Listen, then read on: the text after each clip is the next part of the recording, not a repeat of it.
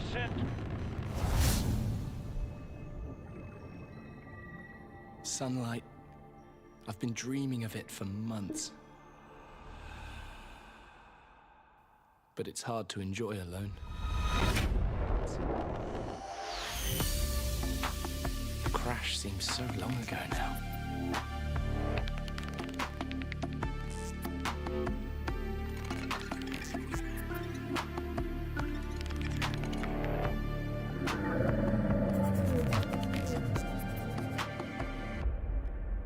Father was right. We shouldn't have gone so deep.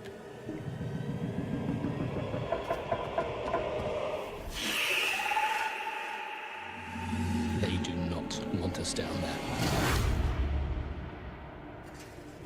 Despite my best efforts, ill health is taking hold of me. Marguerite and Father are already part of this incredible planet. It's reassuring to know that when I go, I'll join them. Until then, well, there's always the view.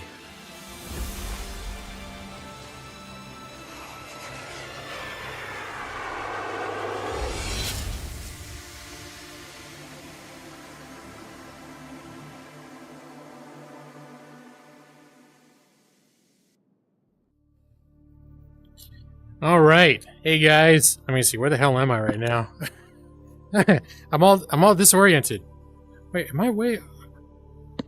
I think I've gotten off center. All right, here we go. Look. No problem. No problem. I got everything under control. Just another routine VR stream. Just the way that Brad Pritchard loves it. Right, guys? Hey, Joss. First in the room. Joss. The lurker Joss. First to say hello. What a pleasant surprise. Hello, Joss.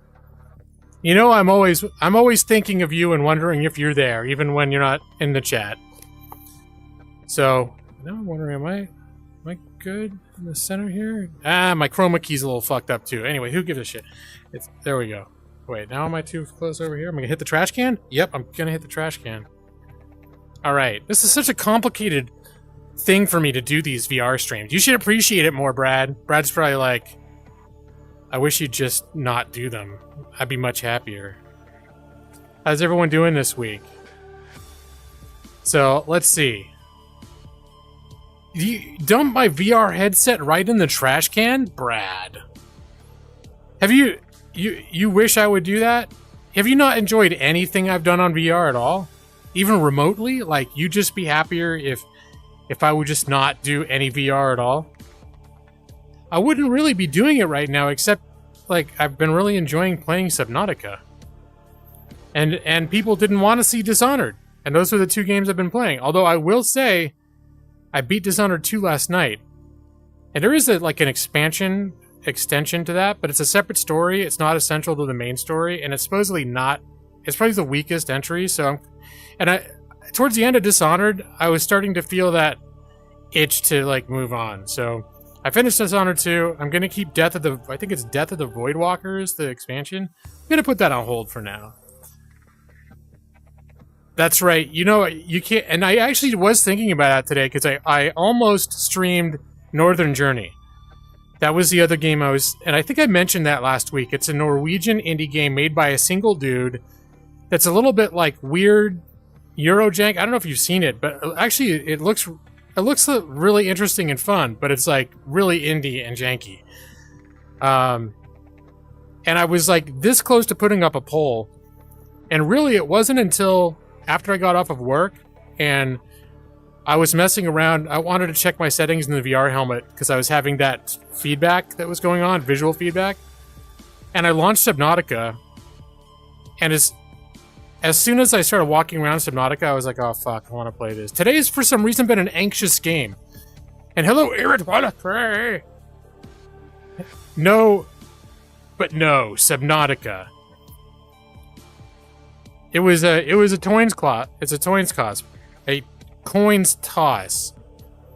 But it did, and I was even talking to my wife about it. Like, you know what? I'm not sure if I'm going to stream Subnautica or this other game, because that other game is relatively short too.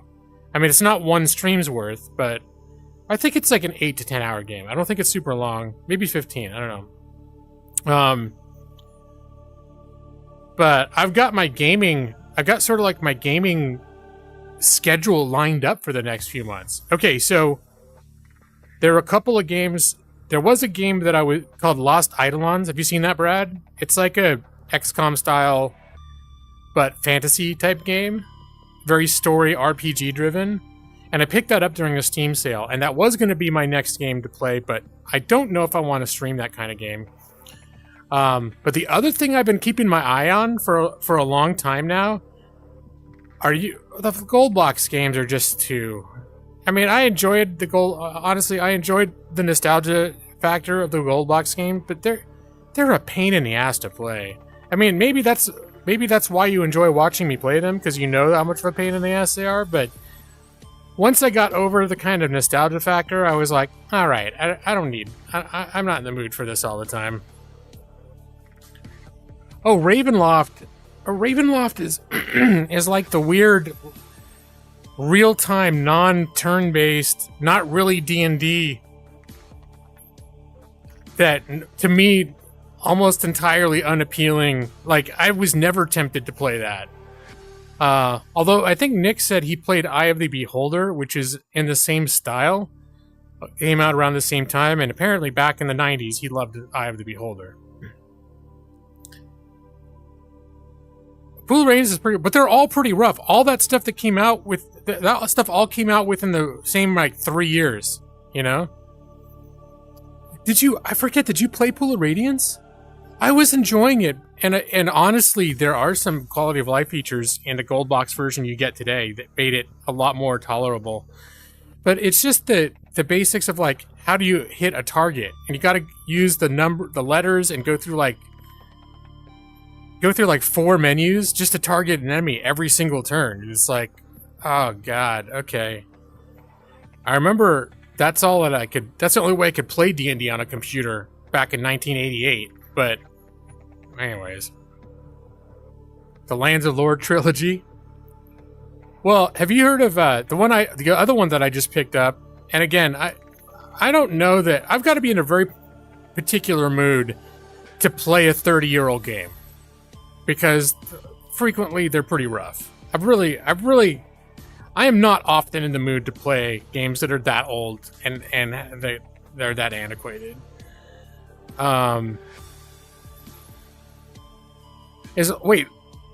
Lands of Lore, is that the one that's like Heroes of Might and Magic that you were playing? No, that was Lords of Magic. That's what I was thinking of.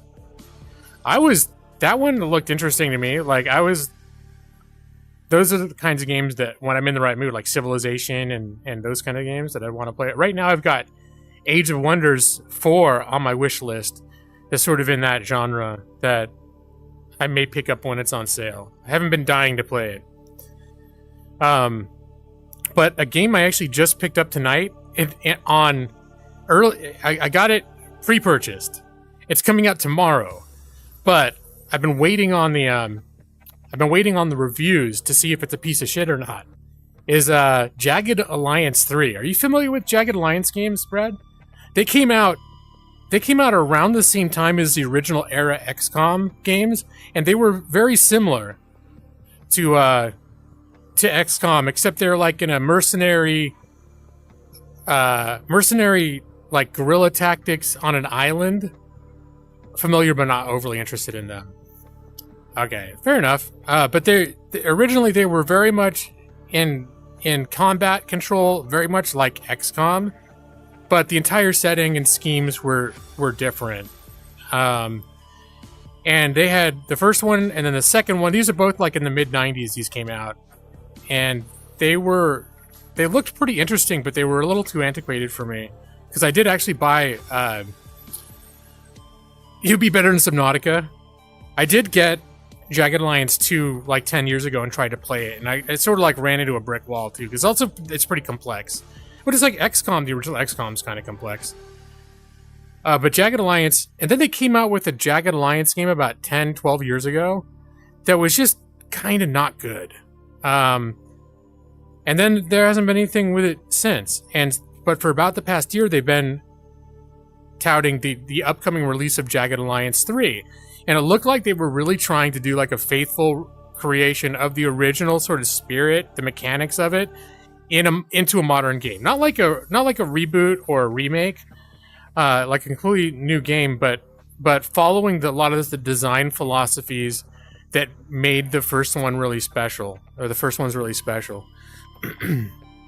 And but based on the track record of it, I was like, it could be garbage or not garbage. And I think it's been like 25% off for the past 6 weeks.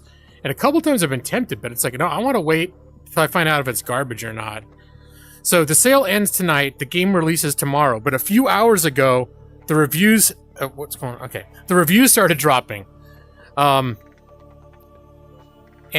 I watched a couple and it sounds like it's pretty good. So I bought it. And so that was sort of earmarked as maybe the next game I'm moving on to. But super complicated. I may or may not end up streaming it. So I'm gonna find other stuff to stream. But so I've got my... I was also considering if that wasn't any good. There was that one I pointed out called Lost Eidolons, which looks pretty good. And I was also toying with the idea of just playing like... I've got God of War in my library. It very well is one of the best games ever made, and all I've ever done is launch it and screw around with it for like 30 minutes to just get a taste of it without really planning on playing it. Thanks. Yeah, I'm wearing the Game & Lawyer shirt. Yeah, I had another shirt on, and then I was like, wait, I have this is like ready to wear, so I'm gonna grab it. This is when I'm doing VR, it's one of the few times that I'm actually far enough away from the camera for you guys to actually see the shirt that I'm wearing. If you feel like peeing tonight, early tomorrow morning, you can lurk your stream a bit. Are you still playing Yakuza? Let me see if you meant. One of the Land of Lore games that's Patrick Stewart. I'm not that familiar with Lands of Lore. I know the title of it. I've probably looked at it before, but I don't really know them that well. But you're playing that Yakuza game, right? So, I haven't been doing a lot of early morning peeing. I don't know, my body is... I go through phases, Brad. Thankfully, that means that I've been sleeping a little bit better. Oh god, now I'm thirsty. Hold on, where's my drink? I have to double tap.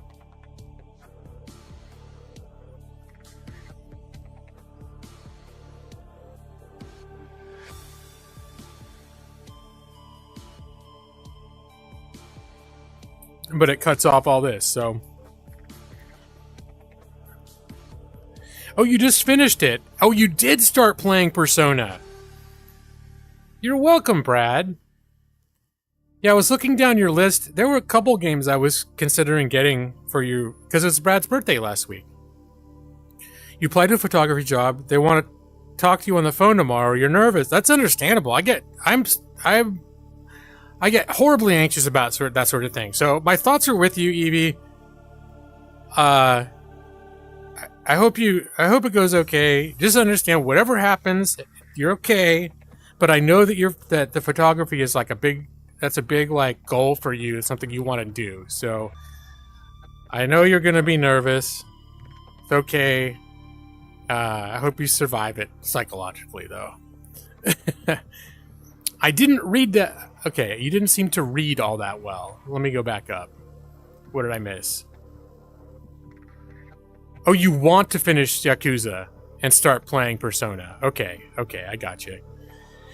Yeah, I was looking down the list and I thought,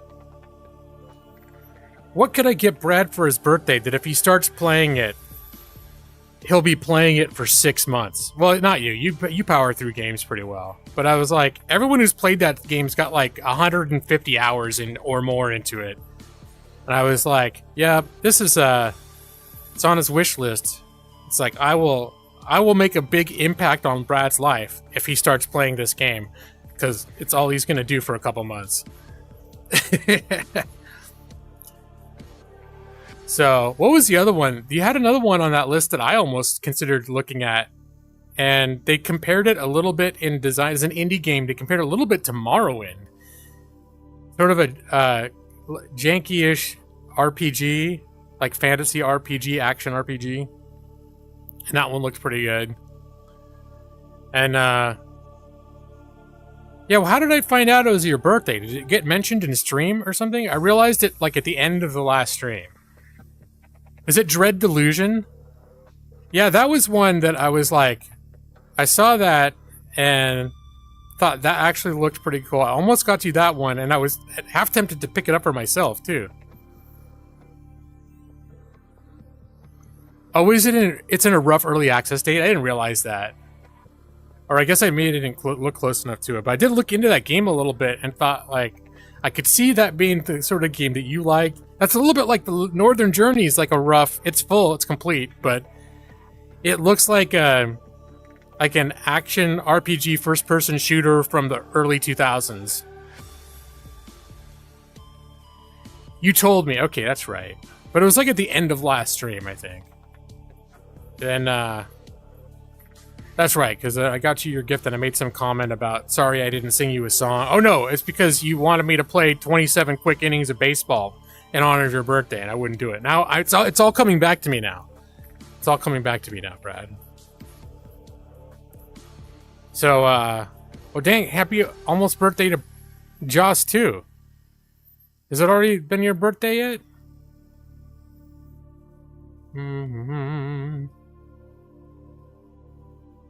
Oh, it was only 9 innings. Okay, that's a lot more reasonable to ask a person. I mean, honestly, it's the sort of thing where...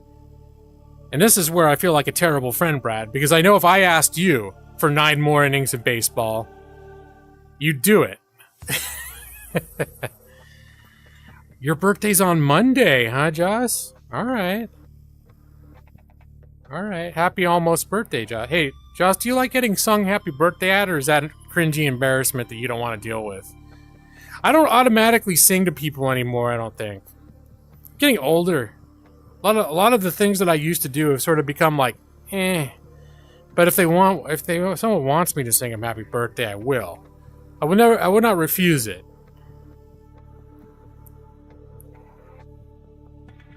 Yeah, I know. If I asked you to play any game that you had installed, you'd do it. You're not all withholding like me. I know. I'm very,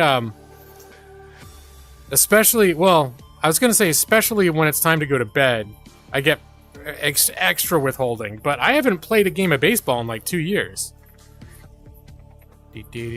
No, thank you. All right, that's fair, Joss. Let me see. Where am I? Okay, I'm good here. You know what the weird thing is about, oh yeah, so I got my gaming thing set up. So I got the Jagged Alliance, which I think next week I'm going to start see if I could dive into that game, see if it clicks. It looks kind of complicated and hard, so I may need to wait till I'm prepared for it. But I'm interested enough to try it next week.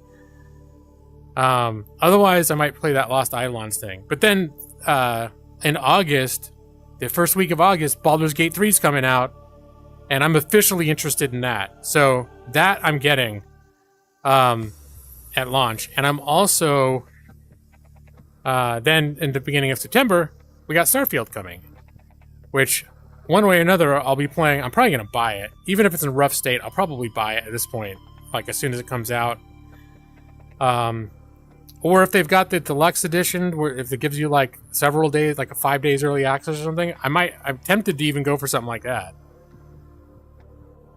If I want to play Baldur's Gate 3 for a month and a half, you're pleased? You be into that, Brad? Alright. Well, I'm definitely planning to play Baldur's Gate 3. So, whether or not I played that on stream would be like another matter. Because really, like, Subnautica right now is not the game I've been playing in my spare time. It's just a game that I have enjoyed a lot when I play it in VR. And I have played it on my spare time a bit, but mostly I've been focusing on... It's sort of like one of my philosophies right now is I want to play games that I haven't finished from my catalog and finish them. And I think I did a pretty good deal on Dishonored. I've been sitting on those games for almost a decade without finishing them. So, and hello, Station 82. You love Fallout, so you're excited for Starfield. Yeah, I mean, it's basically them with their game design philosophies bringing it into like a classic sci-fi setting. So, there's my expectations, I'm pretty hyped about it. I'm realizing it might not be like the magical life changing thing that some people think it is, but I think it's going to be pretty good. It's a game that's terrible to stream because you pick up a bunch of junk and swim away from slow moving enemies. Oh, you're talking about Subnautica? But isn't it kind of... Because the thing is about Subnautica is that sense of being in, like, the sub, 1,000 meters under the sea, with scary shit floating around in the water. And doing that in VR is really immersive. And that's where I think, like, for some people, seeing me interact with the game in that way, where it's like, the stuff I'm seeing out the window is, like, literally terrifying. That, you know, that has some stream value. But I can see the counterpoint that the actual moment-to-moment gameplay is a lot of, like, oh, let me see, what's that recipe? I'm going to pin that. What do I need? Okay, I need 4 coppers, and I need 3 titaniums, and I need to make a circuit board. What do I need for that? Oh, I need to make a copper, you know, whatever. It's all this shit. So, oh, he'll probably hide his bestiality fetishes offline? Or, I mean, why would you see it? Is that if something happens in Baldur's Gate? Or are you talking about my masturbatorium in Subnautica? I don't think I've hidden that very well. But yeah, so, and I know that there's almost no chance that I'll be done with Baldur's Gate 3 by the time Starfield comes out. But that's just the way the cookie crumbles. It's one of the reasons, originally, Baldur's Gate 3 was set to release at the end of August. And I think that's one of the reasons that the devs actually moved the release date up to the beginning of August, was because they realized if they released it, there's so much hype around Starfield that if they release it like a week before or 4 days before Starfield comes out, there are a lot of people that are just going to be like, nah, but I just know I'm not going to play it right now, so I'll wait, you know? Oh, there is in Baldur's Gate? Huh. Well, I guess we'll cross that bridge when we get to it.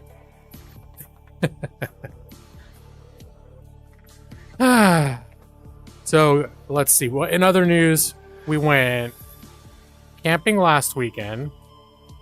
That ended up being fine. Although we've been picking places to camp that are effing far away from where we live. So it's like a 4-hour drive to get there.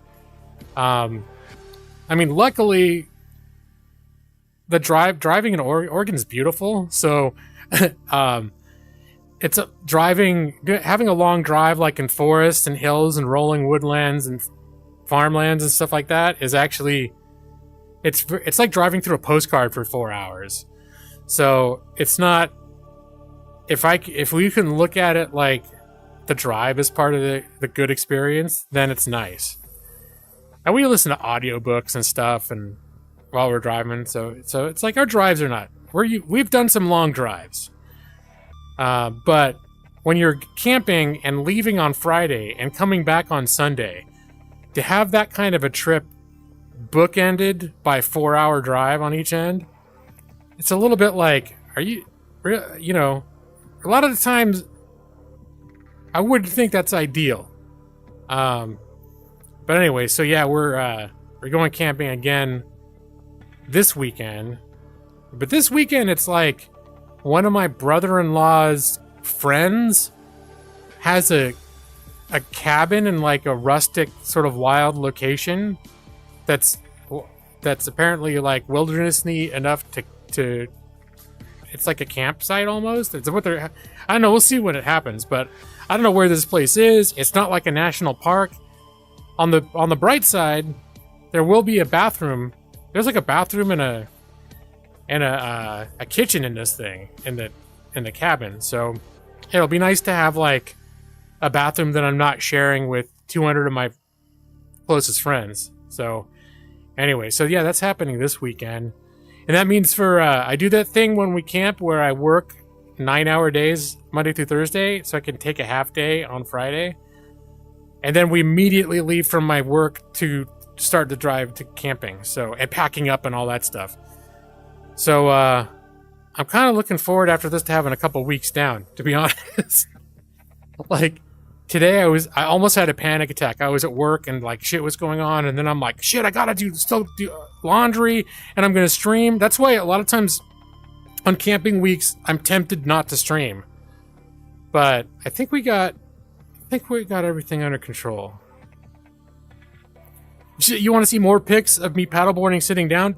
We didn't bring our paddleboard to the last campsite. And by the way, hi, Maxie. I didn't say hi to you. I acknowledged your thing about the bestiality, but anyways. Hi, Maxie.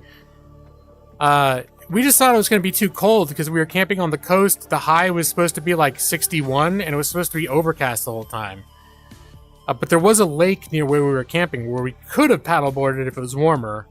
And actually it turned out Saturday it was in the low 60s, but it was clear it was sunny and clear all day. Like, it would have actually probably been fine for paddleboarding, but we didn't. We are bringing the paddleboards this time, because this time we are also going to be, we're not camping at a lake, but I think we're going to be near a pretty substantial lake that we could probably go paddleboarding. So we'll see if that happens. Well, yeah, Oregon coast, Maxie. That's the thing about Oregon, is it might be in the 80s or 90s inland, but the coast is a whole different climate. Like, cause there's a lot of mountains between the coast and everything else. And when you get to the coast of Oregon, like, it rains 4 times more on the coast than it does on the rest of Oregon. It's always cooler.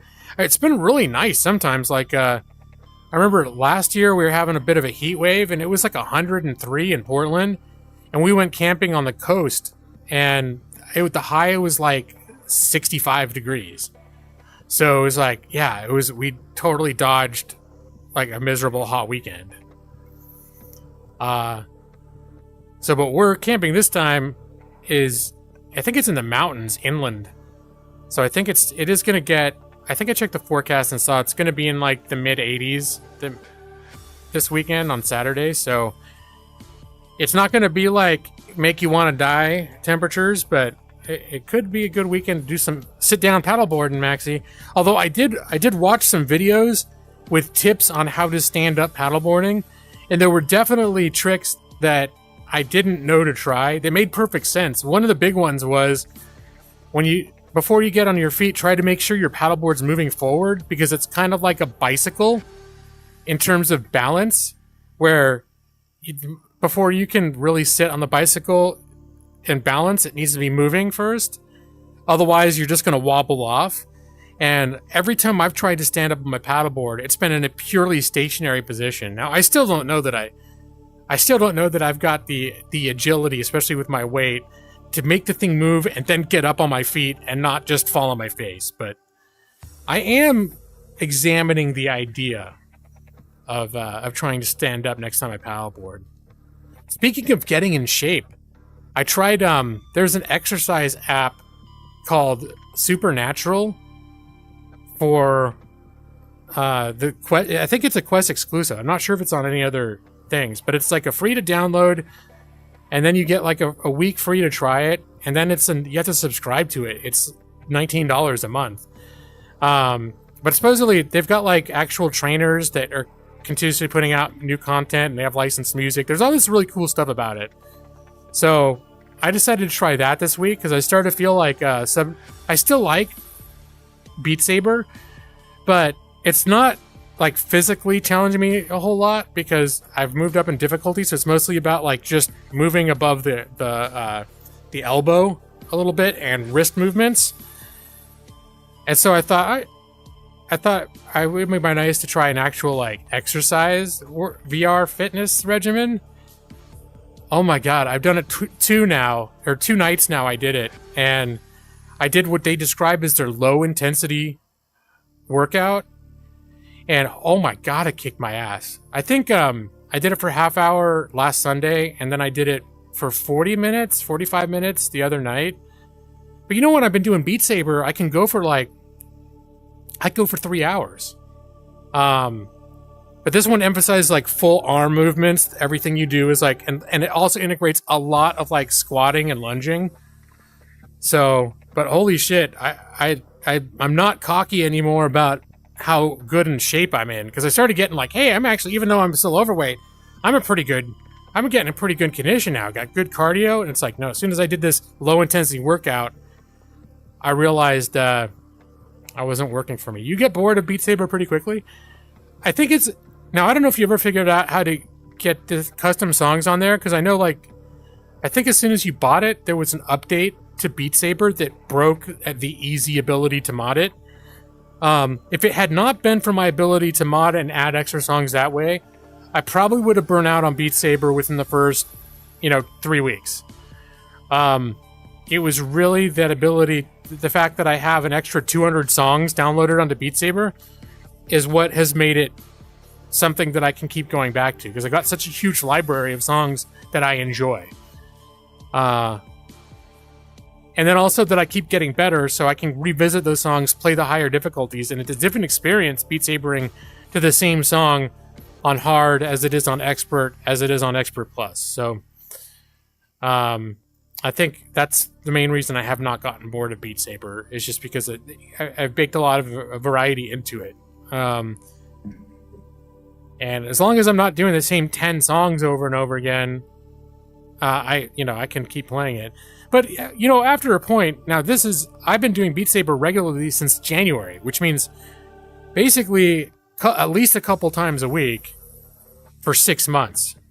That's probably a lot of people that, song variety aside, they're just not going to be interested enough to play it that long. You do have some custom songs downloaded, okay. So I just couldn't remember. I remember when you first got it and you were asking me about how to customize, and that's when I realized, like, they just done that update, which completely, like, right now mine is fucked up because I've been avoiding updating it, but then they updated the software that actually does the mods, and now it doesn't work with the version of the game that I have kept it paused at for 6 months. And so now I'm gonna have to figure out how to download, like, specifically the version that will work with the custom song software. And it's just like, I can still use the songs that I have, but if I want to use that software to add any more, I'm kind of fucked. Your problem was finding songs that aren't expert only. That's one of the reasons why I wanted to go back, though, because I skipped there were a lot of songs that I was like that too, where I'm like, oh, expert plus only, and I said, bullshit, I can't do that. Like, there's no point even downloading them right now. And I'm just now getting that point where I can do expert plus songs. So that's why I was looking into going back and getting more songs again, was because I wanted to go back and find all those songs that I didn't download before because they were expert plus. I did find, basically what I ended up doing was I just looked, most of the songs that I got I looked at the most popular songs. I went down like the highest rated songs from 100 down, and a bunch of them I didn't even know what they were, or I didn't know them that well, and I would just sort of listen to the clip for each one and be like, oh, I like that, no, I don't like that, I like that, and then that just sort of like, that opened like a rabbit hole for me to find a whole bunch of new music that I never heard of. But if I just was reliant on, like, here's these 10 bands that I love from the 70s and 80s, which is what my inclination would be, maybe some 90s, be like, all right, I'm going to go and get some Aha, I'm going to go get some Rush, I'm going to get some Pink Floyd, I'm going to go get some Nirvana, I'm going to go get... And then it's like, that's when you get in that situation where you're not going to find a lot, or you're going to find ones that suck. And so that's where I really opened my mind a little bit and was just like, let's just start at what people have rated the highest and move down and listen to a clip of that and be like, oh, that sounds pretty groovy. I've never heard of this song before, but I'll put it on there. And I'd say, yeah, a lot of the music, my custom songs, I discovered using that method. There's a lot of weird shit. Yeah, well, like the Enormous Penis song, are you kidding me? Were you there for that? I never heard of that before, and then I saw it was like one of the highest, it's in like the top 90% in terms of rating. And then I listened to the sound clip and I was like, yeah, this is fucking hilarious. So, you know, some weird shit. But then there's still a lot of stuff in that, the highly rated stuff that I don't like. But I did find that I expanded my own interests a little bit, but which not everyone's going to do. That like how much and what variety of music people are going to like is highly variable. Like for example, Amanda and I both got really into the new like electro swing music.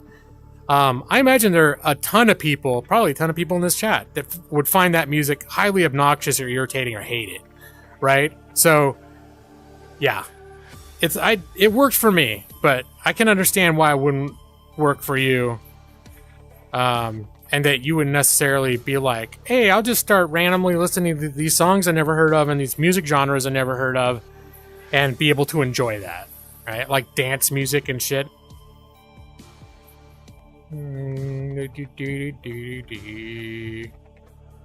Oh, I just saw that. Owlie Canyon in Oregon. Owiehe. I said, not Owlie. Owiehe Canyon. No, I'm not familiar with it. You watched a video of people camping there. It's beautiful. No, I have to check into that. Like, we basically, I think, go to... I don't know how we find the camp spots. I know that there's a website, Reserve America, which probably you use too. I think it's the whole country uses it. I think it's the whole country uses it. And it's like reserveamerica.com, and it's where, at least in Oregon, almost all the campgrounds use it for booking. Oh, it's in Eastern Oregon. Okay, we haven't done a whole lot of looking in Eastern Oregon. I always consider Eastern Oregon kind of like desert. Like it's a different kind of Oregon. Not that there's nothing to do over there, but it's just like in California. You go over the mountains and you're in Palm Springs, and like the entire east side of California is deserts. And they're also very far away for us to drive too. So that's another thing. Getting all those places is like 3 to 4 hours, which, you know, we're doing it now. But it just so happens there are a lot of like jaw-droppingly beautiful places to camp within 20 minutes of where we live. It's just a problem of them not being available when you go to book them, right? Because there's such a camping it gets booked up so bad. And then there's a problem with, like, there are a lot of a-holes that go into those websites, and they'll just book every weekend for a whole month without, and they're like, oh, we're gonna go camping one of those weekends, so we just booked every weekend that month. And it's cheap enough that if you got a little bit of money, that's not like that's not a horrible expense. So, you know, it's camping a lot of times like $30 per night. It's not expensive. It's not like going to a hotel. You go to a hotel, it's, you know, $300 a night sometimes for like a shitty, like a Motel 6 or some bullshit. You love the electro swing. Yeah, so do I. But I know I think, like, was it Brad who hated it? I know not everyone loves it. Did I buy the battery-powered AC unit on Prime Day? No, I didn't buy... Actually, I didn't end up buying anything on Prime Day. And a few weeks ago, we bought... Over the course of the past couple of months, we bought 3 portable AC units because our building management this year decided they didn't like window ACs anymore. We had window ACs in every room. We had 4 of them. Or no, we had 3 of them. And then in the big room, we did have a portable AC from last year. But we've got 3 bedrooms. 2 of them we use as offices, and then there's like the master bedroom. And we couldn't use our window ACs anymore. But we couldn't wait until the middle of July to buy those ACs. I'm not aware of the battery-powered AC for camping. That's what you're talking about. You bought some earbuds. Good deal. The only thing that I really was tempted to get on Prime Day is there's an Elgato green screen that is like a projector, like floor to... It's like 6 feet tall, but it's a green screen that you pull down, and it's square, and it's real easy to take up and down and put away. But it normally goes for like $170. And I think they had it on sale for $120. I was considering it. The green screen I have now has done a pretty good job for me. But it's like it's an oval shape. So that means that it's like a huge amount of the green screen real estate is more or less useless, because when you stream into a camera, it takes a square image. So a round green screen, it's not the best fit for that. They arrived today. Well, I'm very good for you. Now, yeah, Maxie, now I remember you bringing up the battery power AC. I don't know if that's... I don't know. Would you ever consider getting something like that? I don't think, realistically, we would ever buy that.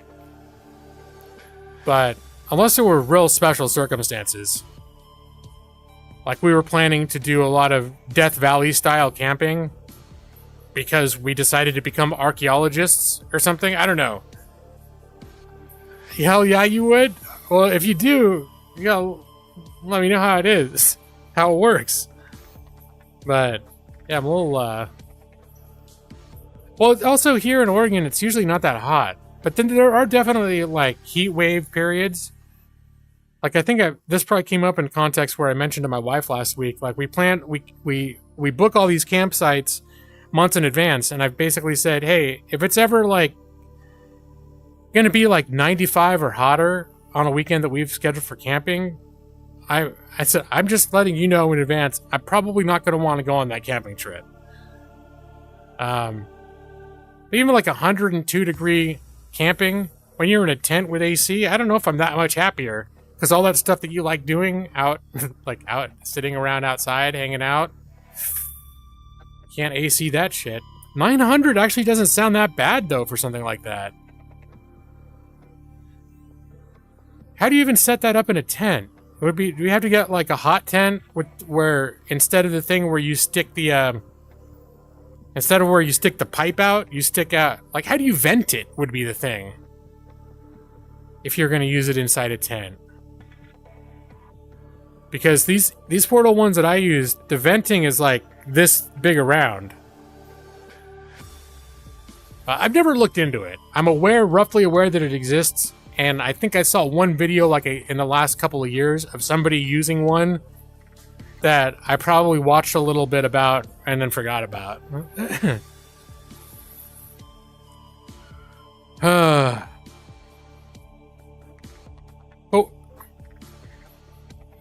Maxie, don't you use when you go camping, don't you use a camper or a trailer now, though?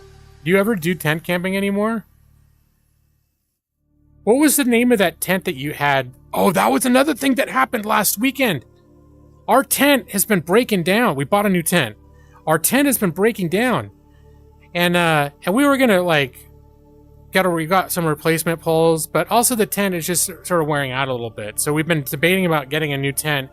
And for some reason, we don't know why, but there had been an ant infestation in the tent. Like, because the tent was a little wet when we brought it home last time, so we didn't pack it up. We just left it kind of like wadded up. And when we pulled it down, it was like an ant had built a hive inside the tent.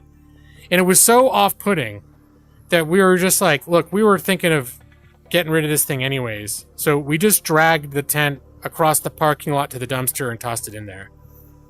Oh, you do still. The Gazelle. We were at REI and they sold Gazelles for, I think, $400. And I remembered you mentioning it. And it was like something I was sorely tempted to consider. Is that a tent that has a floor? I know that I showed it to Amanda a couple years ago when we were looking at tents. And I know you'd recommended it. And I think one of the things that she didn't like about it was that the doors are kind of like triangular, like and she's a clumsy person, and so she's afraid she would face plant during the 6 times she gets up in the middle of the night to pee. That's the thing, is they set up in like 90 seconds. The other thing I saw is it sounds like they're pretty heavy and bulky too. And we've sort of pushed our vehicle to the limits in terms of how much shit we can fit into it, especially now that we're bringing our paddleboards along. But I was definitely like, no, and the price wasn't the problem. I mean, the tent that we got ended up being like $350 anyways. I would have been fine paying that amount. It would have just been more a question of like, is that really the tent that had what we wanted the tent to do. Because I think when we first bought the tents, I remember I had to I felt like I was pushing things a little bit to suggest to my wife that we should pay more than $100 for a tent. Because like, well, look here, the most popular tent on Amazon is $39.99. I'm like, let's not. Let's get something, we can afford something a little nicer. Let's get something we can stand up in at least. That was my main thing. Let's get something we can stand up in. So like we can change and shit in there without having to do weird contortions. And so we got the Coleman 6-person dome tent, which you can stand up like in the middle. But we got an REI, is it a Sky Dome or Skyward? It's a new line that's come out in the last year or so. It's not going to be great in harsh weather because it's got almost vertical walls. But it's got like the whole area inside feels like vaulted ceilings. It feels huge. The footprint's about the same as what we have, but it feels huge because the walls are almost vertical. But it still sets up like a dome tent. And it's also got a vestibule in front that's covered up so you can set your shoes and stuff outside and still have have that covered up. So with REI, you can return their shit up to a year even if you've used it. So we were like, that seemed like the one we liked the best. I was sitting there looking up reviews in store. It also packs up real light too, which we like based on our situation. You pre-ordered a game for Switch, and the physical copies were delayed. You finally got it on Tuesday. The best part was they didn't ID you for an M-rated game. They always have ID'd you. Wow. Yeah, congratulations on that they didn't ID you. Welcome to being old, Evie.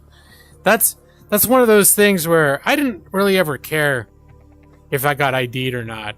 But I know some people got... Well, I used to work at a place where I had to ID people for drinking. You're supposed to ID anyone who looked under 40. Let's just say that there were some 30-somethings that were salty as fuck that I asked them for their ID. They're like, can't you tell I'm old? It's like, no, dude. The rule is if you look under 40. And it's a compliment, you son of a bitch. Take it. I'm checking your ID.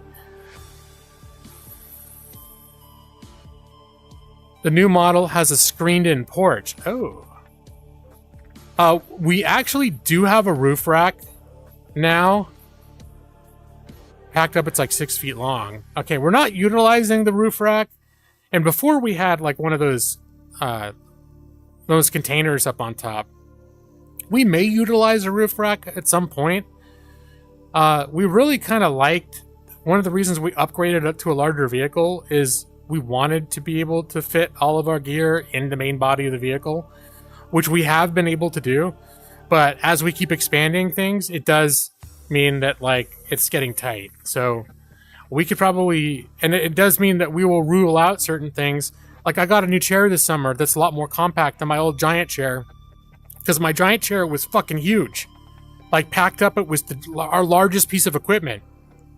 And it's like, I know that I can get a chair that's probably just as comfortable. That doesn't take up a third of the car and weigh 45 pounds packed up. And you have a Gazelle gazebo too. Oh, it's super nice to have a place to hang out when the weather is bad. Does that go up super quick too? We have a Coleman canopy. It's a 13-foot canopy, and we've used that ever since we got it. So that's another one of those things where like, I don't know if we're really going to use this. Do you think we'll use it? We got it like just in case it rains because we're in Oregon, so it's probably going to rain at some point. We've used it every single time, like because even if it's sunny, it's nice to have a place to you create some shade, or like at least for like so the coolers aren't getting direct sunlight, or just have a place to sit. A lot of places we can't, it is foresty, but not every place has complete tree coverage. So you'll end up a lot of the campgrounds we're in, at least for certain hours of the day, you're getting the sun beating down on you if you're hanging out on the campsite. You strap your chairs and tent to the roof, like literally just right onto the racks. I always felt like I need to have them contained in something if I'm gonna do that. But I guess, no, I see plenty of people strapping shit straight up onto the racks. If they're secured well enough, I guess it's not a problem.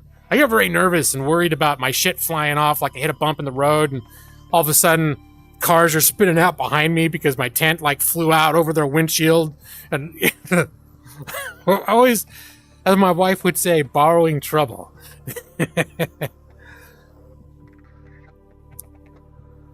Brad, you haven't spent more than 20 minutes in nature in years? What is the nature options in China like? I would imagine that they're there if you want them, right? I know you're in like a huge metropolitan area, though. And that was one thing, too. I get Nick's not here that I can see, but I was watching one of his recent videos from the channel he does with his friend Lance, and him and Lance got talking about camping, and I got to hear how much Nick hates camping. He was bringing it up in the context of like comparing himself to his dad who loved camping, and he's like, I hate it. I do everything I can to avoid having to be outside. There's an ocean nearby, but it's gross. I just was like, with the actual general geography of China, because China's fucking huge. Is it all developed? Like near where you are?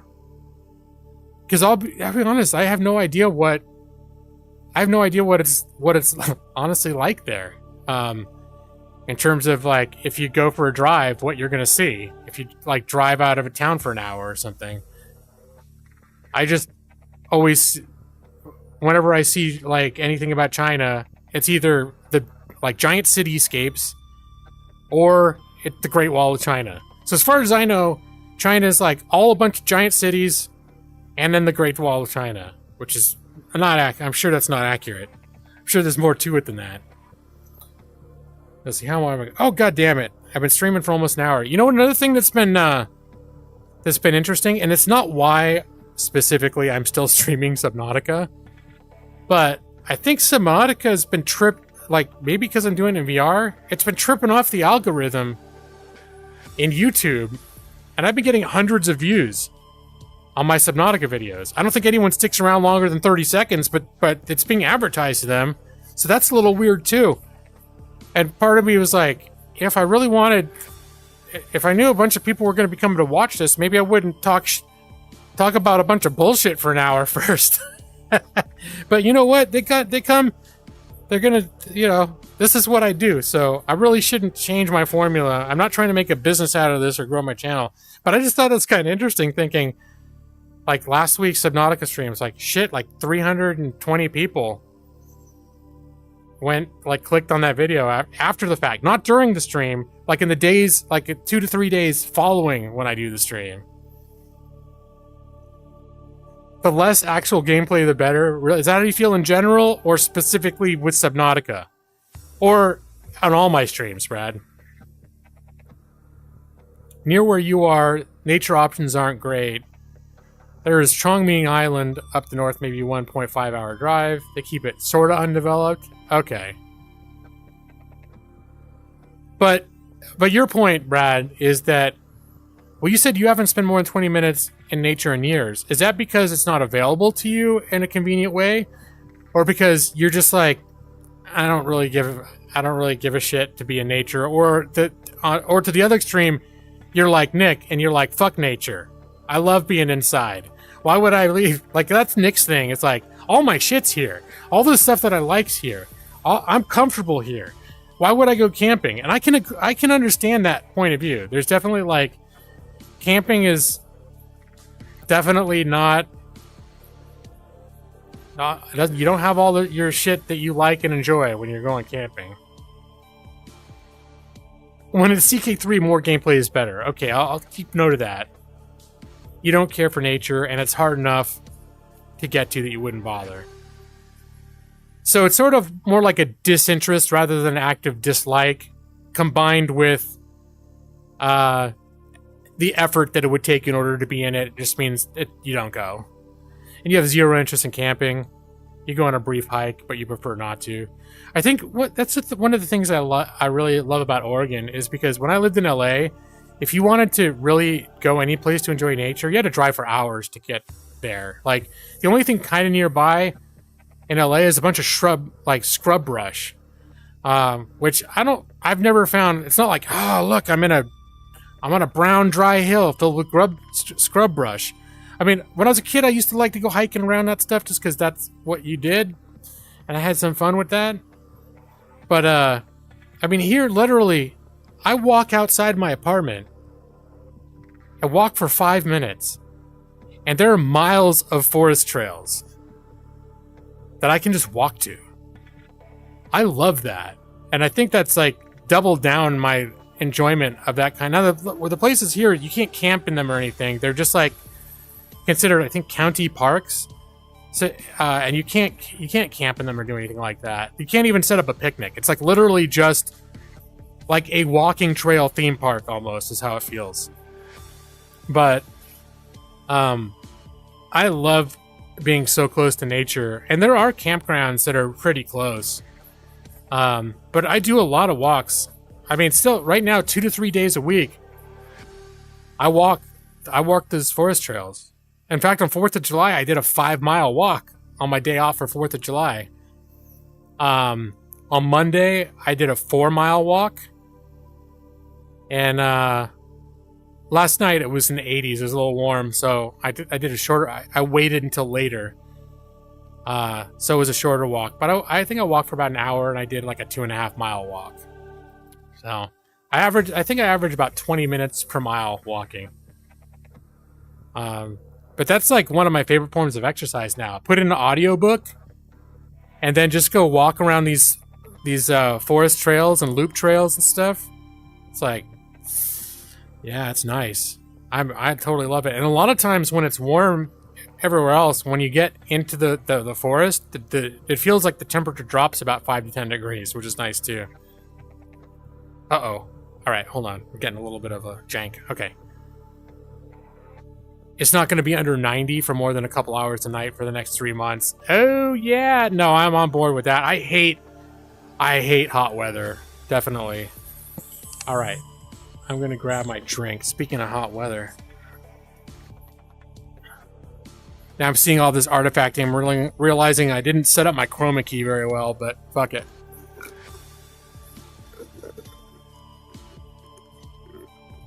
Uh-oh.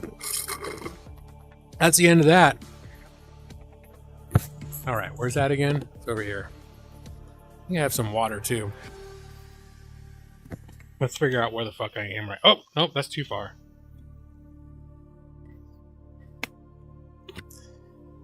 Yeah, there's, like, mosquitoes are the main problem. And then it seems like later in the summer, too, you may sometimes have problems with bees and wasps. Ants aren't usually a huge issue. Like this year with the ant thing in our tent was the first time I've really seen ants in any kind of problematic way. I mean, there were bugs out there, but they're really not like too intrusive. Mostly camping, it's the after sunset or around dusk when the mosquitoes come out. That's when we're spraying like off all over us. Yeah, no, the mosquitoes are a problem. And the thing is, certain times of year, if you're at a campsite where there's a hive in a tree near your campsite, we've had that happen a couple times. And sometimes they get a little aggressive, like trying to get into your, if you're drinking soda or whatever. I don't like dealing with that stuff. And then there's like wasps and things like that, so... Off is going to give you cancer. Will off give you cancer if you use it 3 times a year, though? Well, I guess when we do use it, we use it like 2 nights in a row. Lather up on that stuff. But I feel like the frequency at which we use things like that, and it's not actually, we don't use off. I don't remember what kind we use. There are the bears that want the Hebrew national hot dogs. Actually, we're getting, I've been doing Nathan's. We did Nathan's last week. We do get Centronella candles, too. In fact, we were burning 2 Centronella candles. But that didn't stop me from being relentlessly chewed on by mosquitoes. So, yeah, I go and spray this. It's stuff that's meant to be sprayed right on you. It's slightly more natural type stuff, but I have a feeling if it's something that repels or kills mosquitoes... It probably isn't good for humans, but... Hebrew National is anti-Semitic? I've never heard of that, Brad. I mean, I'm not saying it's not true, but this is yet another thing of me not being aware of a corporate offense against a group. I thought the whole point of Hebrew National was that it was kosher. And other hot dogs are garbage that violate the Hebrews. Oh.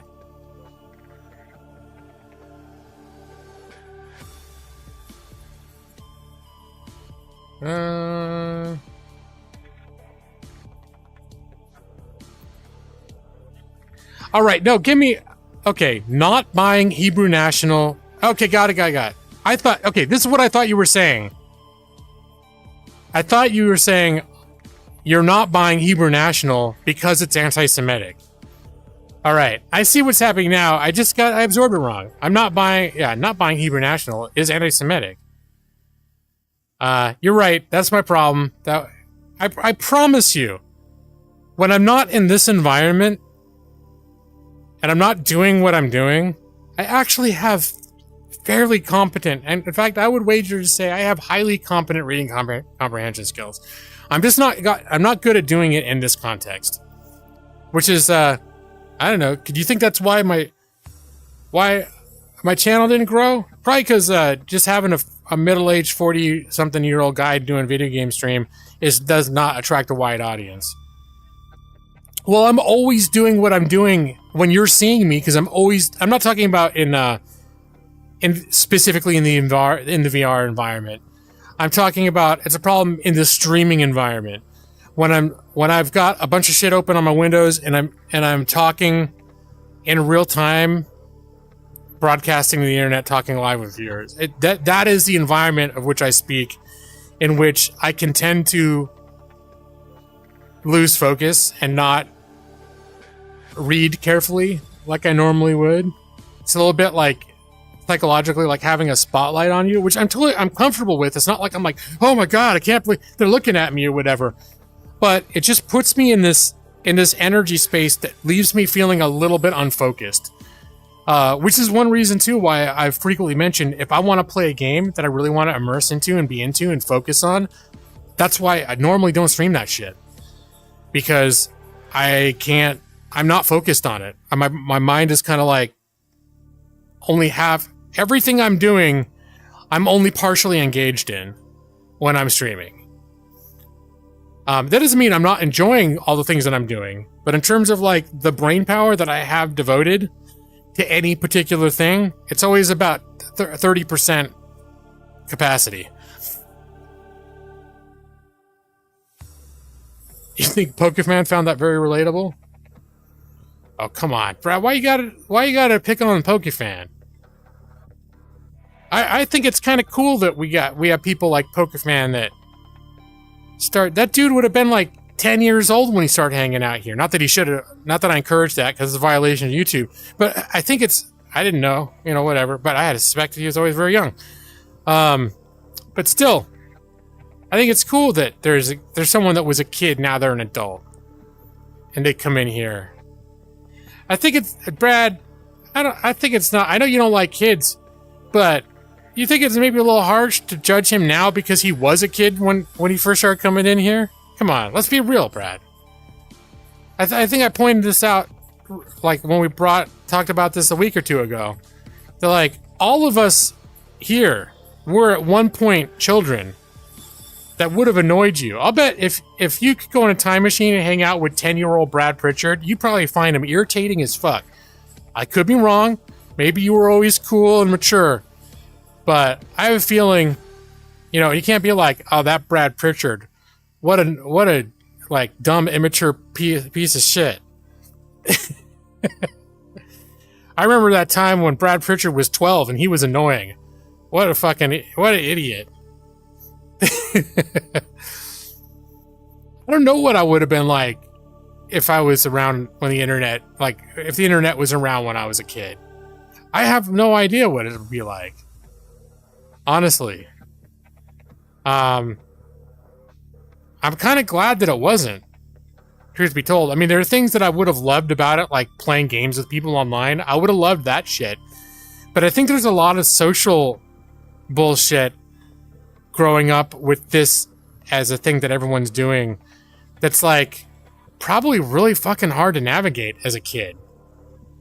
That that I wouldn't have known how to do, like how to navigate it, how to act, how to make friends, how to not get, like, how to deal with trolls and people being fucked up and, you know, whatever. I know as an adult, there are people that would, like, get on my nerves or seem like trolling or irritating or whatever, and it's kind of like, you know, I've had periods where I don't want to deal with that shit.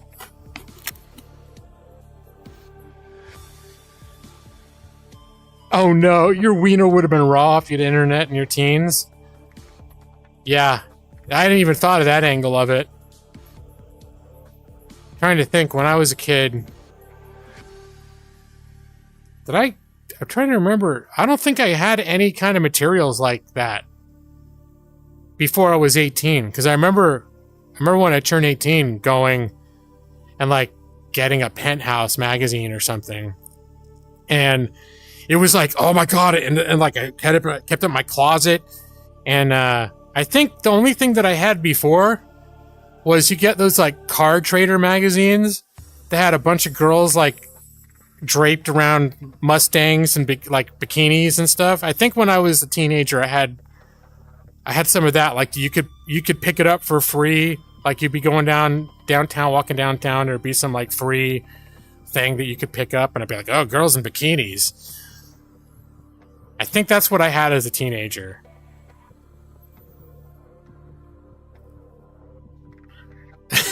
A minor TikTok celebrity. All right. Well, you know what? Free softcore smut. Yeah. Yeah, I remember having something like that and being like, that was the closest thing to porn that I had before I turned 18. And I remember buying my first, like, couple of porn things when I was 18. It was so freaky. Like, not freaky, but I was so nervous and embarrassed. Oh yeah, and I worked at that video store and we had a porn section. I remember in the back we had tapes that needed to be, like, they had tracking problems or something, so we had to pull them down, and I think the owner we had, like, tape cleaners he was gonna try and use. And I remember, when I worked at the video store, we were allowed to take home movies for free, like, and bring them back the next day. So it was something that we were allowed to do. But I remember that I snuck back to where the repaired, like, they weren't being rented. They were in this, like, semi not working section, and there was some porns back there that were, like, waiting to be fixed. And I went and I snuck, and I was 18. It's not like I couldn't have rented it, but I would have been so terribly embarrassed to, like, rent a porn from my coworkers. So I went and I got some, you know, Tango and Cash or some, like, the Turner and Hooch, some kind of regular movie, and I switched, because we had the boxes, so I switched the boxes and I put the porn movie in there, and then I put the Turner and Hooch, that's the Tom Hanks and the dog, and then I put the Turner and Hooch in with the porn box, and then I went home, and then the first thing when I came back into work, the manager sitting in the back room, he was actually, like, a super cool guy. But he was like, he used to call me Bread because my name's Ryan, so he thought it would be funny to call me Rye Bread. And as soon as I walked in, he's like, Bread, come here. I need to talk to you. I went back there and he opened up, you know, it was like Ball Busters Volume 14. He opens it up and there's a copy of Turner and Hooch in there. And he's like, you know anything about this? And I had rented Turner and Hooch. Some kind of mix-up. Turner and Hooch. That's the one time. It was the one time I ever tried to pull that, and I got caught. So you better believe I never did it again. Turner and Hooch. And that was one thing that was kind of cool. Years later, when I was at UCLA, I worked at this little community grocery store, and there was a video store 2 doors down. They're both privately owned. So we had this, like, deal with the video store where they could come in and get soda fountain drinks for free, because we had a soda fountain. And then they'd give us, like, 2-for-1 movies. And basically they could sort of do whatever they want. So this one guy that worked there, and he was like friends with the owner and stuff, he thought it would be hilarious to just send me out the door with an obscene number of porn movies. And so he had this standing offer with me to just be like, hey, you know what? Like for each porn movie, he'd cut the price. And so it was like, it was down to like, he was like, I'll let you rent 8 porn movies right now for $0.25 each. I don't remember if he even put them on. No, he must have put them on the books.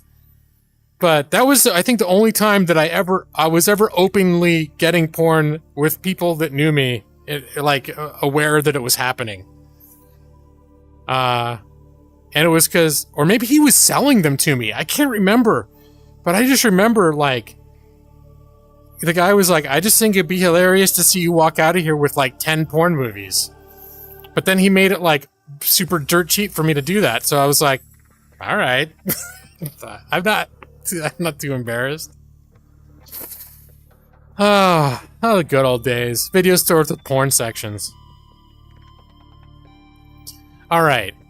Well, for all the 300 people that are going to come later and watch my Subnautica stream, I hope you enjoyed the first hour and 12 minutes of the stream where I talked about things like how I used to get porn movies in the 90s.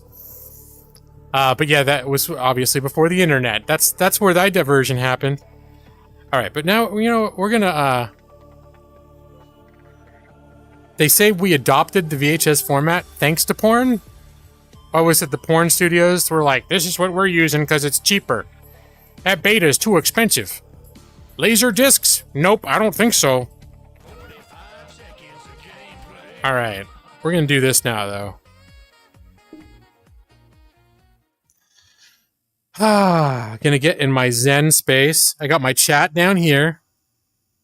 So when I look down here, I'm looking at the chat. Alright, what the hell is happening with my game, though? Here we go. We're gonna play. And, okay, just checking. It is. I do have a stream preview projected down here so I can make sure that you are, in fact, seeing what I want you to see. And this is the save we're working off of. Are you ready for this, Brad? I know Brad's been chomping at the bit for some exciting Subnautica gameplay for the last hour and 12 minutes. And it's fine. It's finally happened.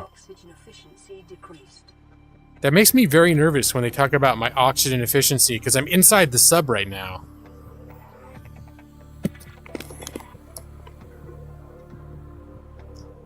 One thing I keep realizing is I tend to wear the helmet a little bit askew, and it always evens out for me. So I could have the helmet on like this, and the in-game it's going to look okay for me. But from the people watching the VR, it always looks like my head's cocked to the side, You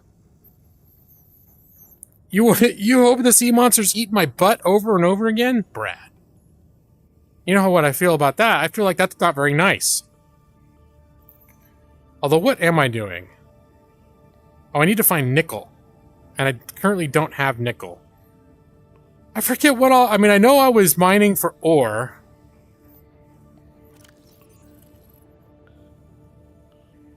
But I can't remember why I was mining for ore. Sea moth... Okay. I need nickel in order to get the next thing for my Cyclops upgrades. I already got my, I think maybe I was just going to pad out my resources a little bit, though. So, let's see. I think here, I got a bunch of, I could probably use a little bit more.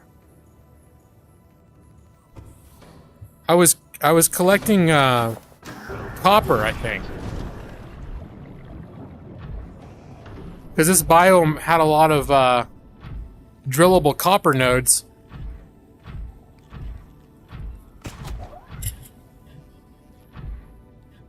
wait, yeah, how did this work?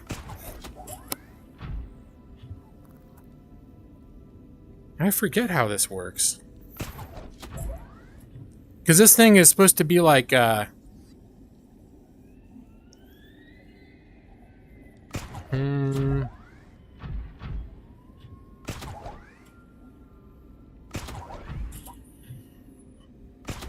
This thing can be used like Spider-Man arms, but I don't know if it's been configured. I can't remember now how we're.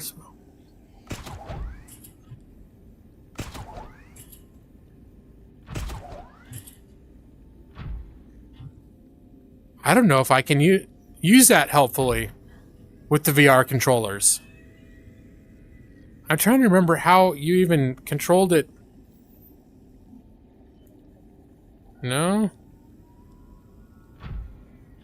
Because this sort of thing where it shoots off a thing, but you'd be like doing like Spider-Man maneuvers to make it work. But now I realize I don't know how to fucking aim the thing.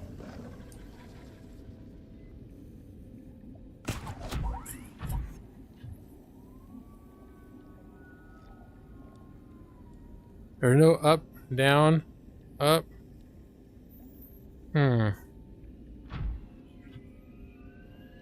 I'm gonna have to look into that. Oh, it's my head. Oh, for reals? So I've got to like look straight up like this? And that still doesn't... I mean, but that is obviously making it... Alright. That's suboptimal. So that's one thing that's not perfectly well translated into VR. Guess it's time to switch games. I did find lithium, but I think I found a shit ton of lithium. But the thing is, what I realized too is I can overstock on that stuff because I also want to I want to bring enough extras to fill up, like to go back to my base and fill up there too. So as long as I'm in this biome, I should look for more.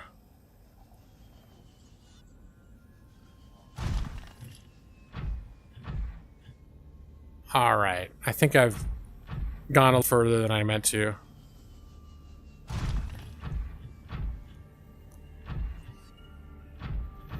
And I'm seeing lithium here. Can I just grab that? I don't know if I can just grab that, but there were the big nodes of lithium.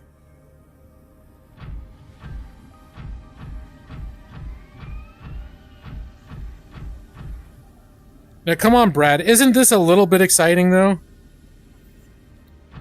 Take some more risks. Isn't this a little bit fun to watch? Look at all that salt I could get.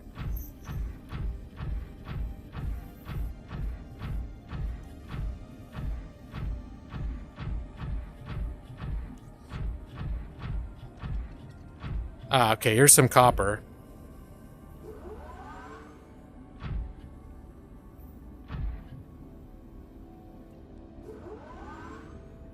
Oh, I can't seem to get...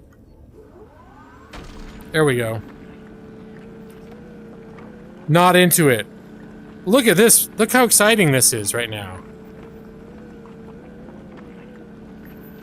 Look at this. Look at all this copper ore that I'm getting. And I'm wearing a mech armor suit. That's exciting. I'm wearing a mech armor suit and I'm like 150 yards underwater. I think this is a formula for excitement and delight, Brad. I don't know why this is not clicking for you. Uh-oh. All right. I guess that one's a little hard to get at.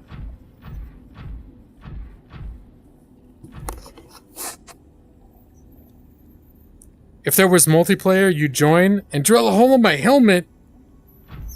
Brad's not feeling any of the intended feelings that I want him to feel.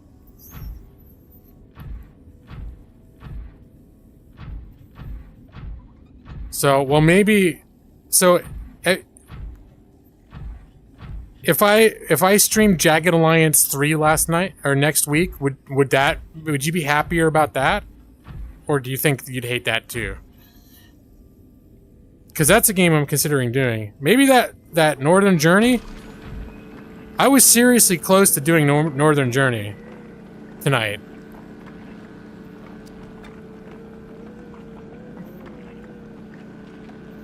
I know I'm probably not... My interest level will probably not lead me to play gold box games or baseball anytime soon. So, as much as I know you would love that, or probably not Crusader Kings 3. I think I did officially get, like, out of my Crusader Kings 3 phase. Jagged Alliance 3 would be 10 times better. Alright, there's still a little bit there. Get it. There we go.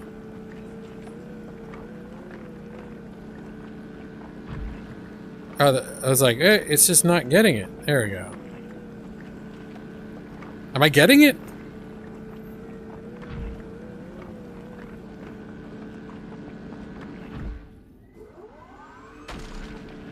There, now I'm getting it.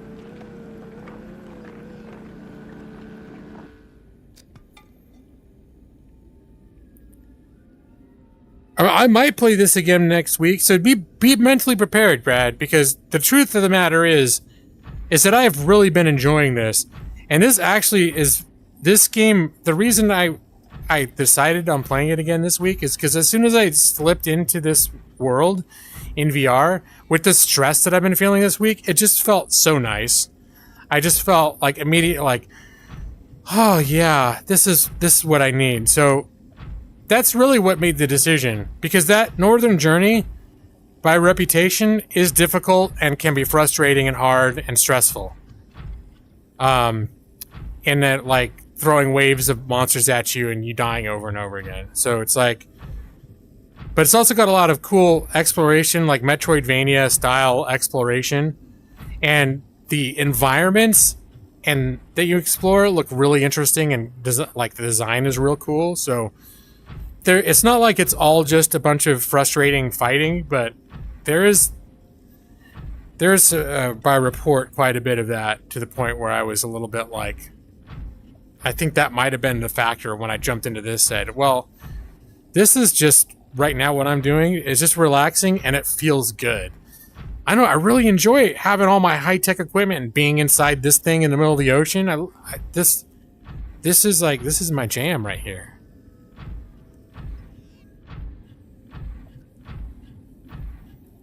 And I understand that there is definitely something lost in translation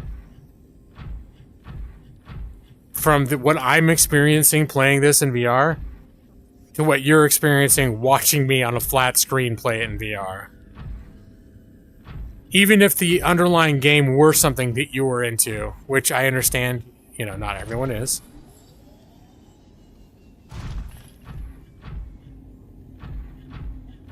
I should go back to my ship and not be running around out here when it's like pitch black. Oh fuck, what's that? Here we go. There we go. Oh, hold on, wrong button. This is more lithium.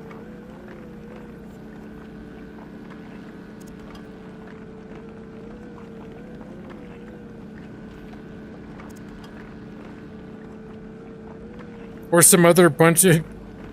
Gather a bunch of junk and craft garbage so you can gather more junk? Okay. Yeah, I do like that kind of game, you know that.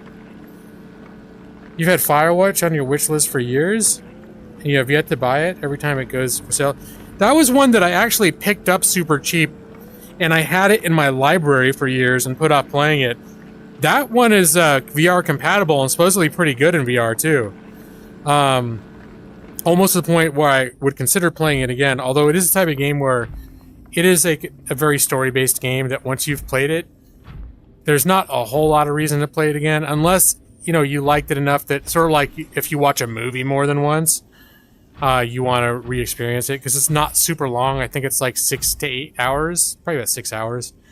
I really liked it, and I put it off forever because I was like, oh, it sounds like a walking simulator. It sounds a little boring. But especially Maxie, since, you know, you like the outdoors and stuff too, like, because there's a part of me that is a little envious of someone who's at that stage in their life, in the physical condition, also just in the state of their life, that they're going to spend a summer living in some remote lookout in the mountains. The whole premise of that is kind of like, oh, that sounds cool. Oh, I don't have access to my...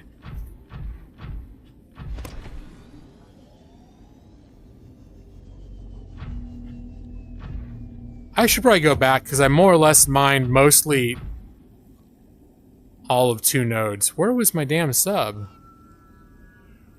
Oh, here it is. I know I just saw it a minute ago.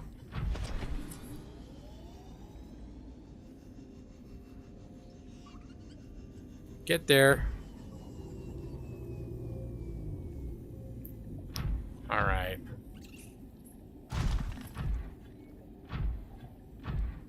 I really went for quite a little stroll in this thing. I didn't realize how far away I'd gotten from my sub.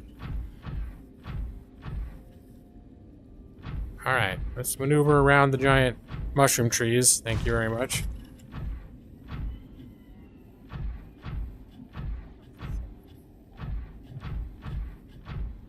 There she is. One thing I realized too when I was playing it just for a couple minutes earlier is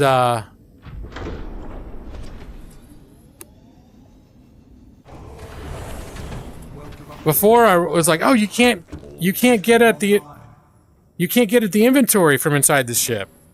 And then I realized you can get at the inventory from this station here.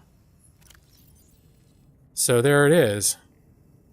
Because before I would get out of the prawn suit and collect the stuff by hand before I docked it. And I was like, what's the point of that? I mean, that's kind of lame. I'd like to be able to access the inventory from inside the ship. And turns out you can. I just didn't know how. Alright, so let's fill the rest of this up. And then I think we're going to fill... Oh, wait a minute. This is also going to have it. And this is going to have my lithiums.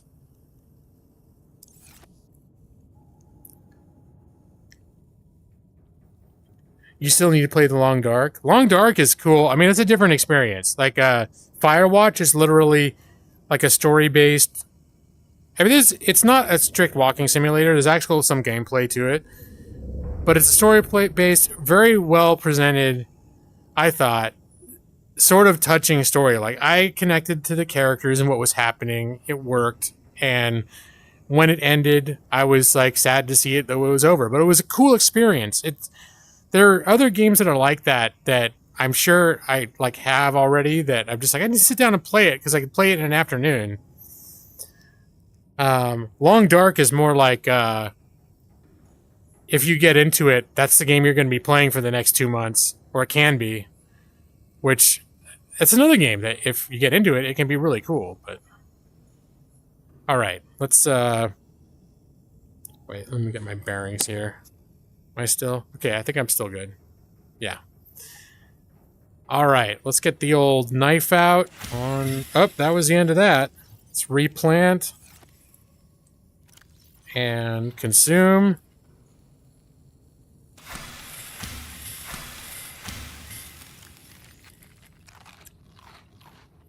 That should be good enough.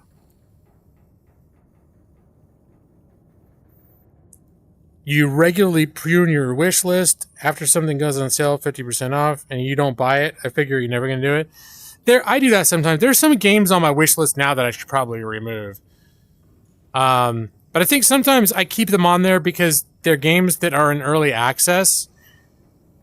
I think there's one called Space Haven that's been on my wish list forever. And finally, like, during the Steam sale or recently, it dropped down to like $8 or $9.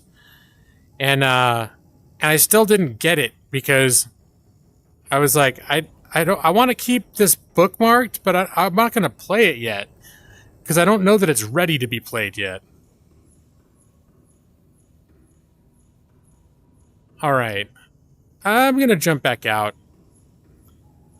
But sometimes you need to do that. Prune the old wish list. realize there's stuff on there that's like even when it's on a deep sale, it's kind of like, oh, if I'm not interested enough to get this game for $10, you know, maybe I'm not that interested in that game. I think that's sort of what the idea you're bringing up. All right, I'm gonna look off in this direction now.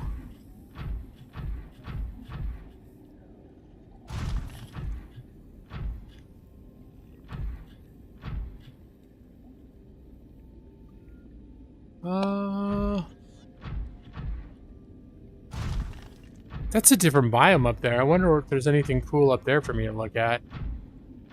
Wonder if I can jump all the way up there. All right.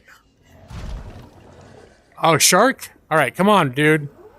You know I will fuck you up if you come at me, right?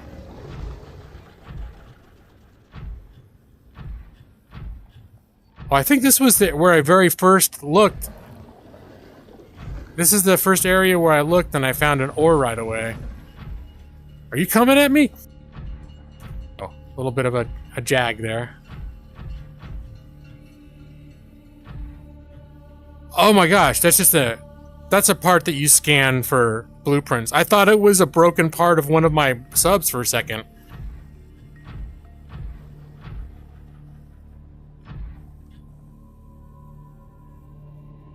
All right, I'm not really seeing.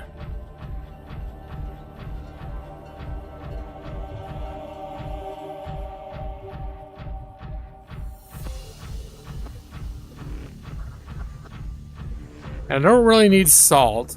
If there was a big thing of like crystals, I might be persuaded to go for them. There's something down there. I think this is just more copper. But I'll take it.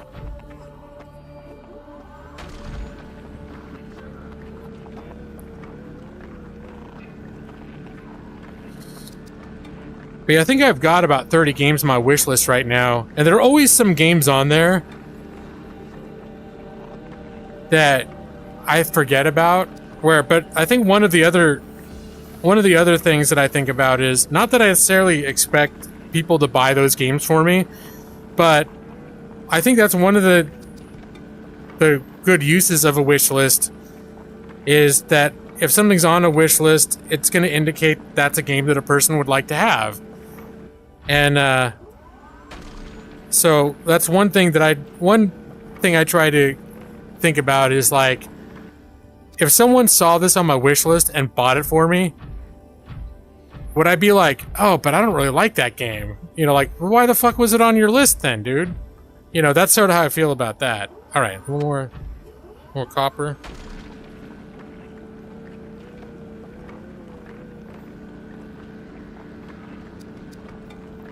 And I've definitely had... Hey, dude. What the hell was that? How much damage did you do? Come on back, bro. You want to try that again? That's kind of a nasty motherfucker right there. You coming back? He did a little damage to me. You son of a bitch.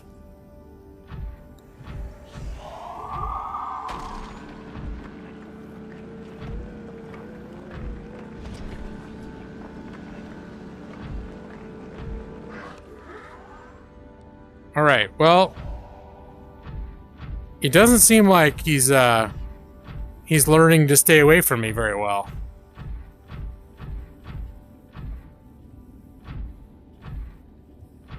Is he gonna come at me again? I just want to get a little more of this copper right here, guy.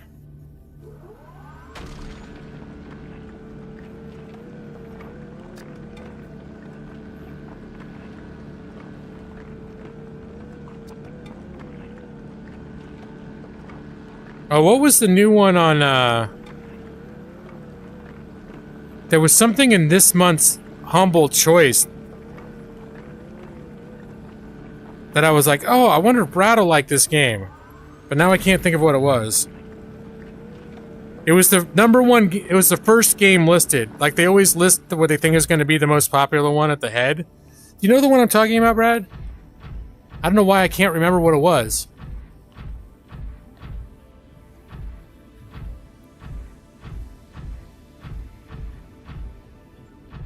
I'm not in a position to look it up right now.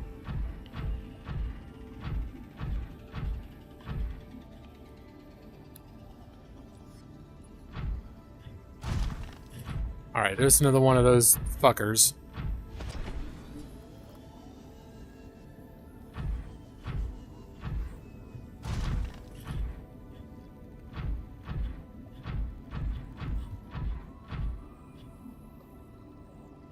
Outer Worlds, yes. I played it on Game Pass. I didn't finish it.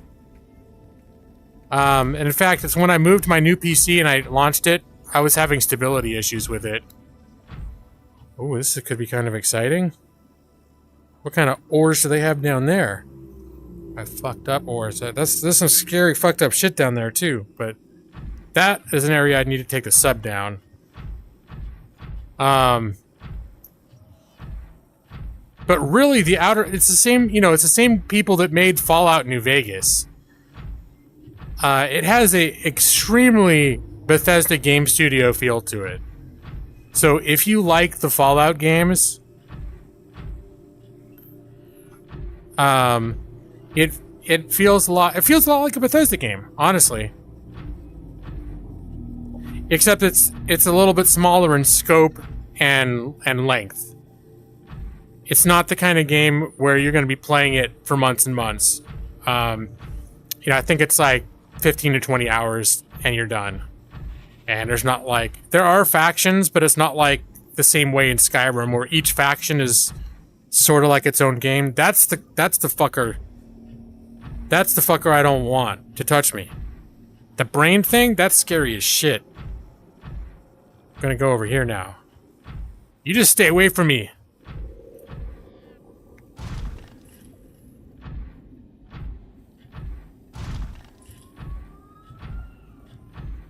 I'm coming over here. Actually, I'm not sure if have I already gotten 2 ores? Yeah, I'm kind of curious to check.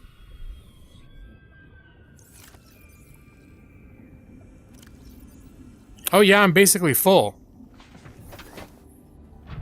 Alright, well maybe I shouldn't screw around with that.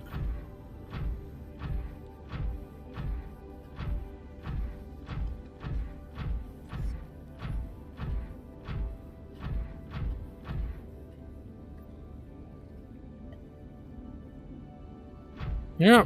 Jump. You mean off that cliff? Oh, there's another one too.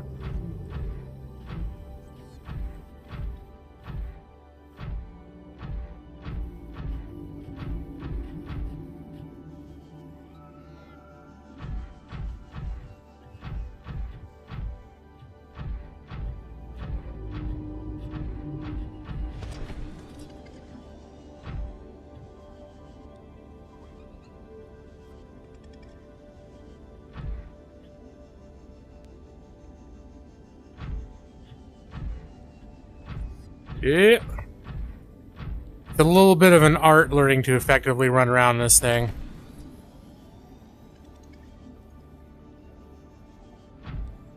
Oh wait, I'm going towards a sea moth. No, my sub's over here too.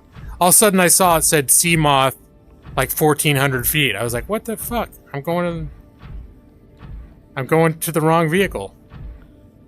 Come on, this is a little cumbersome going around this shit. I also wouldn't mind finding some nodes of just titanium. All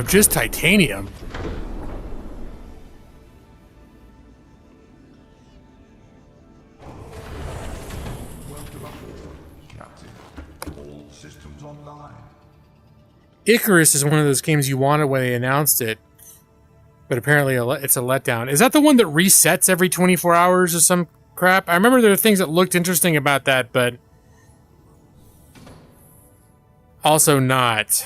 But, you know, that's another one of those gathering shit and building houses and stuff. You know, I like those games in general. I think that was on my radar for a minute. Alright. What is the... There's one called Fountain of Youth. And I think it was on decent sale in the Steam sale, and I looked at a couple reviews for that, and it seems like it's really well liked, but it's an early access, and there were also some weird things about it. Like when you're chopping down trees, you don't actually chop the trees, you just like indicate you're going to chop a tree, and I think the screen goes black and just says like 30 minutes passes, and now you have wood. Like it's got some sort of, I don't know, atypical design decisions. Alright.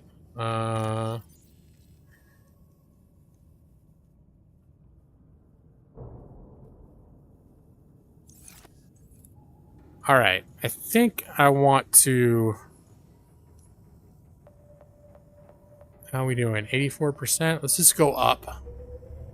Where do these stairs go? They go up. Alright.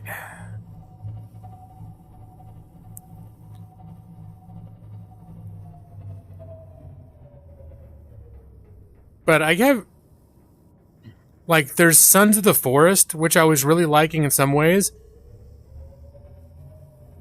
But I find the mutants too stressful to deal with. And the thing is, you can turn it off for peaceful mode, but, like, I want a happy medium. Where I don't want it to be completely safe, where you're just basically playing creative mode. I still like the tension of there being some danger in the world. But especially as you keep playing and the level of mutants become more dangerous and weird, there was some shit that started attacking my base the last time I played that was disturbing enough to me that I just sort of stopped wanting to play. And I had all the bad guys set to low difficulty too, like low damage, low hit points.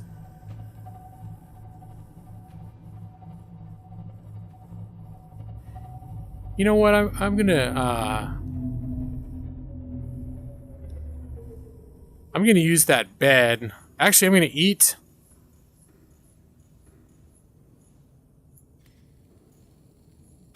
One, two, three, four, five. Replant, and there we go. We'll use the bed to progress time till the morning, so it's not dark outside.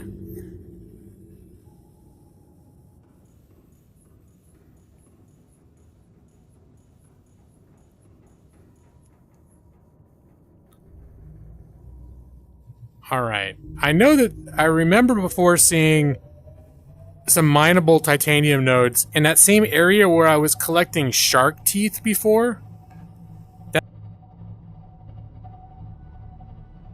That might... Okay. I think my my connection to my PC just paused for a second, so forgive any jankiness there.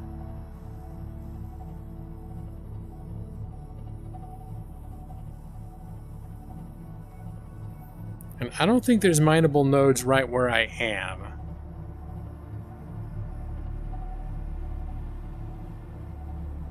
Well, what's that's not a mineable node.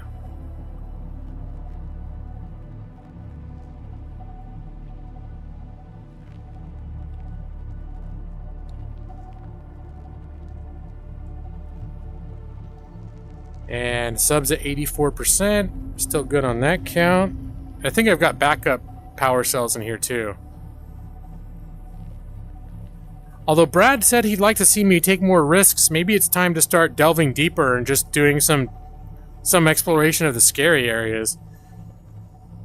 Because one of the things that I actually dislike about this game in VR is that feeling of like, hey, I'm just like, this is just a day in my sub in the ocean. I'm just going out. I'm gonna take my prawn suit out and just mine ores. All right, I'm gonna dip down here and see if there's anything in this biome.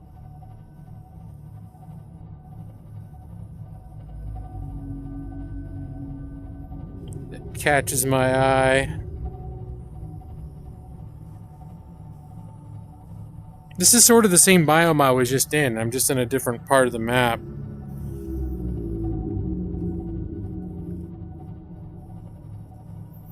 Brad's like, yes, do something. All right, that's fair. Okay. Since I did, there's something right there. Since I did come all this way for this purpose, and I'm now in this area that I wanted. This was my destination. I'm gonna still do this, but I think my next step after this is I'm gonna go back to my main base, pick up my Seamoth, which I like better for general exploration. And then I'm gonna explore some of the stuff that we haven't found yet. That's on the map to look at next.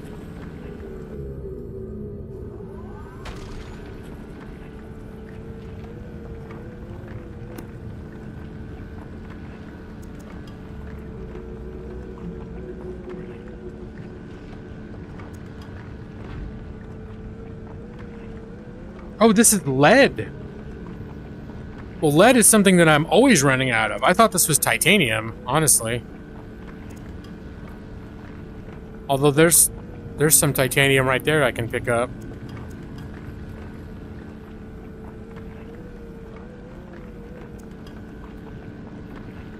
Yeah, lead is always a I didn't realize that was lead. Lead is always a resource that I'm low on. Because it's sort of hard to come by. Alright, just stop for a sec. Get out of this.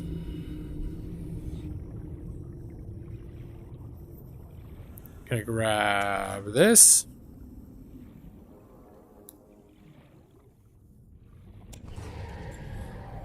Sorry, shark monster.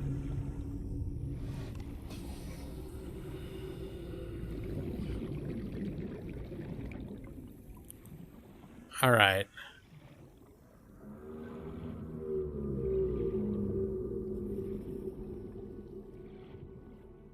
Well, as long as I'm right here. Gonna run up and turn this in.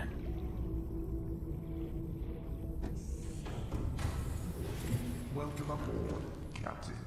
All systems online. Let's see, where's the, I think I was gonna put lead in here.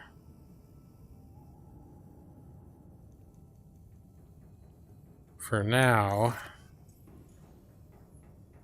And we'll just put these in here. We don't need to spend time refining these now. It takes up the same amount of space whether it's junk or it's been turned into ore.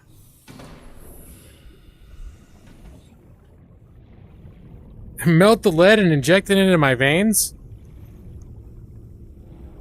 Is the only reason you like that idea is in case it makes my game end? Ooh, what's that? There's an ore right over here.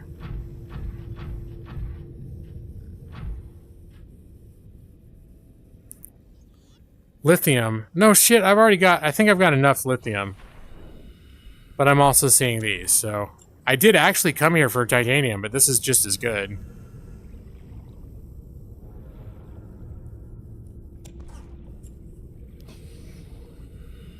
I thought I was seeing all sorts of titanium to collect here. I don't want to have to range too far away from the sub, though.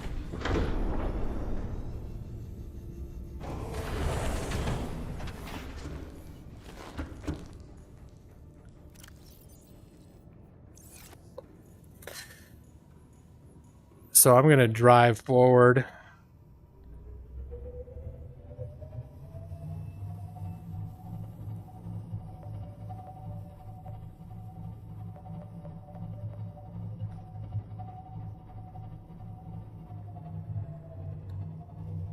No, not seeing anything over there. Maybe that one thing I just mined was the thing that I saw.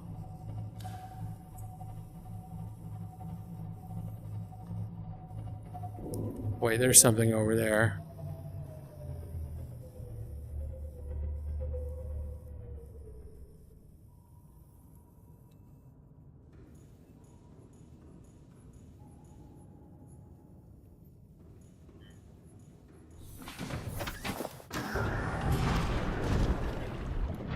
I wonder if these assholes leave me alone when I'm in this thing. I think they maybe sort of do.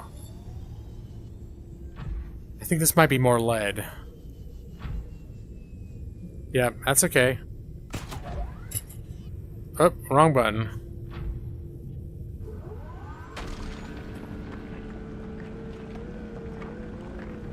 Oh, there's another one up there too, I think.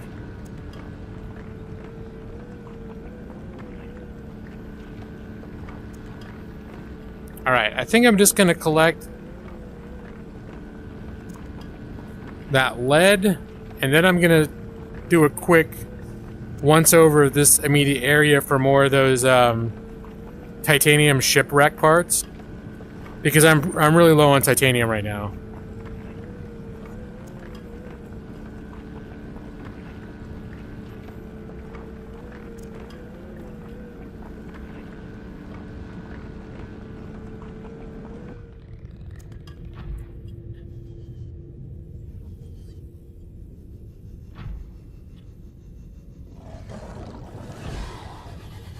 Right, hey! Remember this? Remember this? I don't know if he remembers it well enough.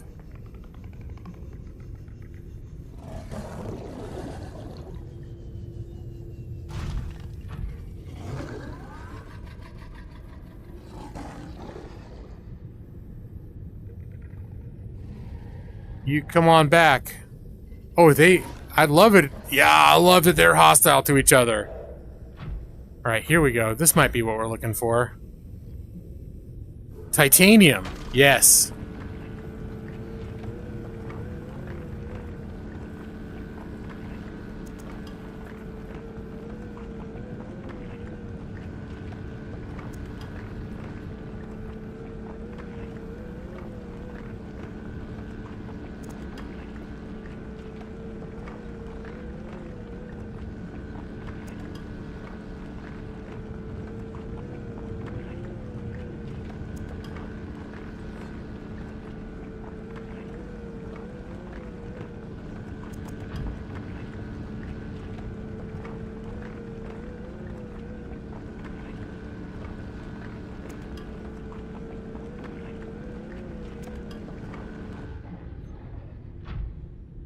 Oh, I think my compartment's full out there.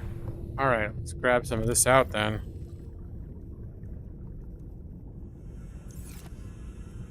And we're gonna grab that. Grab this. Grab that.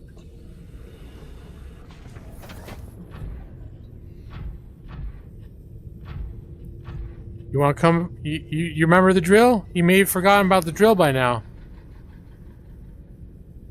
All right, he's being chill. Just remember, I got a drill. It hurts. Oh damn! Look at all that. Okay.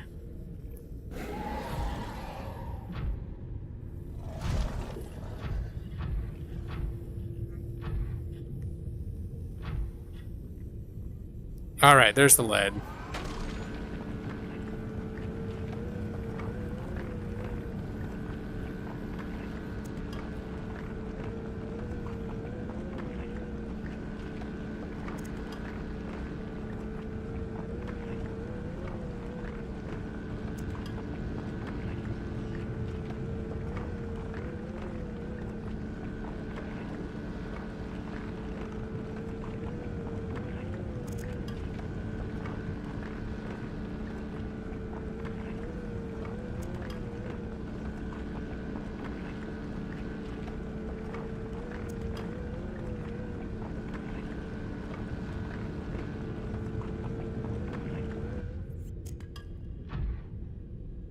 All right.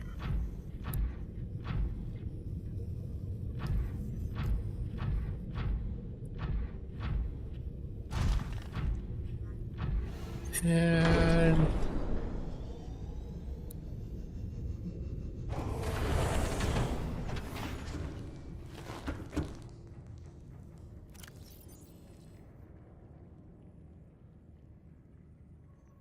grab this.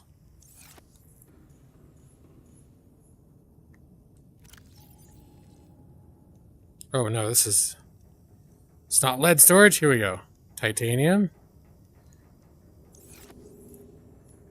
It's a little bit of quartz. Lead.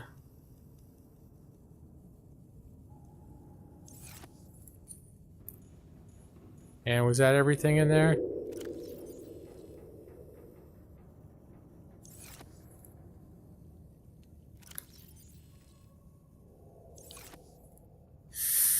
All right.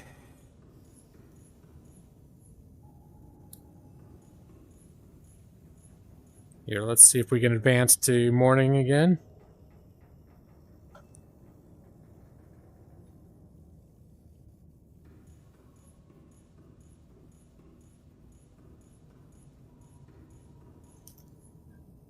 All right. Oop.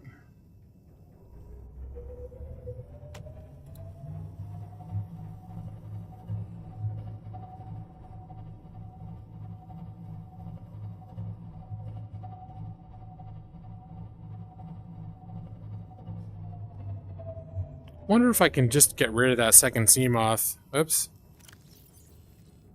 From my beacon manager. Nope, we like that one. There's that second sea moth. I don't know if it's... I think it might be under the geometry of the game. I think it glitched out, so... I'm just going to take it off so I don't keep seeing it on my radar. I don't know where the hell that is, but I don't think I can get to it. But it keeps messing me up as a landmark.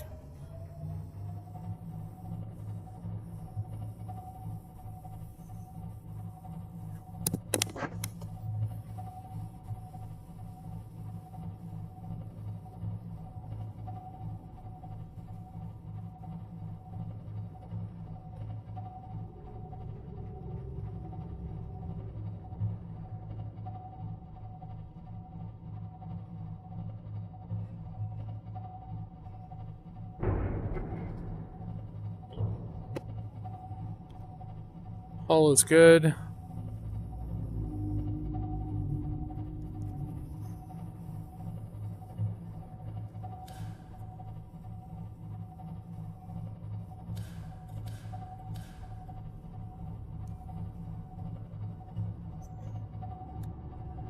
I think this is one of those areas where if I try to make a straight approach, I get stuck on underwater mountains.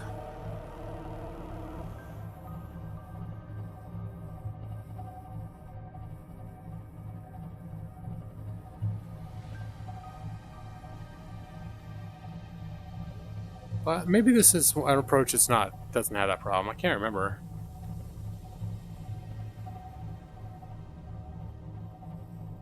Oh yeah, it does.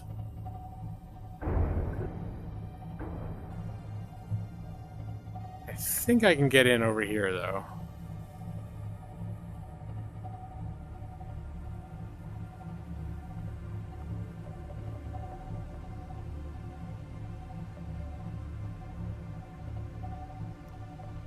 It's tight. It's tight. Alright, I think we're good.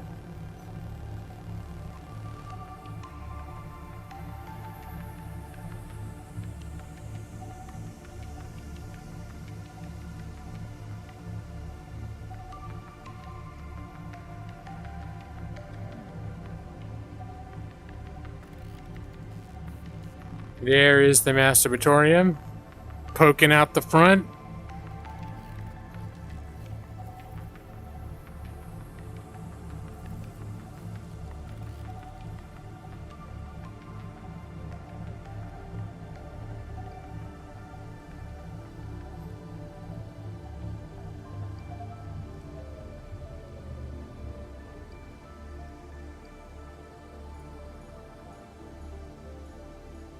I better check that before I drop the prawn suit out of it. Make sure I'm somewhat over this platform.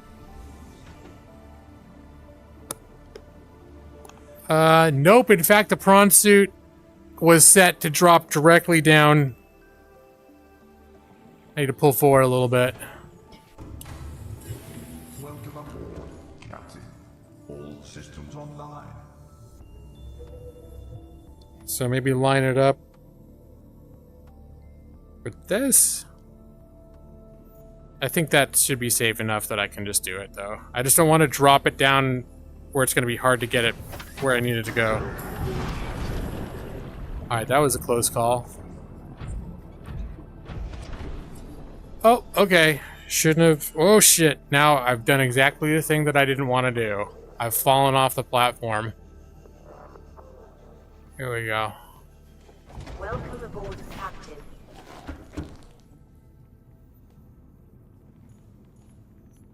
Oh, right. I was going to transfer resources.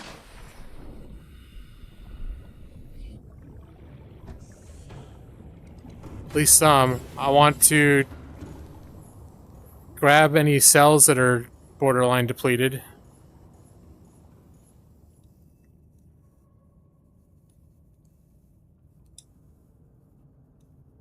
This one is depleted.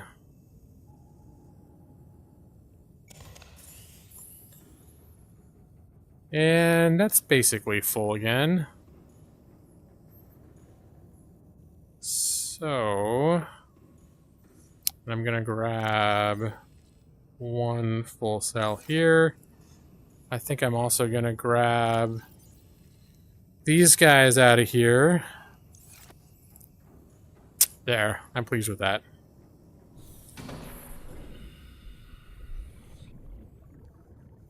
Lost my bearings there for a second.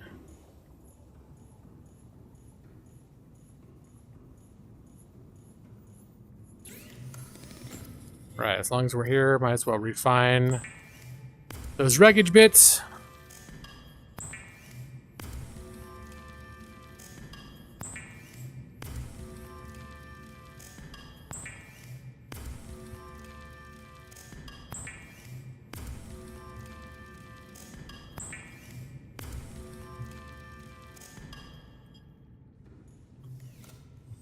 And have a resupply there. I think I also wanted to grab some of that surplus copper.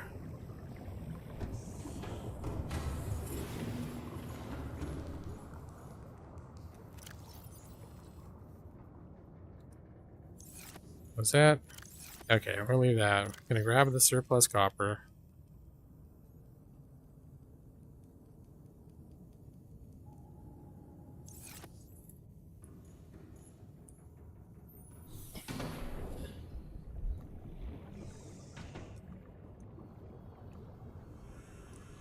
Come on.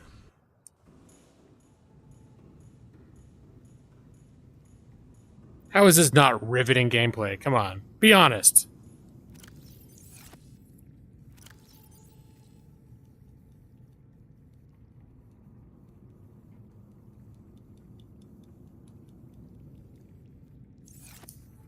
Let's get the cell in the old charger. And open that one on there.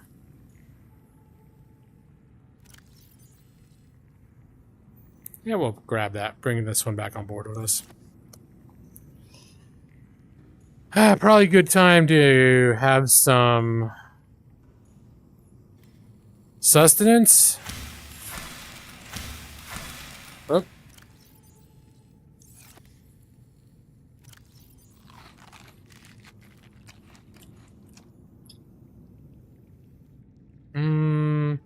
Oh yeah, I still need to have... Oh.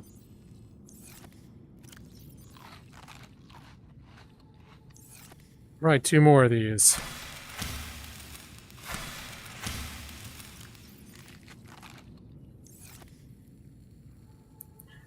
All right.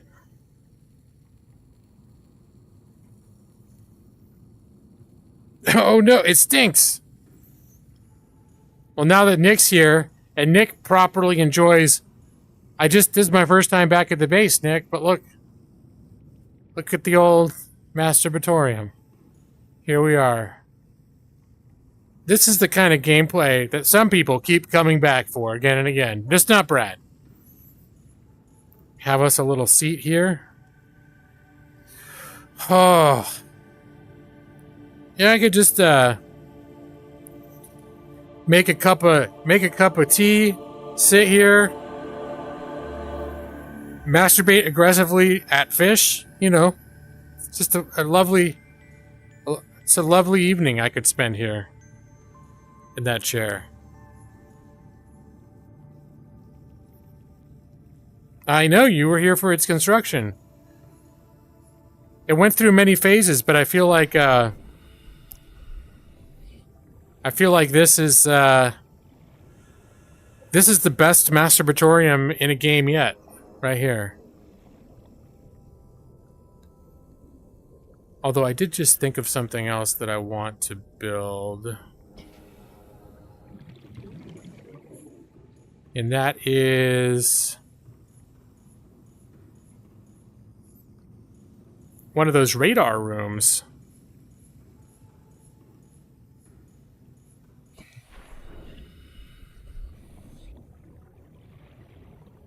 It's going to be a little bit of a pain in the ass to build right there. I'm not worried about getting a radar room yet.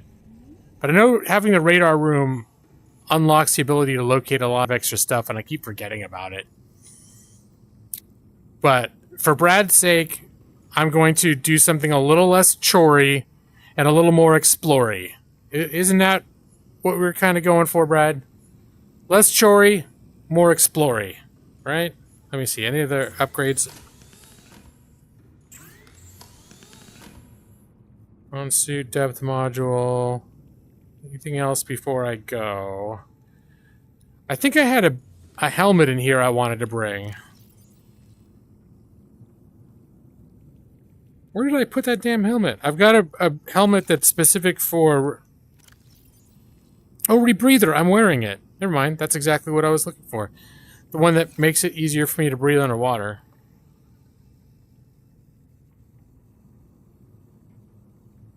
You want the sea creatures to eat me? Well, some of them were taking bites at me when I was trying to mine to drill the ore. So you mean you will be no more satisfied if I'm doing some dangerous deep sea exploring if I don't get eaten? Is this what I'm hearing, Brad?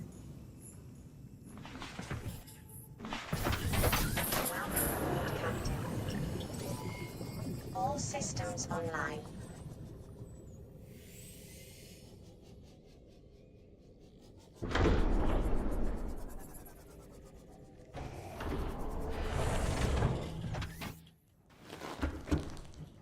All right.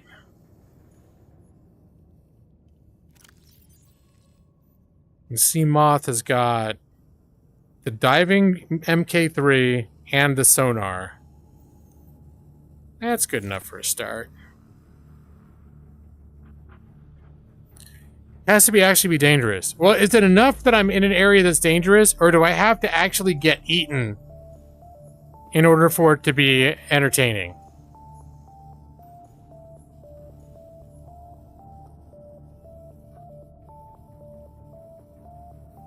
That's what I'm trying to gauge. Because if I have to actually get eaten... Okay, life pod 19. It is this, proposed habitat. That's what I want to find. Okay, so it's dangerous. It's okay if I don't get eaten. Getting eaten is optional.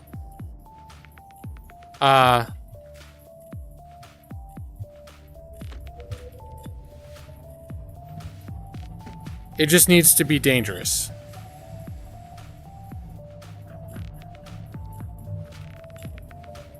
Note to self. Expand those platforms. Oh, am I in this situation again?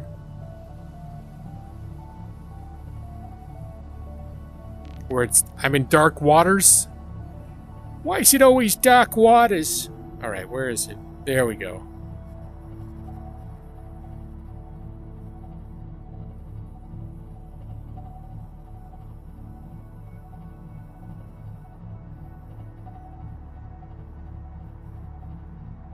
And there is proposed Degassi habitat.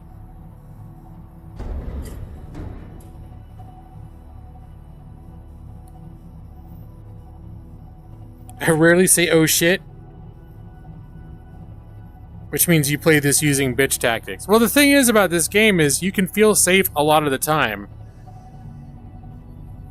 And honestly, in some of those darker areas, it's not always so much the jump scares that get you as that building sense of dread of knowing that there's terrible shit out there and being afraid it's going to get you, or being afraid that you're not able to see it. There is a lot of creeping dread in this game when you start delving into the darker, deeper depths.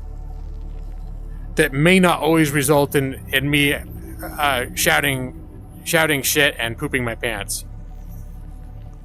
But some of that does happen sometimes too.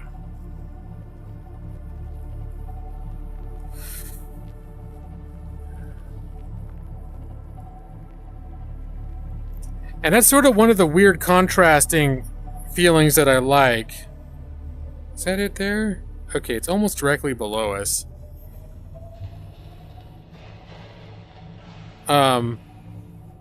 About being in the submarine is I like the sensation of being in a somewhat like a safe space in a dangerous place. That's one of the reasons as a kid I always liked Star Trek, and as I mentioned last week, Voyage to the Bottom of the Sea. Evie, did you end up watching any of that? You know what I found out? They have, I don't know if they have the first season, but they have like hundreds of episodes of Voyage to the Bottom of the Sea on YouTube. So I'm probably going to check those out there. All right, I am going to take a nap. I'm going to have some, couple of these. One more.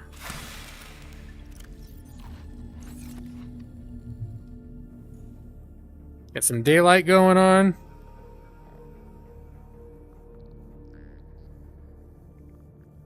You remember the cartoon Dark Waters? No. There was a NES game as well. It's better than this. I'm starting to think you don't like this game, Brad. You're being very subtle and indirect about it, but I'm getting the sense that you're not a big fan of this game.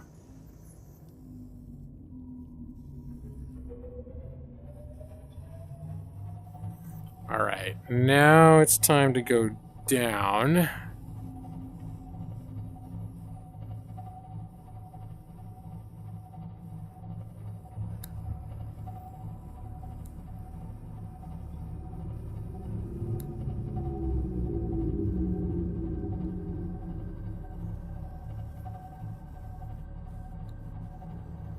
Okay, there's some terrain right there.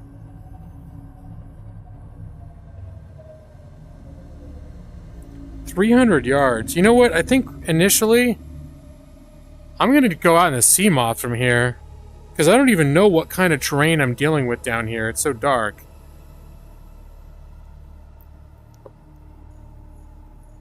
Oh.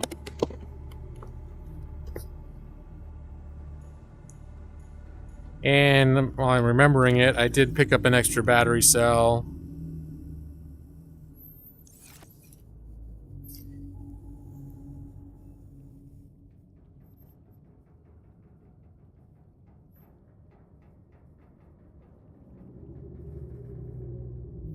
Read the subtext. You don't think any Nintendo games are better than this? That's sort of an odd statement. I would think there would be all sorts of... didn't they have some of the gold box games on it? They're very shitty versions. Didn't Nintendo have some of the gold box games on it? Welcome aboard, Captain. All systems All right. So the sea moth is right here. Oh, if I just take it forward a little bit... Oh no, it's still got some pretty questionable terrain to navigate.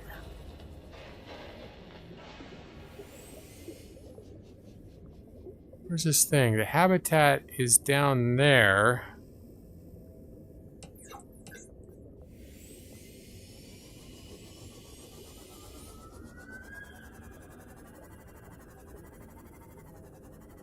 Okay, this looks like maybe. What the fuck? Okay, this is the shit that I hate. These guys are fucking awful. Where's my damn? Get away! All right, now I got teleported out of my sub. All right, calm down. I don't know where it is.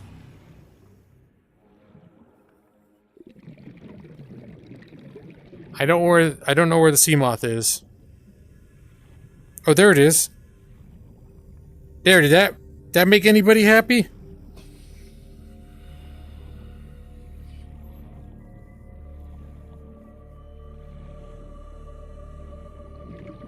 That scared the shit out of me. I think I pooped my pants a little bit.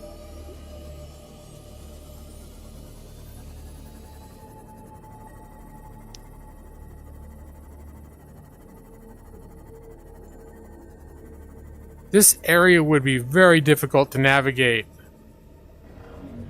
with my sub, though I think technically I could probably do it. It'd just be super tight. Detecting a titanium mass somewhere in this area. All right. There's a lot of shit over here I don't like. On the Aurora. Oh, God damn it! Motherfucker, where is it?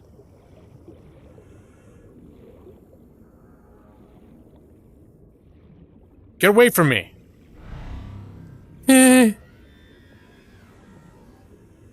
Alright, where's my submarine? God damn it! Alright, just relax. There it is. Alright.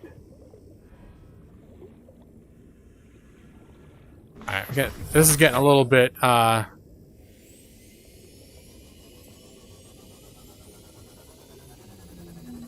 this is getting a little bit too fucking much.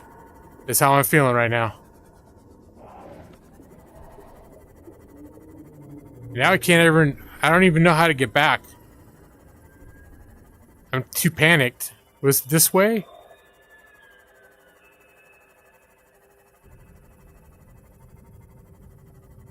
Okay. Alright, bitch. Alright, nope. Not going that way. I've officially found myself in an area that I'm fucking terrified right now. What the fuck? Okay. I feel like I'm in Lovecraft all of a sudden.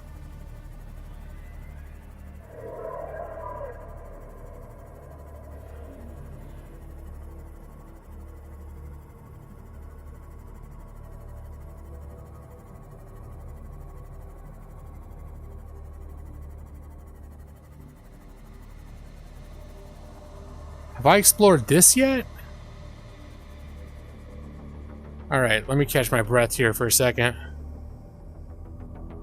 Am I still losing weight? I'm sort of... I think I am sort of maintaining.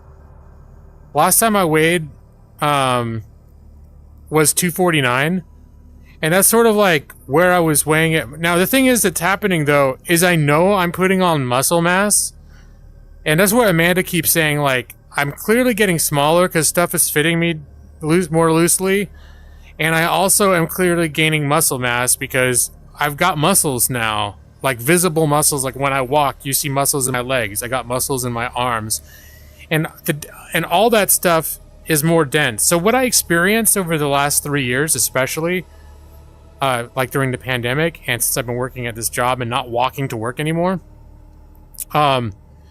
is that I didn't gain a lot of weight, but I felt like I gained volume. Like I would go 6 months without weighing myself and think, oh God, I've outgrown everything. When I get on that scale, I'm going to be 300 pounds. And then to get on the scale and it'd be like 5 pounds heavier than I'd been the year before. And I'm like, okay, that's not too bad. But I knew I was getting, like, I was not fitting into stuff anymore, even though I didn't gain a ton of weight. So I'm fairly certain that I am losing sizes. And that's one thing I don't do that Amanda always says I should do. She's like, you should do your measurements because especially when you're building muscle mass, your weight might not reflect that you're actually losing fat. Like you may be losing fat, but not getting lighter because you're building muscle at the same time. My ass is now unbelievably dense. You're finally getting to eat your leftover Parmesan chicken that you made with your hubby. Well, I hope you enjoy that. Turning around swimming away seems to work. Yeah, well, Brad, it's just scary for me when it's happening. Maybe wouldn't be scary for you, and you'd be like, yeah, it's no problem. But when you're in your little sub that feels like your little safe space, and some monstrous-looking creature rips you out of it, and you don't know where it is anymore, and you're deep in the middle of the ocean, for me, that's scary. And I do believe my ass is unbelievably dense. Well, see, the thing is I'm building muscle mass, but I also still have, like, fat on me. I'm not... So I think my legs always tend to be a little leaner, so you see the muscle in my legs a lot better. But, like, my upper arms, you probably, unless I flex, you're not going to see the muscles in them, because there's like a layer of fat over them. But if I flex, I got, like, I can actually see the muscles. That's new for me. That didn't used to be there. And I can, even if I don't flex, I can feel the muscles just sitting here. And those were not there before. It was just squish all the way to the bone before. You wear gym shorts around the house and in the yard, and they're falling off of you. Yeah, I have had stuff falling off of me, and I think I might have relayed the story last week of how I put a shirt on, like that I bought for when we first started camping. It was one of my comfy camping shirts. And I always made sure it was like a little on the big side, because I wanted it to be like loose and comfortable. But I swear I felt like when I was a kid and I'd like put on my dad's shirt, one of my dad's t-shirts or something, and it would seem like abnormally over large for me.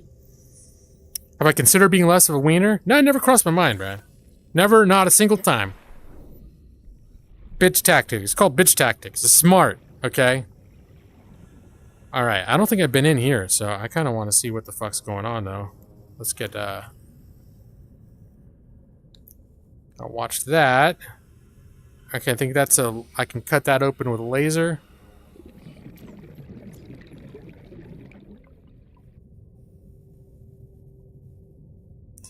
And, I don't think there's anything in here for me.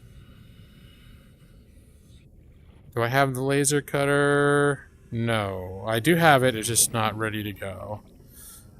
Laser cutter.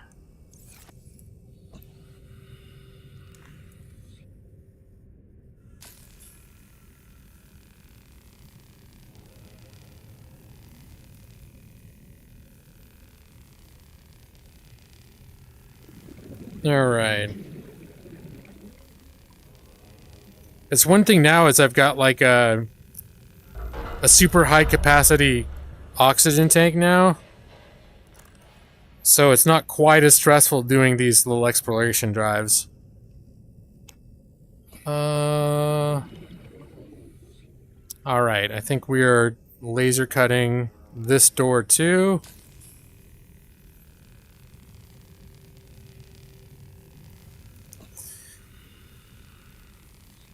So, but one thing, that's another thing that I've done too, which I think could make a difference, is I was enticed by Factor, which was the meal service that I was getting for a while.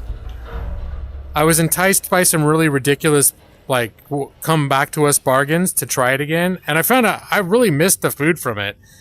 I've been getting Cook Unity, and I really love the food that they've given me in Cook Unity because it's more like restaurant quality food. But but Factor is more focused on health and having a good balance to like veg and stuff.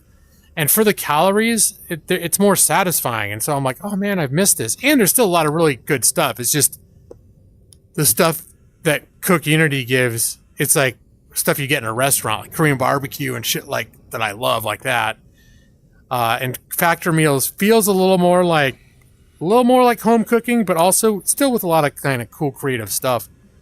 But the thing is with Cook Unity is if you're not paying attention, they have meals that are, some of them are like 1,100 calories. I'd say the average meal is between 700 and 800 calories. And there are some that are lower. But with Factor, almost all the meals are around 600. Like a lot of them are between 500 and 600 calories. Most of them are between 500 and 600 calories. And they're slightly more satiating because they include more veg and things that like volume, like the calories taking up more volume than some sort of a treat food where it's like, oh, there's this really rich sauce, or the parts of it are fried or whatever, you know? Yeah, well, obviously, there are diets you can have where calories are not important. By like finding other ways to, also just cutting certain things out, you will just end up consuming less calories, and calories don't tell the whole story.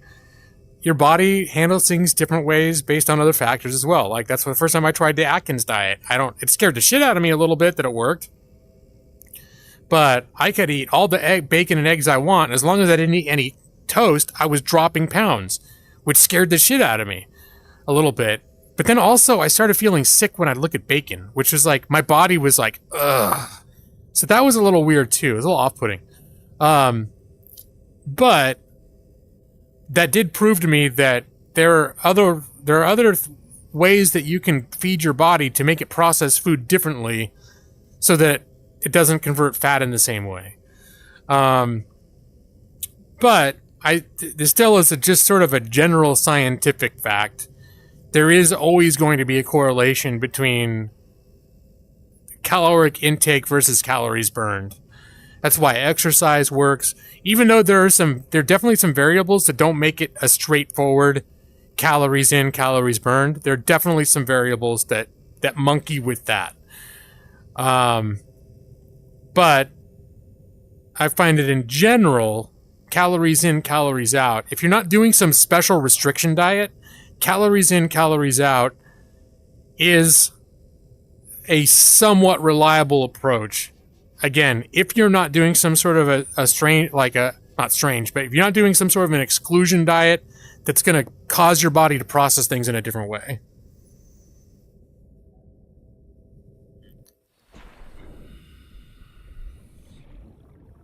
And then also, if you just make certain rules about cutting certain foods out, it might just cause the calorie content to drop as well. Like, my wife was always finding these, like, oh, we're going to do this diet. It's the paleo something or other. Like, she'd find these diets where you restrict all these different foods. And I'm basically like, so yeah, that's going to, essentially, you're going to cut out, that's going to end up, you're going to cut out sugar. You're going to cut out fat. And essentially, like, all fried foods, all fast foods are going to be eliminated because of this diet. So just like, it's not always that like, in that case, it's not always that the particular diet, there's something magical about it, but by following a certain list of restrictions, you are necessarily going to avoid the shit that would otherwise be making you fat.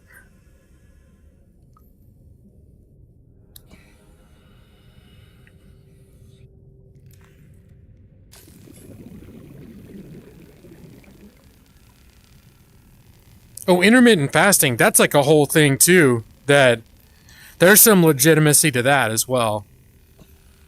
I think as time has gone on, certain things like intermittent fasting have started to prove themselves.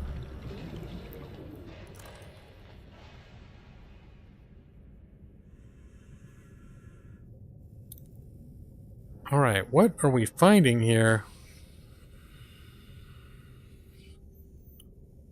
We're finding a lot of rooms with nothing of interest in them, which is weird. That's not usually how these expeditions work. Alright, what else? I also gotta... Oh, and this is the end of the line. Why was I... Okay. I'm gonna need to go out and get some air soon, but...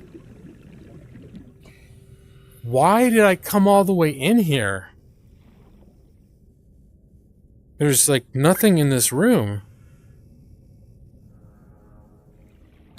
Is there anything scannable that I'm just not seeing?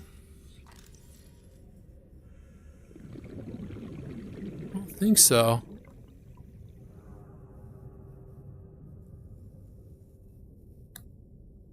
Alright, it's weird. Okay, I need to get out of here and get back to my ship and get some air, but... What was the point of all that? Why did I cut through, like, 2 or 3 doors? Oops.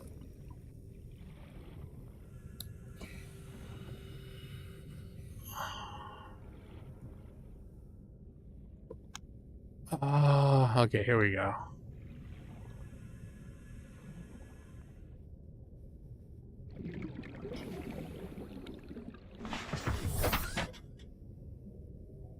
I think I explored everything in there, too.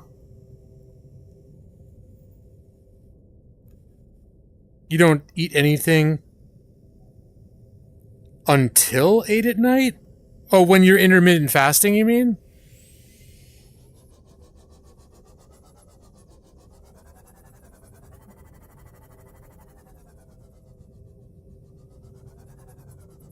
Alright, weird. I think that's all I need to check out from that, but... Okay, so the real next question is there a way I can get my sub down there? 500... Oh, I'm nowhere near where I went down. This is a whole different area in.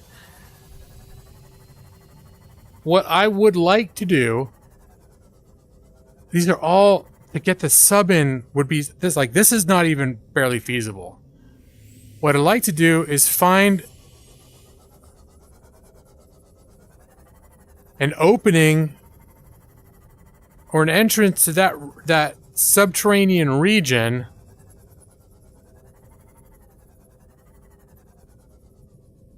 where I can get my sub down in it.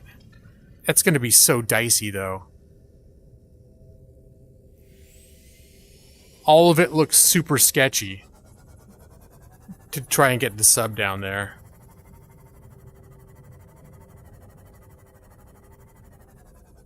Maybe over here.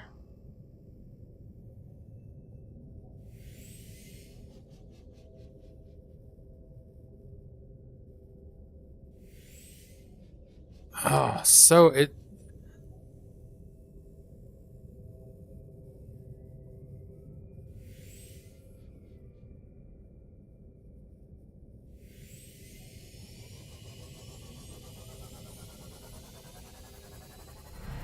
Oh, get the fuck out. Get the fuck away.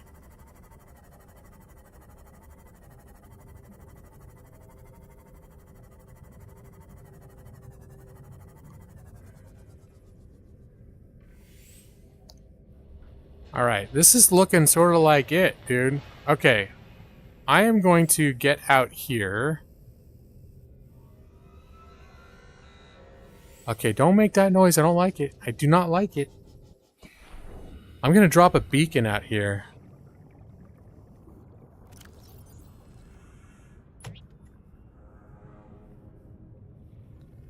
And,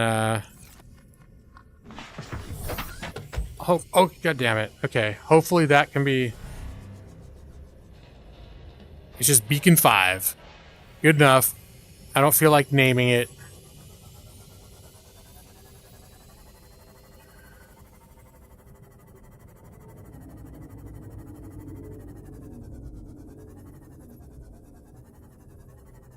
This sub may be too flippin' big to get in there, too. Captain, all systems online. Alright. So you definitely need some,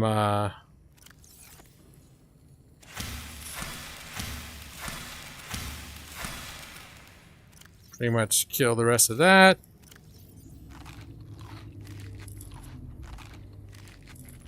Probably could stand to eat 2 more.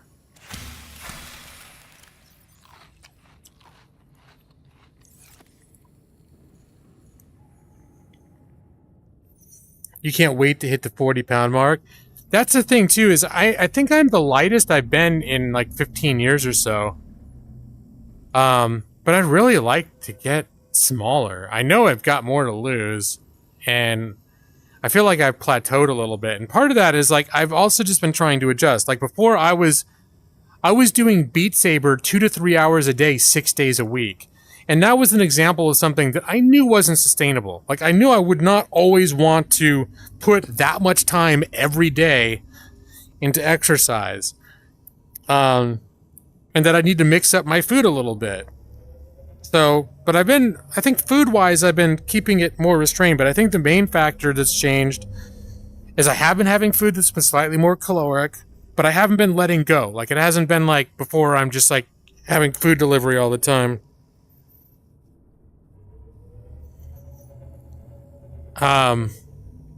Let's turn around.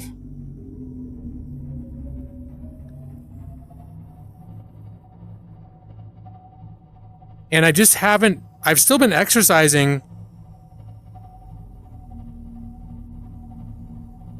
3 to 5 days a week.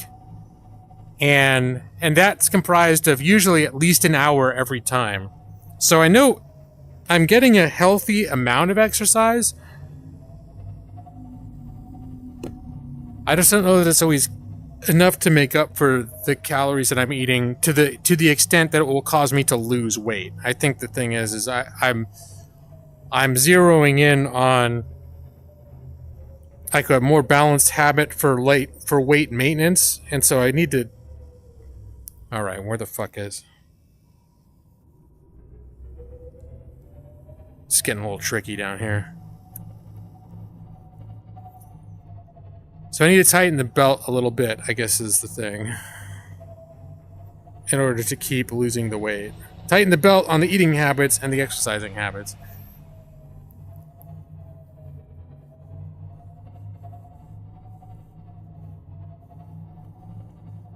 Alright, I don't like using this, but let's get a sonar ping.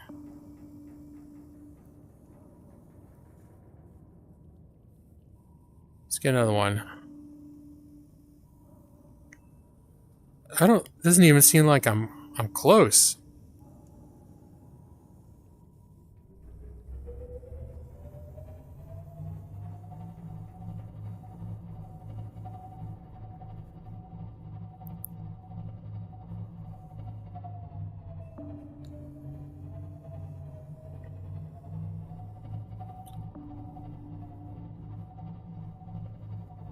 Eesh. Okay, no, that's not.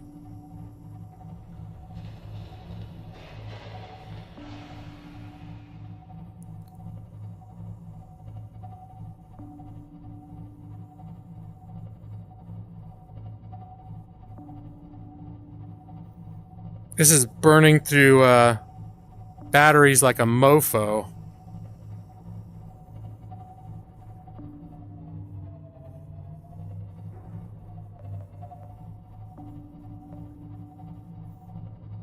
But I may just need to burn through batteries like a mofo.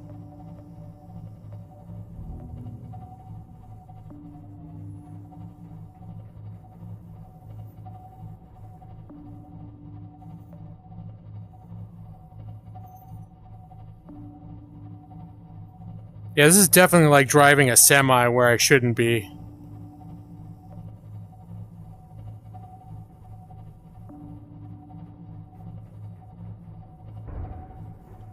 But all you fuckers are not going to be pulling me out of this. Alright. Nope, I'm scraping the walls a little bit.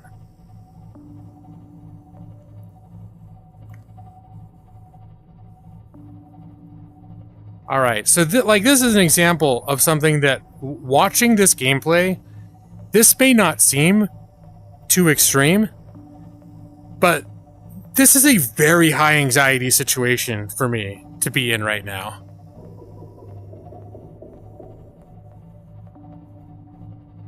Alright, then we can turn this off. Look at this son of a bitch. Look at that son of a bitch right there. Fuck you. That is fucking terrifying. I've never stared this thing in the eye like this. He's just fucking staring me down. That is very unnerving. I've never seen one of these things so close up before. If he twitches and like does like a jump at me, I swear to God, I'm gonna piss myself. He's just gonna stay right there, isn't he? Okay, hold on. It's doing literally nothing. Well, the thing is I need to leave my sub to check out that habitat. And this dude's all like, hey bro, And first off, yes, it's true. At the moment, he's not doing anything except for just very creepily hanging out right at my fucking window, eyeballs against my window. That's fucking creepy as shit. And yes, I know I haven't taken damage on a statistical level. Nothing has happened to me except for the psychological warfare that this thing is doing on my brain right now. That's real.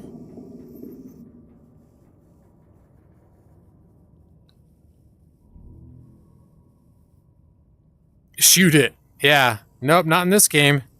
I could go out here with my knife and go, hey, here you go, fuck you, hey. Very intentional game design decision. Alright. So I guess the question is now can I just get as close to that thing as possible?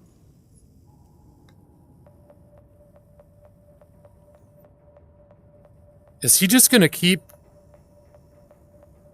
This is fucking weird. Like, he's seriously...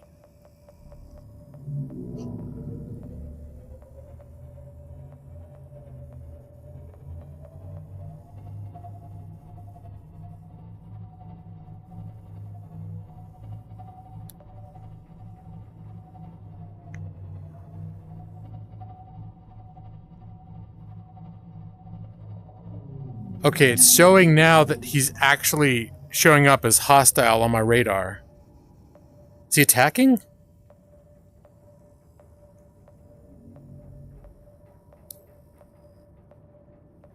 And there's one of those guys. Like, this is extremely unnerving.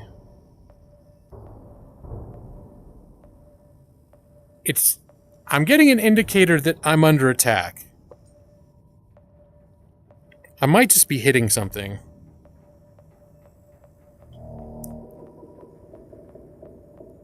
But the hull is taking no damage. Let's see. Can I see this, the external camera?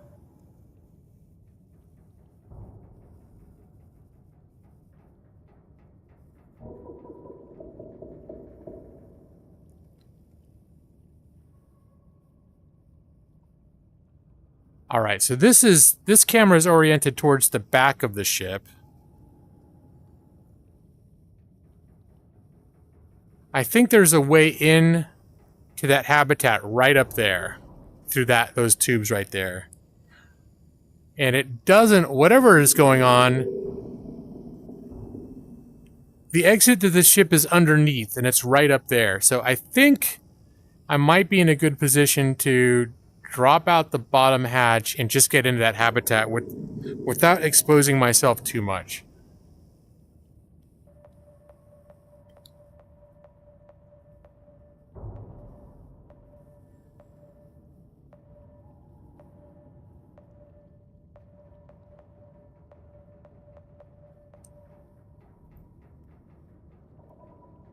Ram that SOB. Yeah, that's, oh god, my ship is sideways a little bit. Okay, don't like that sound. I'm getting some kind of a message. What is this? This is Life Pod 2, coordinates attached. We're way past our safe depth and bleeding O2. We'll have to swim for the surface, but it's 500 meters straight up. We'll make for the rendezvous and keep you posted. Out. Life Pod. Signal location uploaded to PDA. Where is that located? Life Pod 2.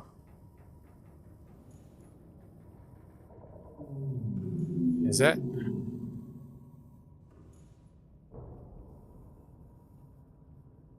Life Pod 2. Oh, that's 2,500 yards away. Alright, this is slightly unnerving me, though. I don't like that my ship is sideways.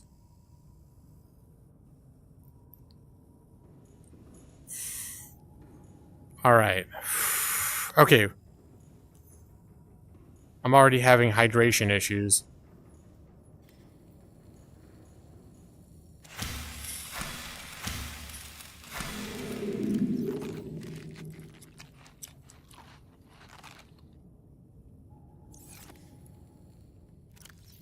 Flashlight is running a little low on batteries.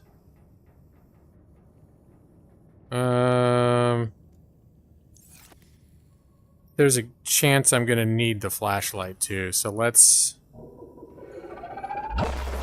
Oh, god damn it!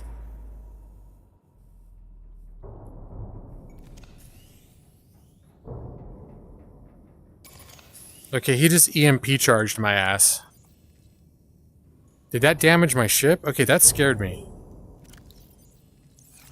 I'm surprised it took him that long to take any kind of action against me, though.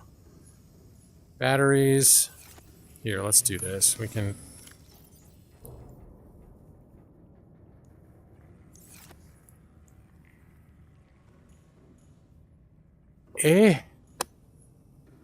Oh, that's not good.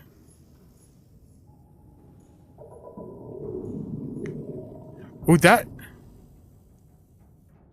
took a lot out of me. All right, let's 65.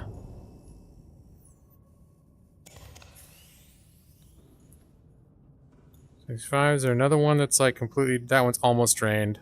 I think we're good. We're gonna leave that till it's fully drained.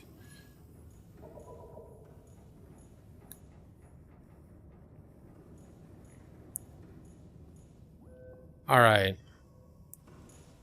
We're gonna proceed. I feel like the strong desire to save. God damn it!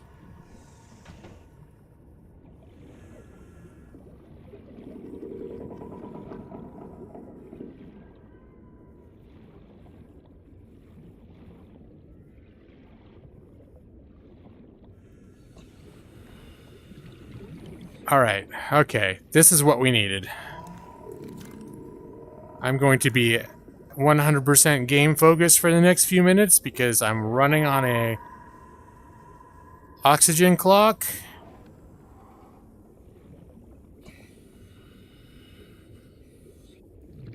Let's see, is this scannable? Well, of course I need a coffee machine, don't I? Super important.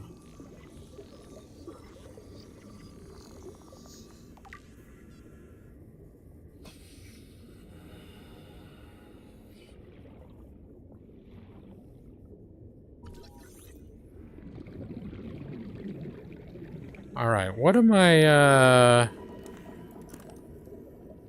I accomplishing here? Pick it up. Can I open it? Open it. Nothing in there. I guess I'll pick it up. I don't really have a need. Oh, here we go. Here's a PDA. Please, stop fighting and listen. We're sick. What? How? You've been coughing, right? Feeling itchy? Blisters? Yeah. The biometrics would have warned us if we were sick. It's something new. It's not in the database. Come on, then. What's it gonna do? Turn us inside out? Dissolve us into jelly? It's an alien bacteria. It's everywhere. Every organism on this planet. It's altering our genetic code. How are the creatures surviving if they're infected? I don't know yet. Want me to cut some of them open for you? Find out what makes them tick? No. Just tell me what you need, son. Materials, equipment. Just... Can I have some quiet? I need some time to think. All right. Captain, all systems online. So there's a whole other area of that structure that did not seem to be accessible from in there. Let me see what we got going on here. You just open your earbuds and try them out. They're made for smaller ears. And most earbuds start to fall out of my ears after some time wearing them. These feel good, though, and sound good. Awesome! Well, I'm glad you got some earbuds that seem like they're going to work out for you. That's very exciting.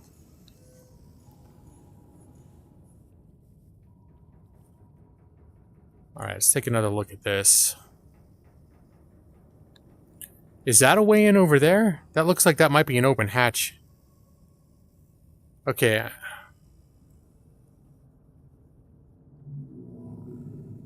I'm gonna swim over to that. Oh, God.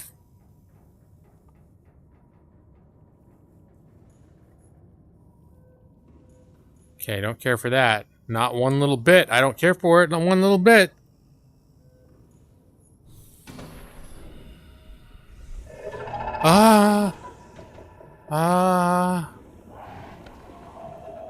Okay, there it is. There it is. There it is. Get in there. Okay. Oh, this is something that I can scan for sure.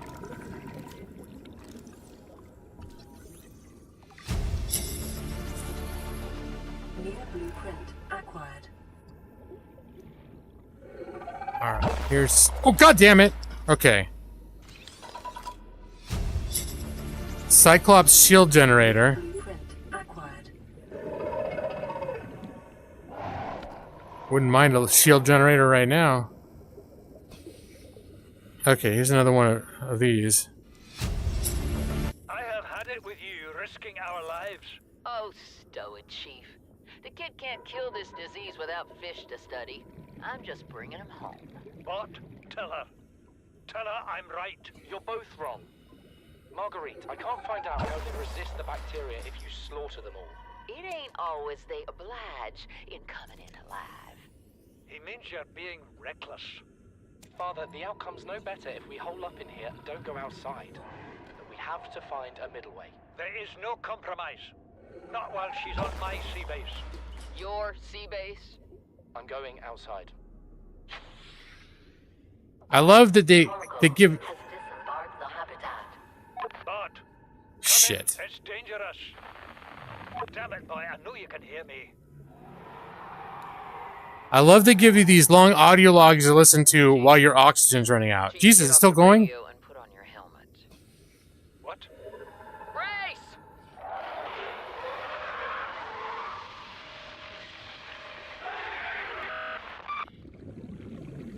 Alright, you done yet? And now I got another one to listen to. Margaret, Maida has boarded the habitat. What are you so happy about, Maida? Say, kid, I brought you something. Is that a Leviathan outside? Towed it home on the back of the sub. You killed that thing? It's still breathing. I was about to finish the job, but I can Shit. stay and chat if you'd like. No? Then make yourself useful and pass me that hardened blade. Are you out of your mind? You brought that thing here? What if it's not as dead as it looks? What if others come? Emergency Prefer it got power. curious and came of its own accord, or got messed up and dragged here. When we get off this planet, I am going to drag you through every court in the damn Federation. Alright, no, we're doing okay energy-wise. Alright, I just want to get the fuck out of here.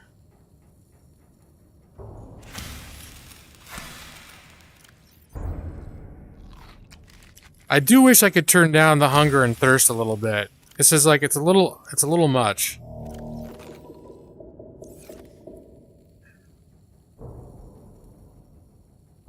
Might be your ultimate earbuds. Awesome. You also bought some milk chocolate sea salt caramel bites from the Central Market, and they're delicious. Looks like everything's turning up EV right now. What an exciting time to be EV23.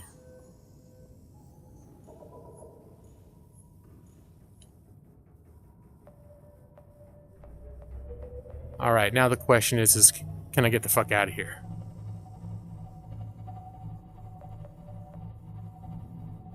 I think... Alright, gonna have to turn this shit back on. Alright, I think this is the way that I came in. I'm definitely not feeling like exploring this particular biome any further right now. All I want to do is get out. Alright, I think I came in over here.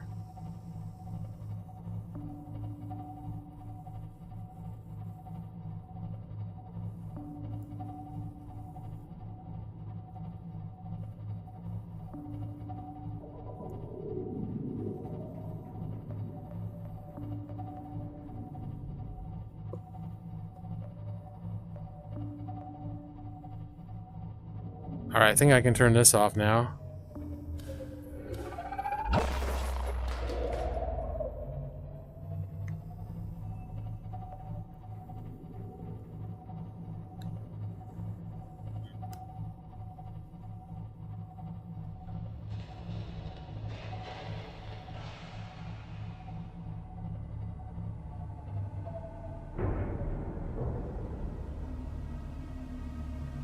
Alright, so yeah, that was marginally terrifying.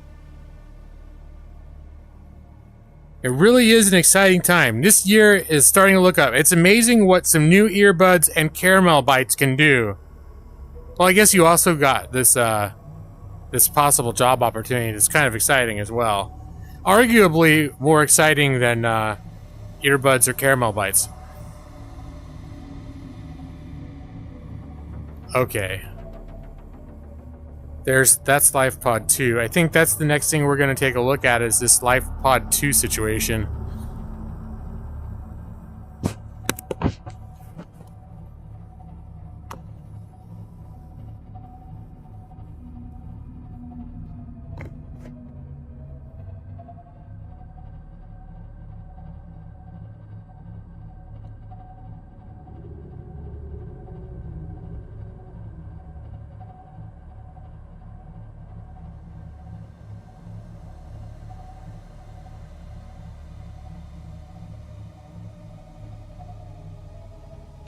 Alright, definitely need to go up.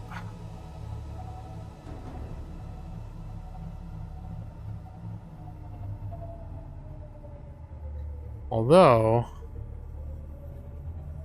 I could take a little look at this biome here. It seems like this is some of that same biome, but maybe without all the oh, look at that. This is way too precarious for me to drill, but there's some quartz, a big quartz node that I could drill. But I'd like to take a look at the resources in this biome a little bit without having the giant evil jellyfish staring me in the eye. Let's see, is this a scannable?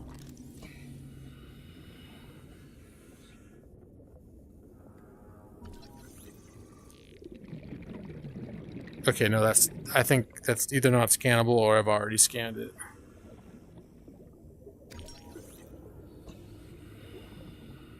And is this another, more of the same? Membrane tree? Yeah, I must have already scanned that.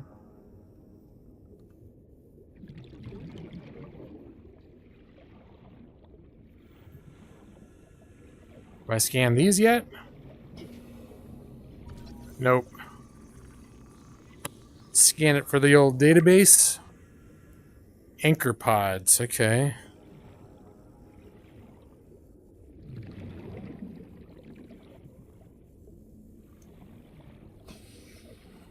Don't mind grabbing the quartz while I'm here.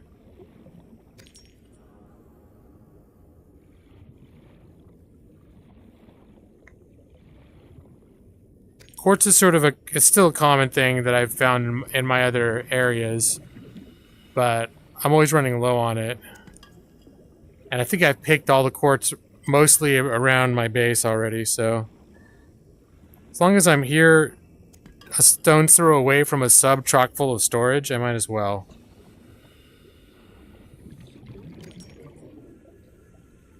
Also some rubies here down here as well. What I'm curious, the next building material that I need is nickel, which I don't know that I've seen, but there's a good chance I've been around it. I might have been around it when I was shitting my pants with that giant brain terrifying monster. I just was in no mind to go outside and check the walls for what resources were growing there.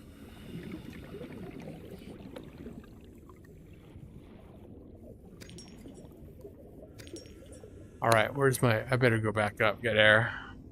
Hold on. Just getting distracted. I'm gonna have a little more of this. A little more of this. I could actually bring my Seamoth over here if I'm going to be exploring this like this right here.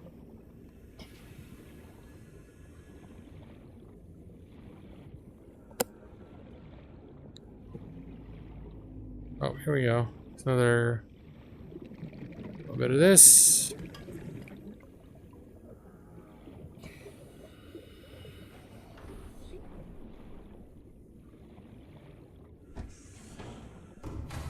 All right. Captain, all systems See. online. We got some quartz to put away. And I think we got rubies in here. Yes.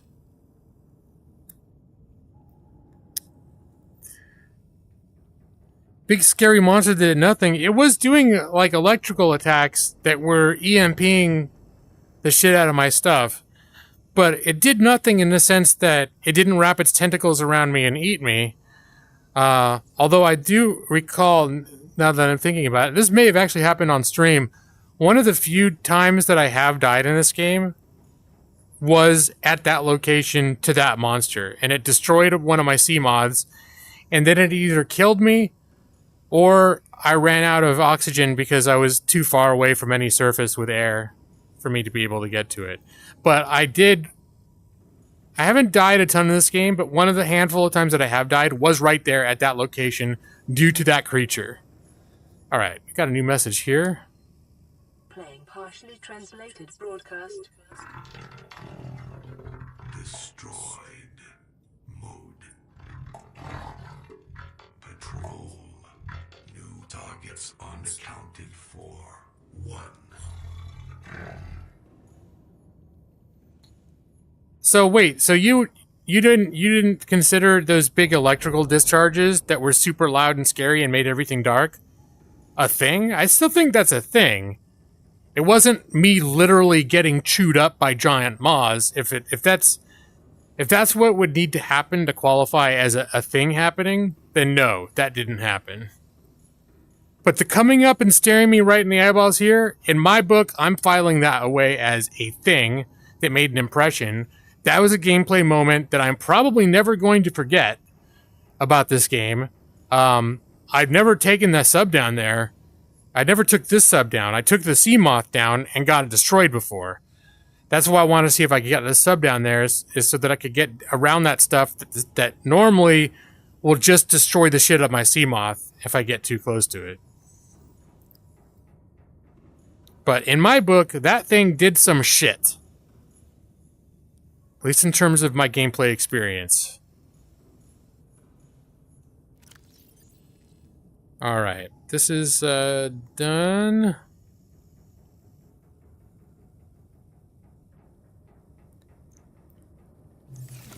You're looking at me also, but Brad, well, you're not like a frightening, grotesque thing with giant eyeballs as big as a VW bug looking at me menacingly.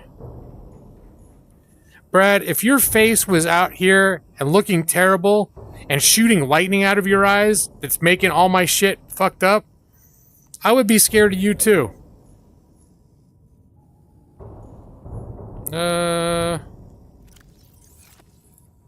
Alright. I kind of lost what I was doing.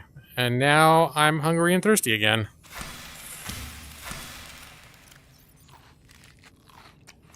One more.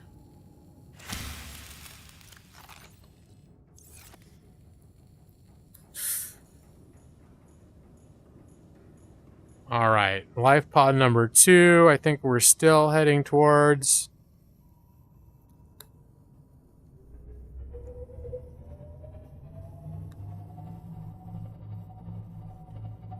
Oh, I guess I sort of stopped exploring there, didn't I? That's okay.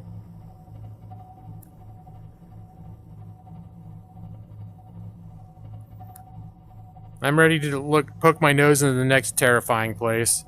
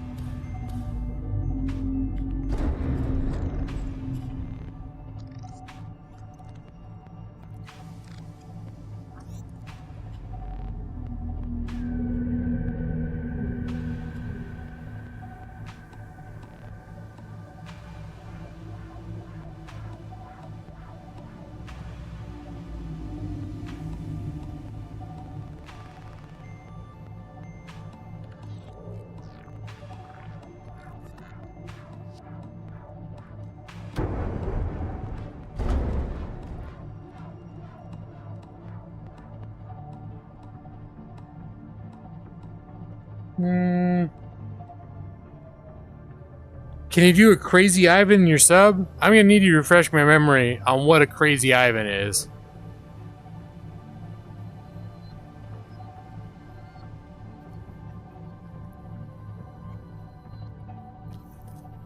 Alright, where was that?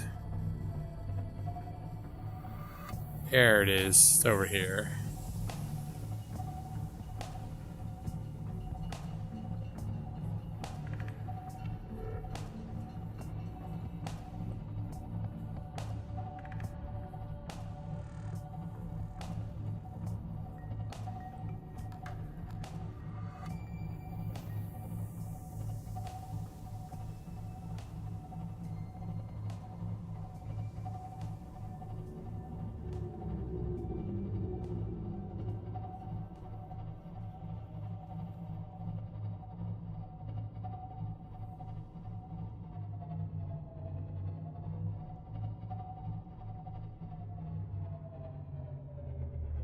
Red October.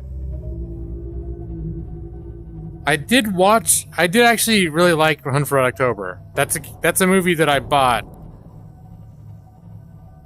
back when owning movies was not super common yet.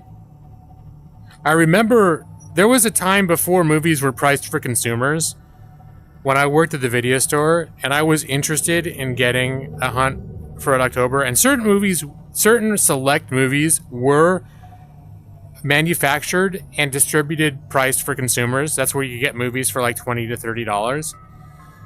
But if it wasn't a specially select movie that was manufactured on a scale with that intention in mind, I remember, this is back in the late 80s or early 90s, I looked in our catalog from our distributor to see how much it would cost to buy a copy of The Hunt for Red October, and it was $95.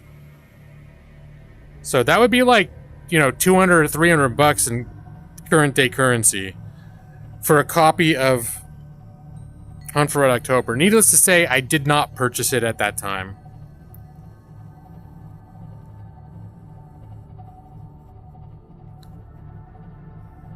Okay.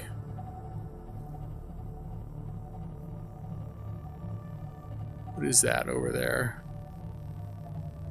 Okay, that's nothing.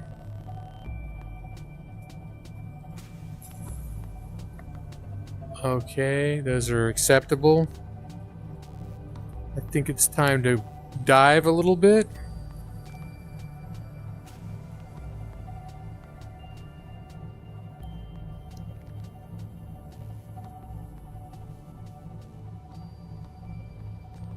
Okay, there's some depth over there. Okay, this is another biome that I've explored before. I think this was still like mostly rubies and things of that nature.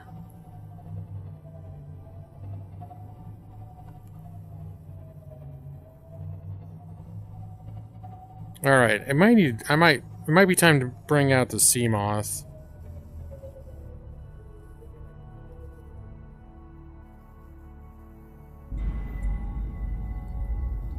Was that just ambient music or just a scary sound?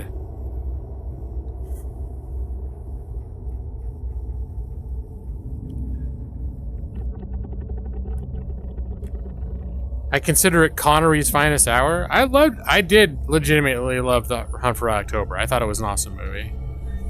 I bought the soundtrack. I liked the soundtrack, like all the Russian theme music and stuff, and then just the underwater music.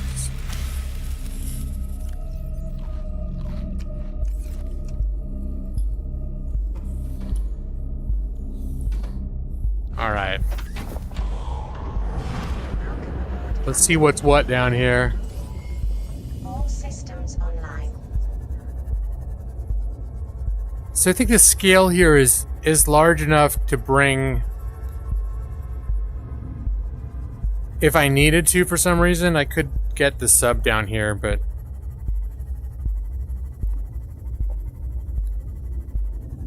at a glance, I'm thinking the way the terrain is down here, it wouldn't have been super practical. Okay, don't care for that thing.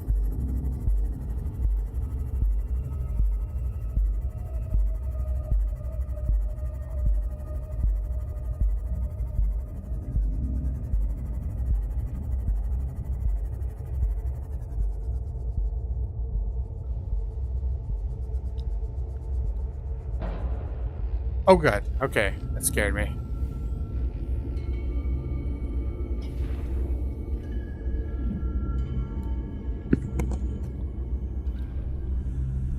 Alright, let's get in there. It's looking like the only thing in here is this PDA. Flotation devices failed. We're flooding. Evacuate. Wait. I can reconfigure the O2 system to act as a bilge pump.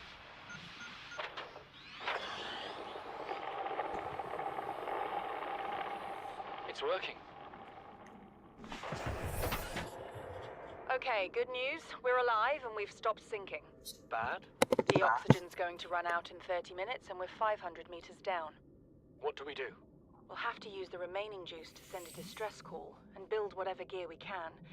Then we find a way to the surface.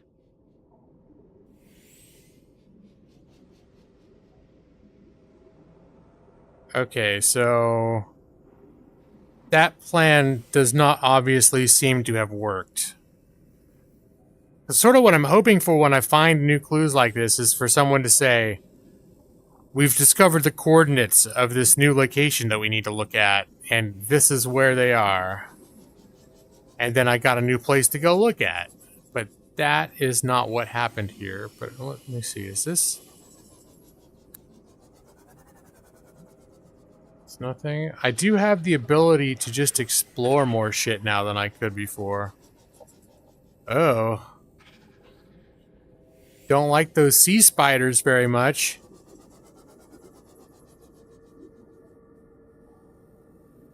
Alright, I'm gonna come back in here in a minute.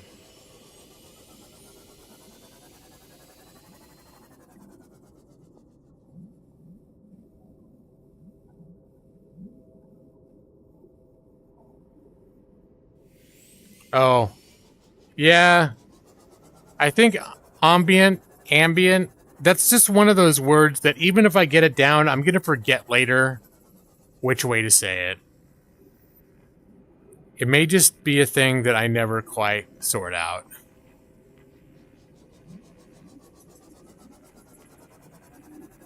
Okay, what is this?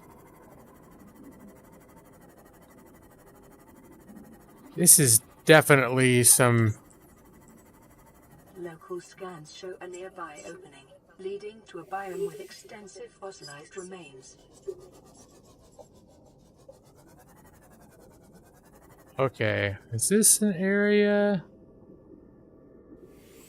I remember, I think I built a base down here before. Actually, I don't know if it was right here.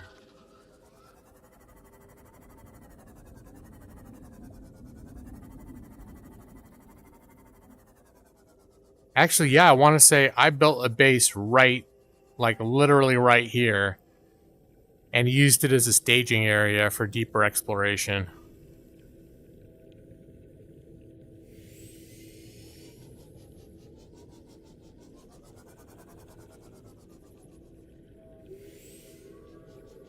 Alright, I'm gonna pop out of here for a second. See what kind of node this is. Sandstone, that's not extremely impressive. I think this is just titanium. Yep, titanium. There are some giant, terrifying things swimming around here that I need to be careful of. And that shit will hurt you if you try and swim in it. Okay, forgot about the giant spiders.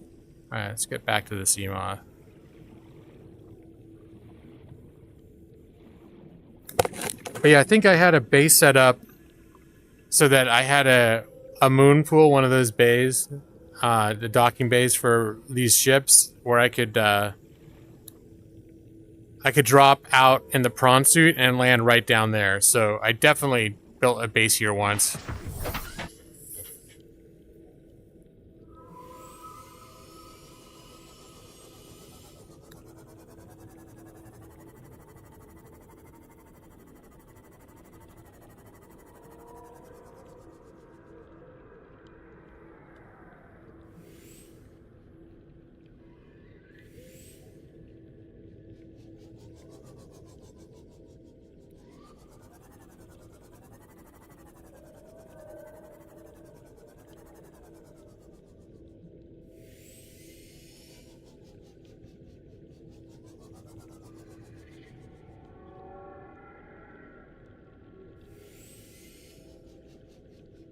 What I am kind of curious to find is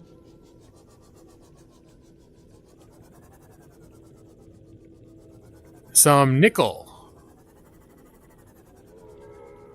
Okay, yeah, and you come back to this area. Little cutout there.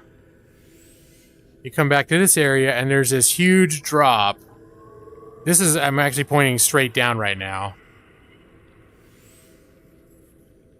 This is a tight, but you can get the sub in down here, and a bunch of the game happens down here. I think I quickly, oops,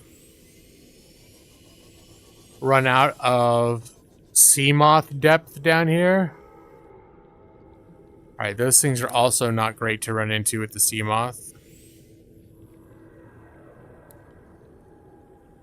And I'm already at 700 meters.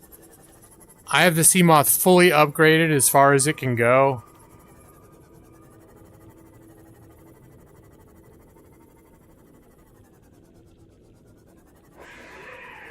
Okay. Fully upgraded for depth, extra depth modules as far as it can go. That means a sea moth is never going to be capable of going deeper than 900 meters. Then the hull starts crushing.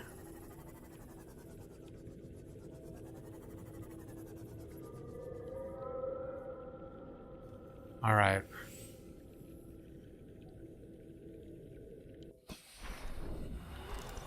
I'm gonna see if I can scan this thing. This whole damn thing I'm scanning. A giant cove tree. How about you? I think everything in here is pretty peaceful in this area right here. Can I scan you, bro? I just want to scan you.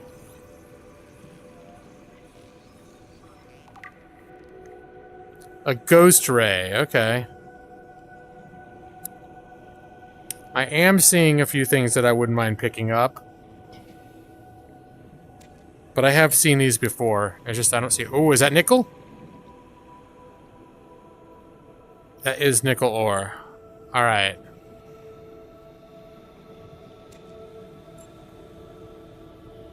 I am in nickel area.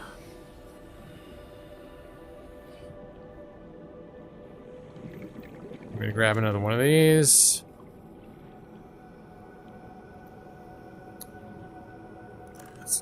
Flashlight on.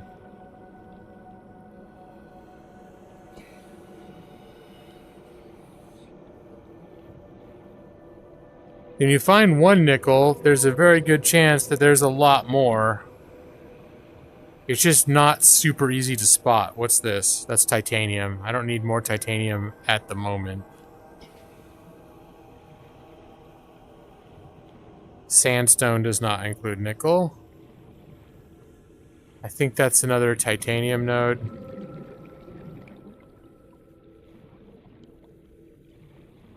A lot more titanium.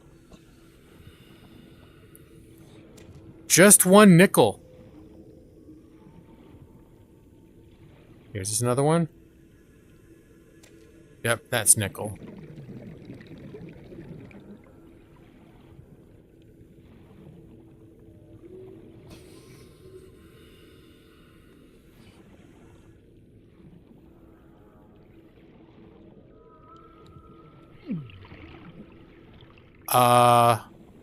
What's hurting me? Oh, I think that lava plume.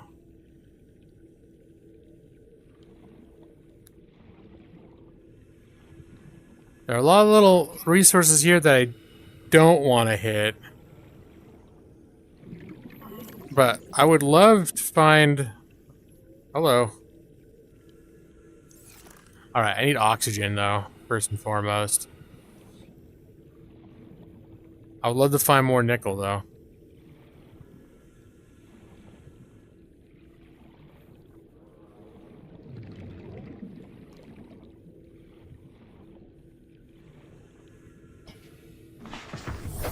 Welcome aboard, Captain.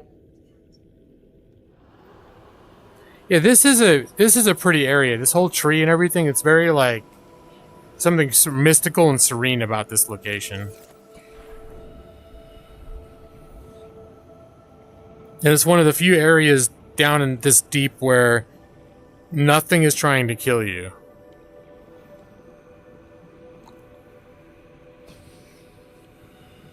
Which is pretty unusual. Now, when you get to certain depths like this, there's almost always something terrifying swimming around that wants to kill you.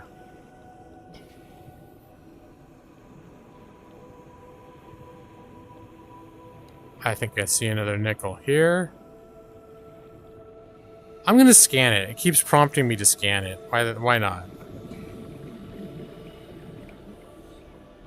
Oh yeah, let's get the... I didn't actually take it out. There we go.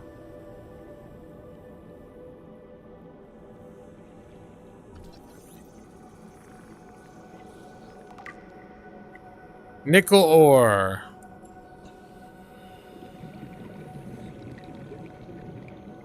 Here's another one right by the surface of the scary shit.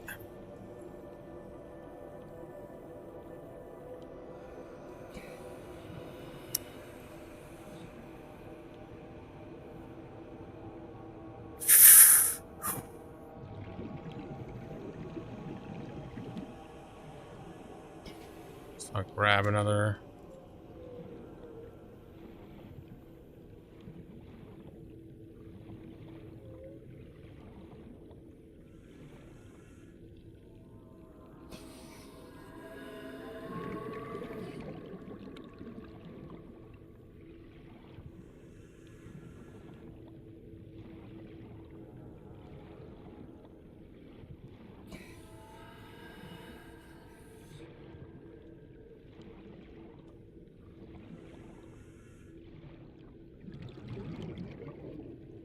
All right. Yep. And then, okay, I remember this area. It goes even further down over here.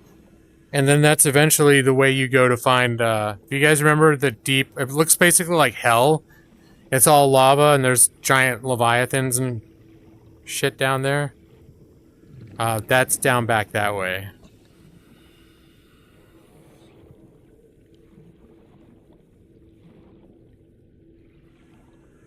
Alright, I think I see, nope.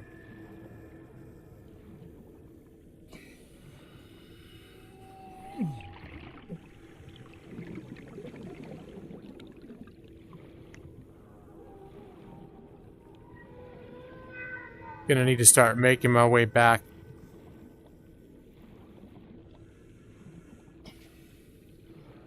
Well, it's not exactly the wonderland of nickel that I was hoping for. Okay, hold on. But I am finding some. It's a little bit like Easter egg hunting. There's probably a bunch of them down here. I'm just missing them. Okay, I still got some inventory space. I think I'm gonna keep looking.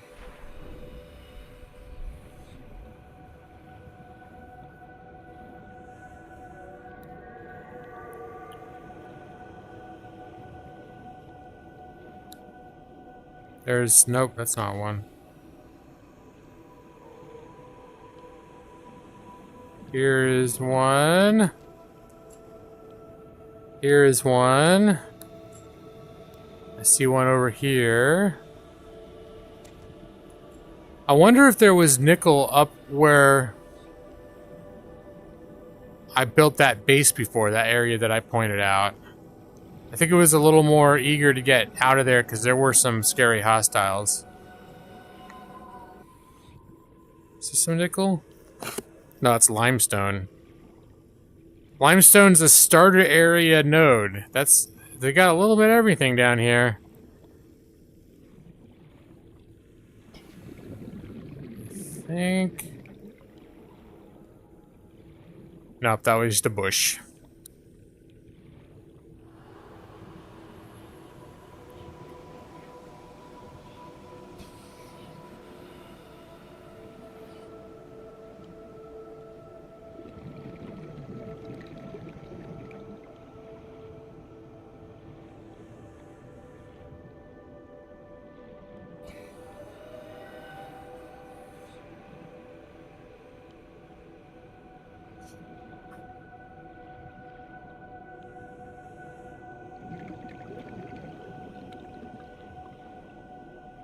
Well, it looks like I'm not filling up my inventory, so I might as well grab these when I'm coming across them now. It's just the nickel I know is just sort of all over this area. It's just easy to miss.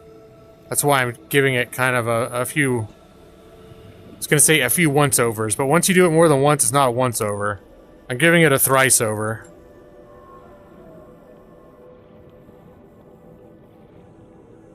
Let's check the time. 10:52.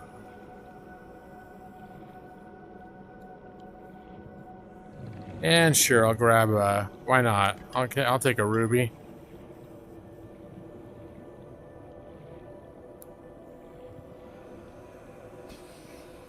Alright, I think I can get the sea moth back there too. I just am ranging a bit far.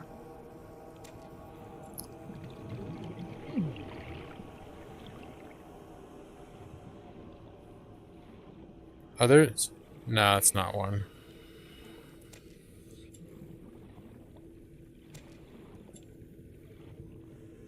Alright, it's time to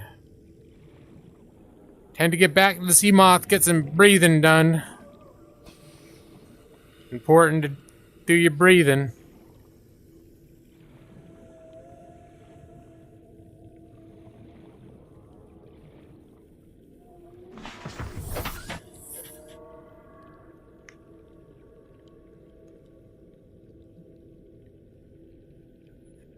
Oh, Nick L.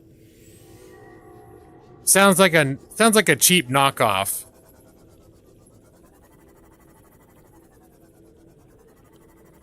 I didn't even really check the ceilings and walls for nickel. Because sometimes you'll find that stuff not just on the ground, but the few times that I did turn my attention to the ceilings and walls, I wasn't seeing anything in here.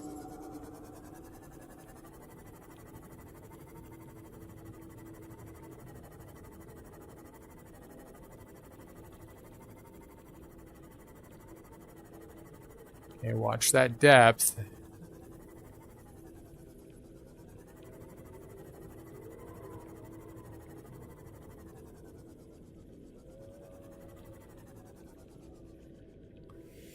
Okay, careful.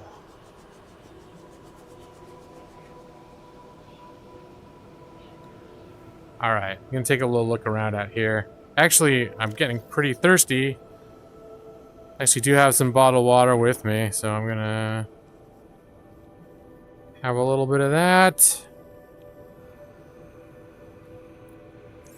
And that'll be enough for now.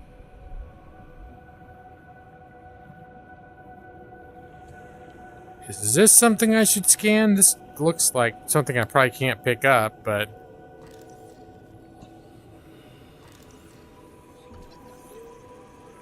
Amoeboid.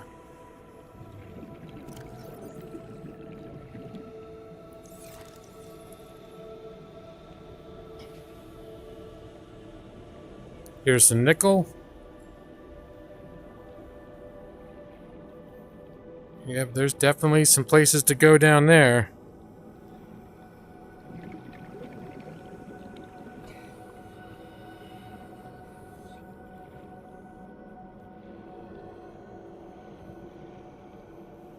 Some nickel.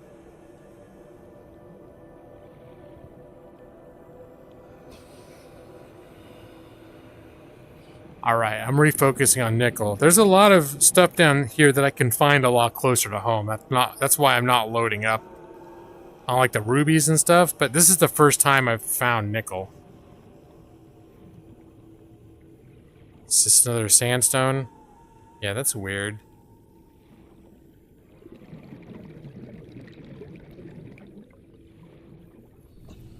That...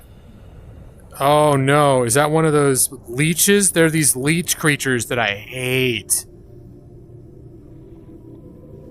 They latch onto the ship and drain the energy off of your ship. I don't know if they attack people like me. I think they just attack... They attach the... onto the Cyclops. I could have sworn I just saw nickel. Right, that's why I risked getting near that thing. What is this? Titanium? I'm gonna say there are a lot of common materials down here.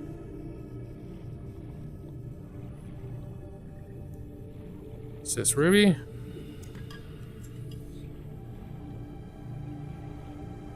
Yep, there's the beginning of the lava shit.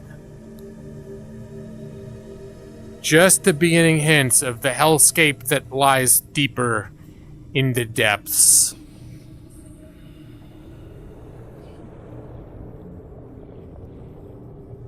Alright. I'm running low on the old oxygen.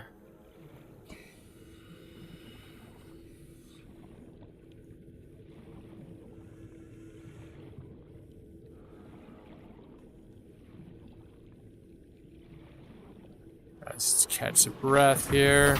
Welcome aboard, Captain. And by the way, did I say hi, Nick? Nick, did I tell you that I'm officially hyped for Baldur's Gate 3? I think I mentioned that last week. It's officially on my acquire as soon as it's in full release level of enthusiasm. If it goes on even the slightest sale before its full release, I'm gonna pull the trigger on it.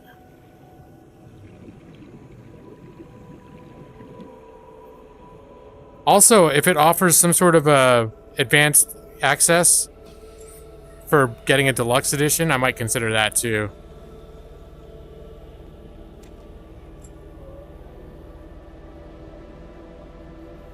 Because the only problem is it you know, now it's got like a month or so between its release and Starfield, but I think that's the main disadvantage of Baldur's Gate 3 is I'm fairly certain that as soon as Starfield releases, whatever else I might be playing at the time, I'm gonna drop. Although I've been fairly certain of that kind of shit before, and then gone right back to playing rando indie games like this. You don't remember you mentioning?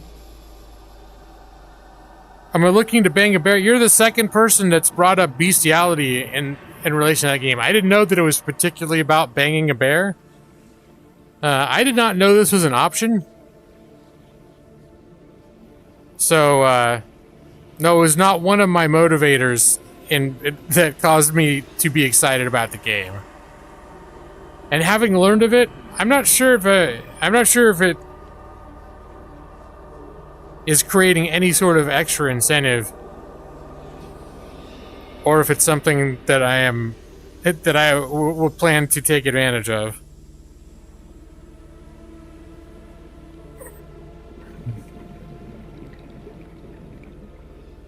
There's some nickel. How much nickel do I have? 1, 2, 3. Okay. I have enough nickel to consider this outing successful. I would like to find more nickel, though, because it is a rarity.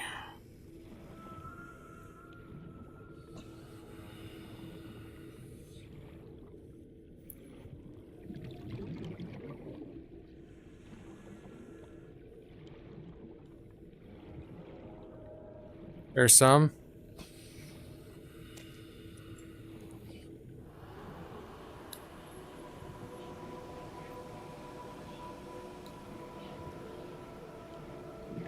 Yeah, the next game on my big hype list that I just picked up tonight that's releasing tomorrow is Jagged Alliance 3. Which is very much a me kind of game. It's very much like an XCOM-esque mercenary band sim type of game.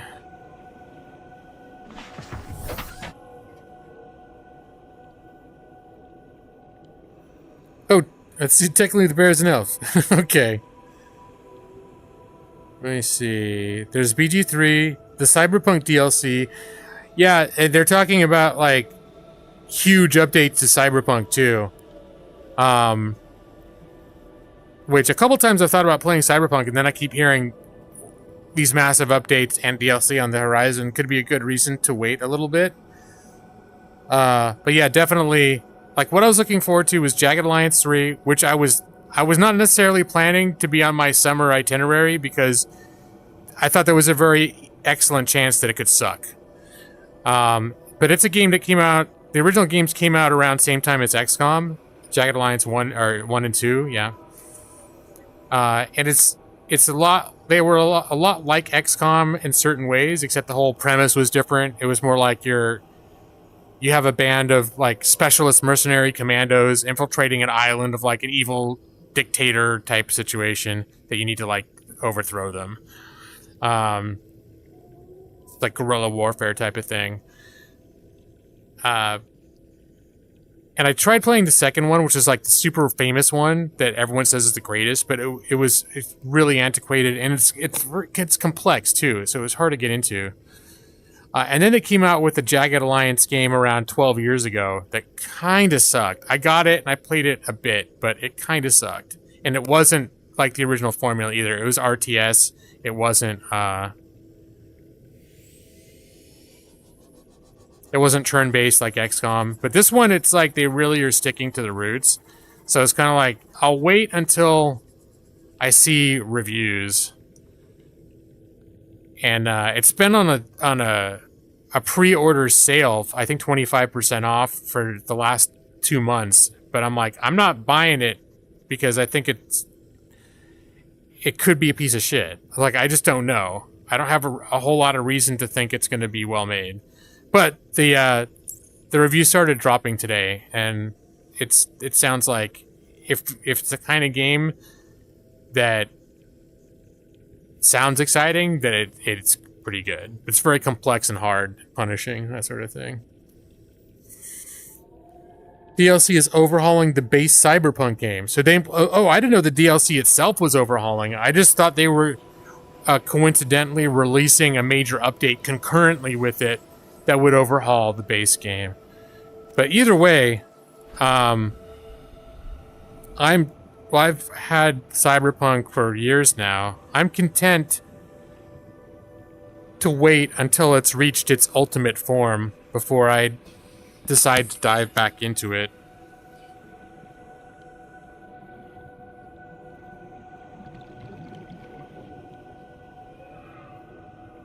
Alright, well, I'll grab this. Why not?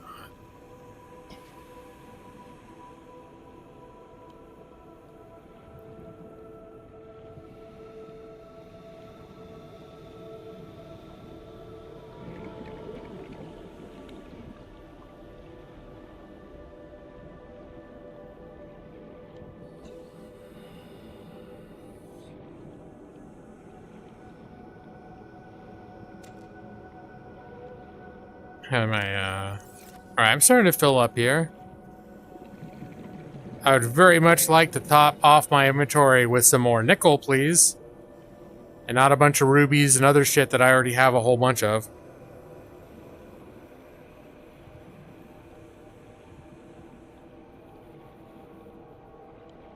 Alright, I think I'm going to start making my way back.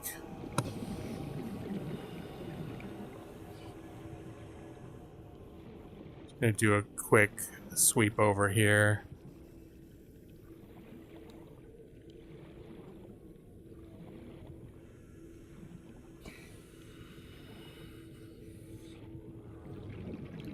Ah, here's one.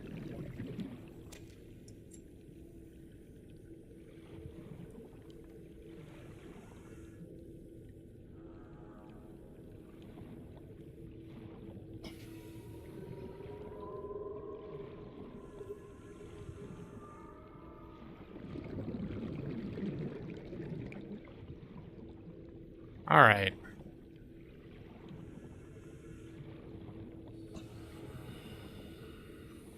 I think I am content to call this a successful nickel gathering operation. And it's, yeah, getting back and it's like I'm thirsty and hungry, so that may be the case, but the patch is the patch is overhauling it, and the DLC is also releasing at the same time. Well, I haven't really looked at what exactly the DLC is, but I know I have heard that the game, in one way or another, concurrent with the DLC, the game is essentially rebooting. And if you haven't played it yet, what I've been hearing that you should wait, because this thing is coming up really soon.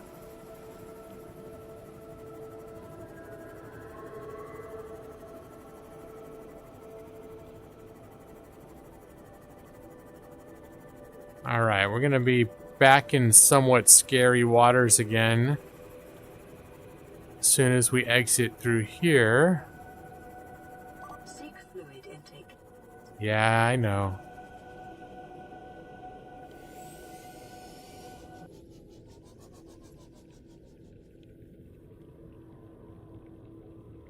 I know there's some scary shit right here, too.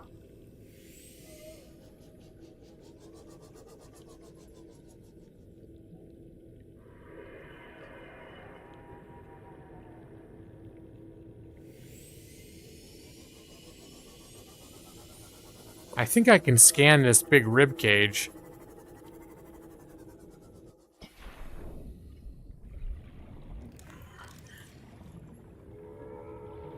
Yeah, let's get in here so nothing can fuck with me. Leviathan skeletal remains. Sea dragon skeleton. That's delightful. Welcome aboard, Captain. Delightful. Good old sea dragon. Okay, I'm officially getting the dehydration critical warning, so maybe it's time to stop farting around, you know. This is the way back.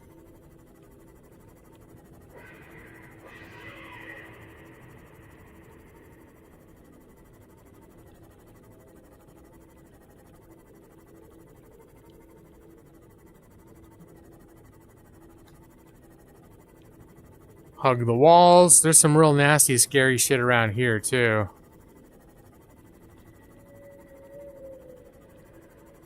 Calorie intake recommended. Dying of hunger and thirst. Alright, it just gets better and better.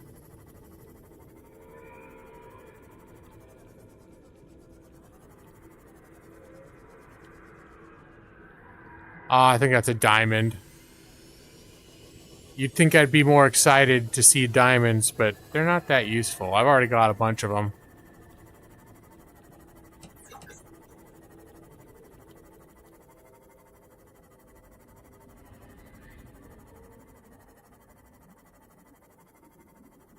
I think I'm definitely going to drop a beacon here, though.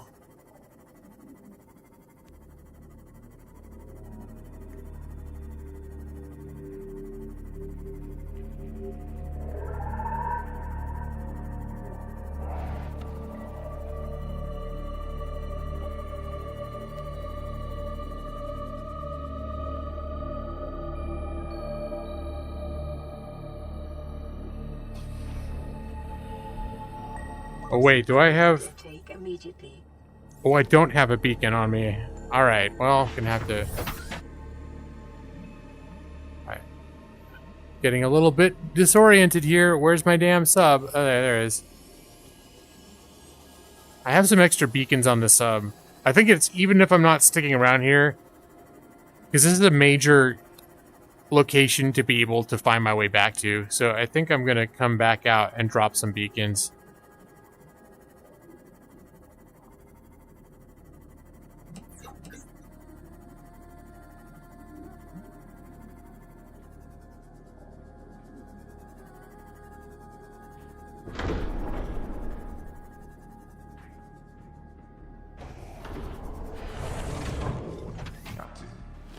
Systems online.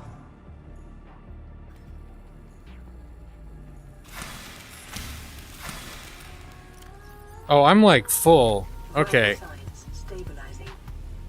I need to put some of this shit away.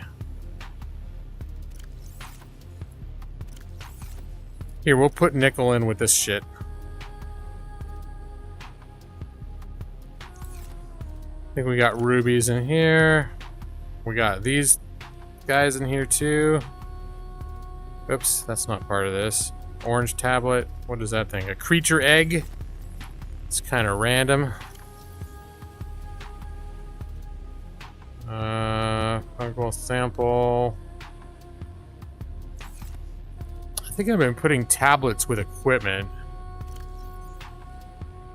I don't know what the orange tablet's for. Okay, now I've got room in my inventory, though, for, actually, I'm gonna grab 2 beacons. Alright, now I'm gonna have sustenance so that I don't die.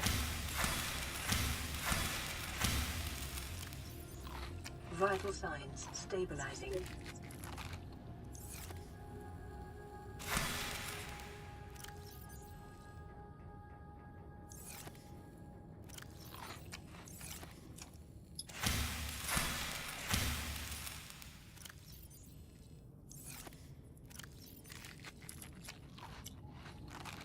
Alright, we're back up to... Oh, I actually am a little bit hungry, apparently. I do actually have some peepers to cook up in such an event.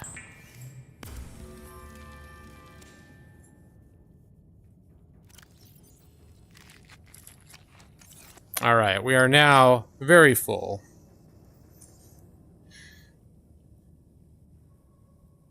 Do I have a thermal knife? Oh yeah, this. Yeah, I mean, obviously if I found if I found peepers out in the environment right here, I could get them, but I stash away a few peepers. Uncooked, because then they don't go bad. And I stick them here in my provisions to cook as needed. Usually the fruit is sufficient. But if I'm fully full of water, but I'm still hungry, which doesn't happen very often, usually I get thirsty first, I like to have a little fish around. Alright, I think I'm going to progress the time until morning.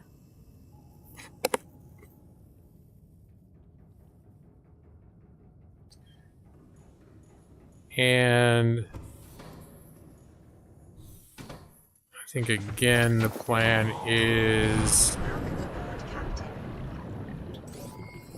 All systems online. I need to find where I was.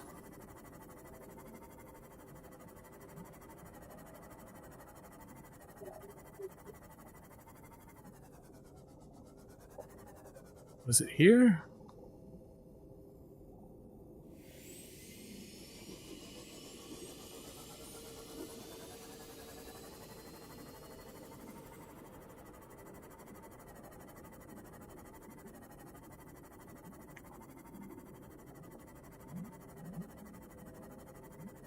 I think this was it. I just want to be sure.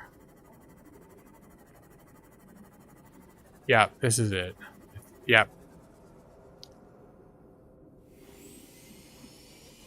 Alright, let's find a spot where I know the sub will be able to clear it. Oh, right. The life pod is, like, right at the entrance. I didn't even notice that before.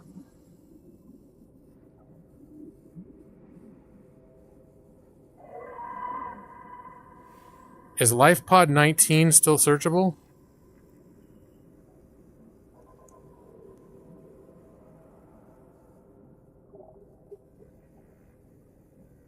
Now, it seems like they got rid of that. The beacon for life pod 19.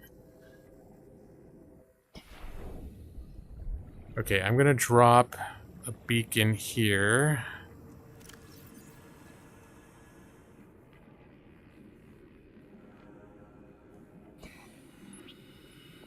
And we're gonna name it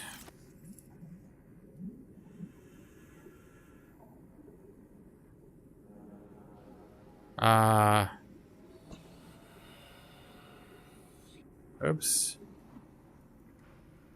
Depths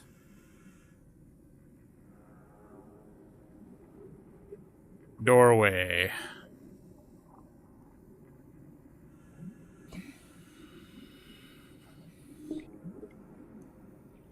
And then we're gonna go straight up. Actually, I think I'm gonna maneuver this. I'm gonna maneuver the, I want to do two things. Because this is what I did before. Because this is an area that that I will frequently need to come and go from with the Cyclops.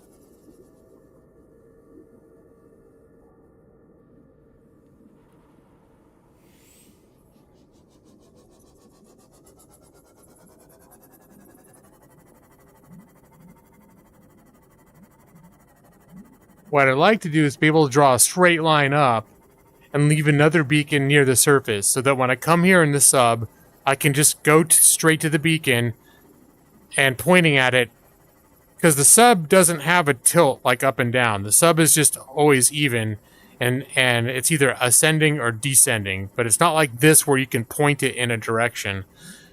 But because I can point this to a direction, if I'm not completely level, then if I go straight up, or what I perceive to be straight up, it's not actually going to be straight up. It's going to have to be... I just came up at an angle.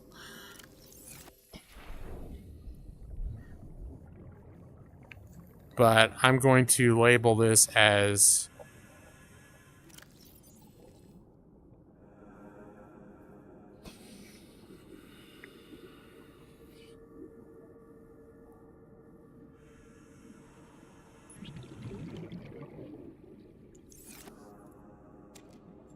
Nope. Whoops, wrong button. Not pickup beacon. I want to write on it. Guess I gotta do it from this angle.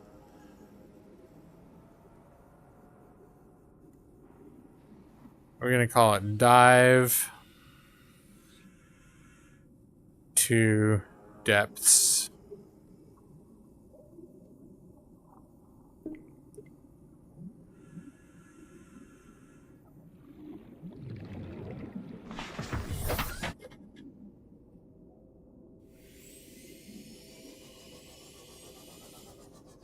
All right.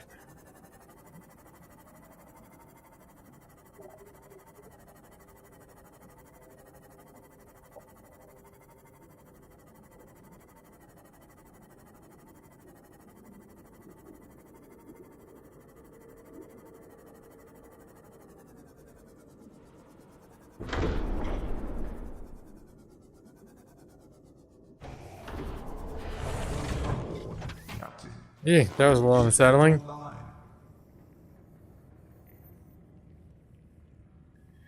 It was one of those giant... It looks like the final boss from Metroid, if you ever played those games. It's like a giant brain with eyes. It's about the size of a house. And, I took...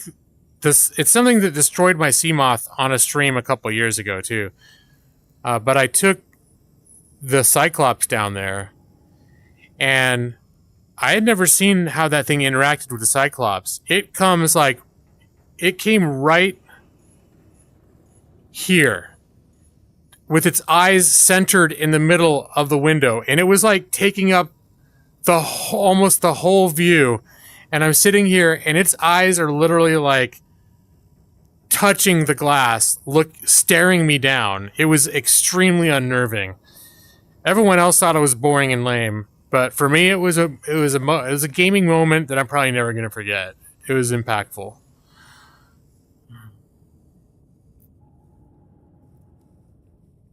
And I might have soiled my Depends a little bit. Yeah.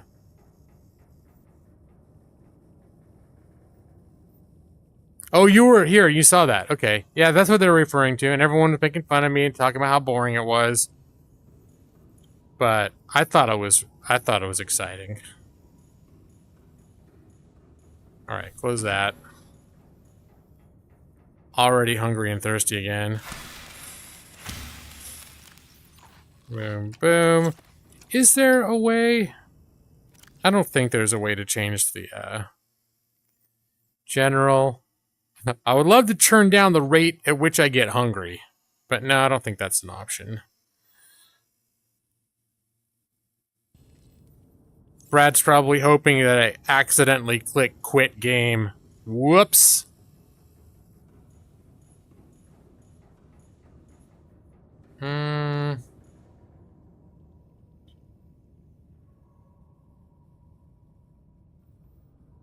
Alright.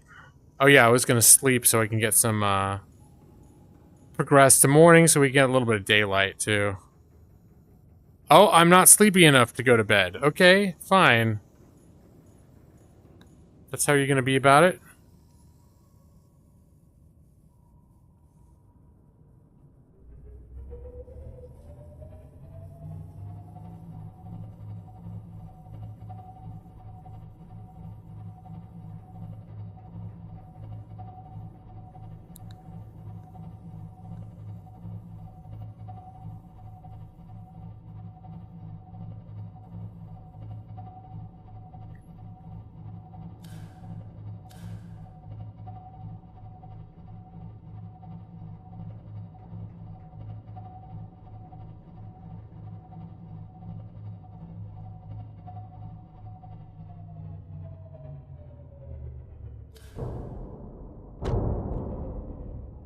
Yep, sorry, fishy.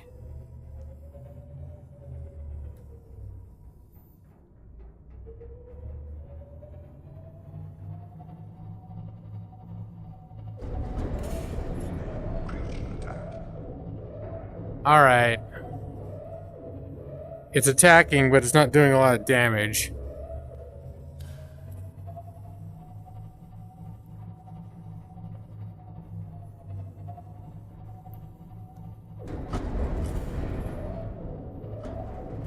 Okay, now it is doing a little bit of damage. I don't remember this fucking thing being here.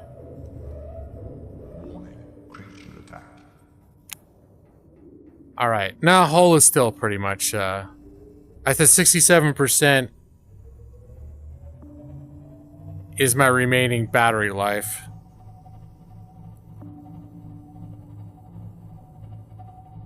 That's what we're looking for.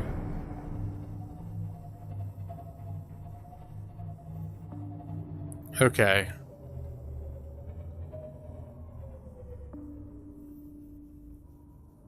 So let's turn that off. And now, what? Is that thing right there? Alright. We're gonna go straight up. Oh, there's one of those brain things, too.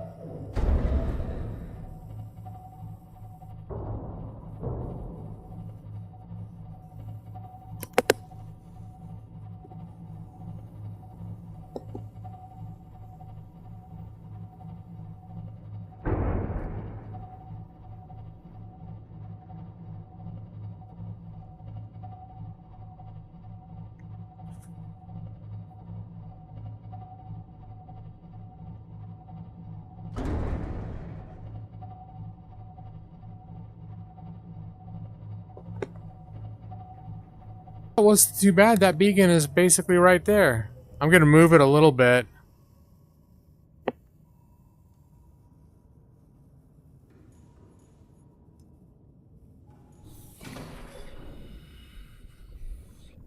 Because we want it to be...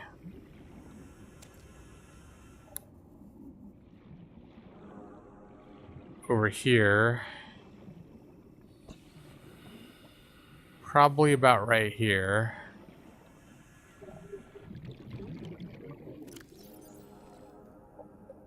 It's gonna be this.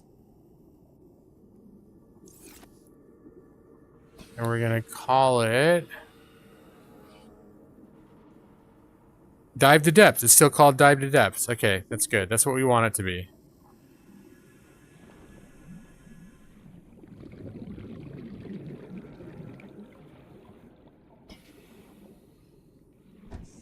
Alright, now we know when we sail to Dive to Depths, it's going to be like directly beneath.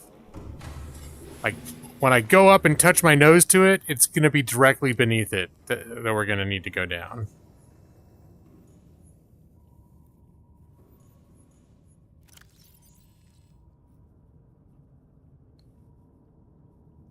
And...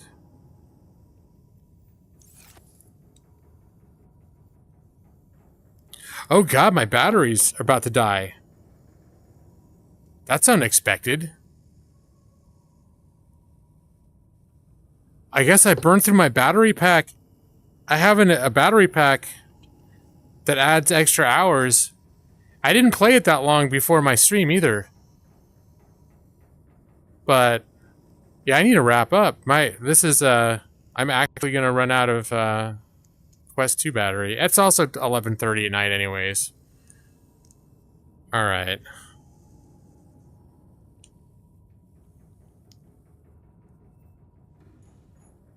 So I think I'm going to point us towards home, just to remind myself that that was my next plan, was to go back home. Let's grab a little bit of this.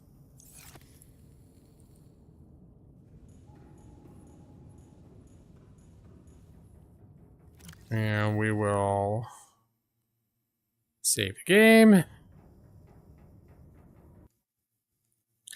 And we will quit the game.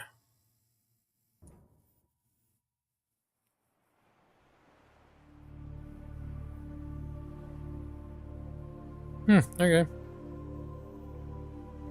Now I think this is what Evie pointed out before, they didn't notice, that they did have announced that there's a recent, as of March, not super recent, but this year, an update to make this game work officially with Steam Deck. Okay, that's cool.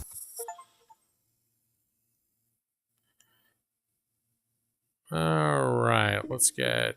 there we go. A little OBS action.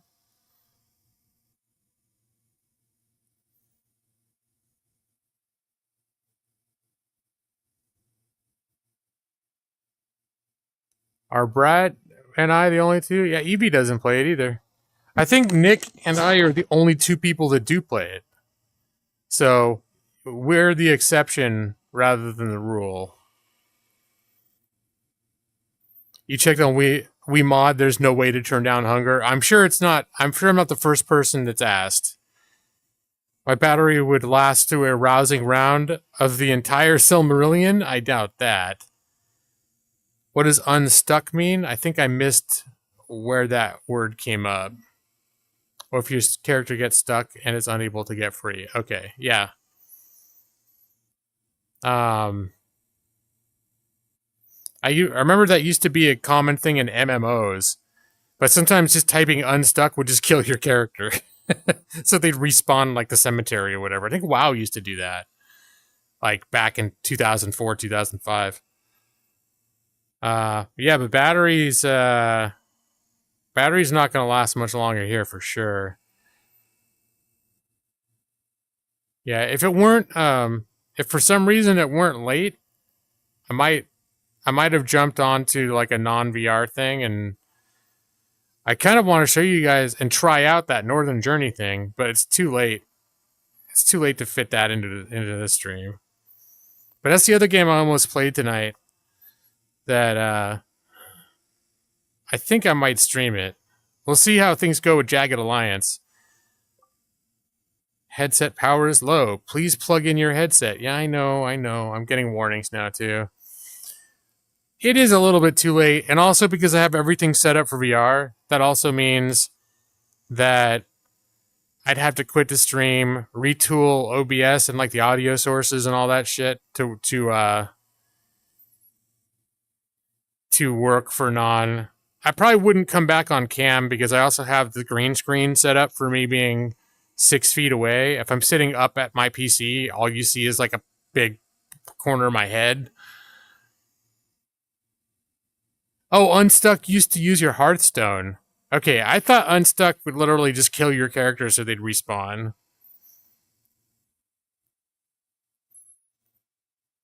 It's not a terrible hassle, but it's enough of a hassle that, like, it makes me not want to do it. Like, usually it's like, if I'm going to do a VR stream, that's my stream. Whereas you guys have seen me where if I'm just doing a regular stream, sometimes just randomly, like as we're doing, actually, speaking of which, I should probably do the, boom. Huh,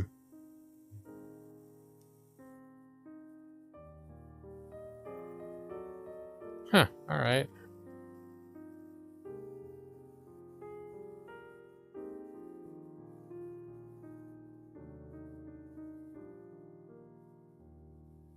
Weird stuff happening there. Okay. The OBS is doing some things I've never seen it do before. I was just curious, like the way that the interface works. I'm like, huh, what's that? Have you seen that? Like, I'll be in the thanks for watching screen and I'll think of some random game. I'll be like, here, let me show you. I just can't do that when I got my stream set up this way. Unless I was like, I wanted to show you another game that works specifically with Steam VR. But if my thing's about to die, I'm not going to do that either. So I'm such a tease. Sorry, Maxie. I'm sorry you feel that way. I don't think it should be too entirely shocking for you guys to see me winding down a stream, especially when I've been working late, working extra hours, and I'm camping the next day. Shouldn't be too shocking to know that I'm going to be bringing this stream to a pretty swift close here sometime in the next couple minutes. Save the teasing for the masturbatorium. I don't know if teasing is what I do in there. That's just flat out, like, that's where things just get flat out crazy. Especially, like, making eye contact with those dolphin fish. Asserting my dominance. Yeah, I'm camping tomorrow. Again, 2 weekends in a row. I'm going to be glad. I think next weekend we're not doing anything. I'm kind of already looking forward to that. Although I do like camping. All this working extra long days, and then so I can have a half day on Friday in order to, like, as soon as I get off work, we're frantically packing and then driving to try and meet relatives that we're also camping with, who are going to get there way before we are and be all like, where are you guys? Why aren't you here yet? It's like, okay. It's just like this whole, it's sort of like a stressful like thing. Just a lot of sort of pressure. Get there, hurry, do it, get it done. And Amanda and I have both gotten a little bit better about trying not to feel that anxiety, that push to get there, to go. But the end result is working extra hours every day so I get a half day. But that half day, the combination of working and then immediately going into that mode just makes it more stressful. And like last weekend, where we're camping is like 4 hours away. So, you know, that was like last week I worked all extra long days, did the half day, went straight to the long drive to camping. And then Sunday night we got home from the extra long drive away from camping, woke up the next morning early to start work early because I'm working extra hours again for the whole week. So doing this 2 weeks in a row has definitely got me. Like I mentioned towards the beginning of the stream, there was a point at work today, like when I was 2/3 of the way through my day, where I almost had a minor panic attack just because I was like, okay, I got to do laundry, I got to pack, I got to do that, and then I was like, I'm going to stream tonight, and I wasn't sure what I wanted to play, and I was like, should I put up a poll? And then I don't know, and then I was just like, there was just all this shit, and I just was like, ah! And so I actually just like went and laid down for 15 minutes and just spaced out. I was like, okay, I kind of reset a little bit, but yeah, I'm definitely like a little bit like, ah! You know, that noise. How many? I haven't had red vines since I finished my last package. Yeah, we did get a replacement tent. It's called, I think it's called a Skyward. It's an REI co-op Skyward. I was describing it a little bit earlier. I think it was around $350 or so. It wasn't cheap, but because Amanda's mom got a tent a couple years ago from REI, the Grand Hut 4. It's a 4 sleeper, but we were thinking like they had a Grand Hut 6, And we liked her grand hut because it had these nearly vertical walls that made the interior feel very spacious. As opposed to our dome tent, where it was tall enough to stand in the center, but because it was a dome, you could really only stand right there. And when you went to the doors, you had to crouch down and everything else. So, yeah, no, we got it. I think maybe I didn't get far enough. I was talking about we're in the store looking at the tents that they have, and then I'm furiously looking up user reviews and different the different websites that do professional reviews for things, and I found a couple of reviews. Then they said the Grand Hut was discontinued, and the guy at REI, this very cool guy helping us, was saying that it looked like REI had streamlined their catalog, and they'd sort of eliminated 2 different tents that they felt catered to the same audience, and combined it. So they took they had 2 different tents before, got rid of the 2 tents, and came up with a new design that was meant to accommodate sort of the audience for both. And that is the Skyward. So yeah, we got it, and we tried it for the first time. Well, I mean, REI, I guess it's expensive. They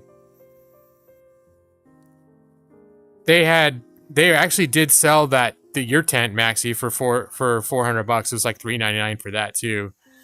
And I went through a couple of the reasons why. I think largely that there was the door issue, Amanda being concerned, and then also just the bulk of it.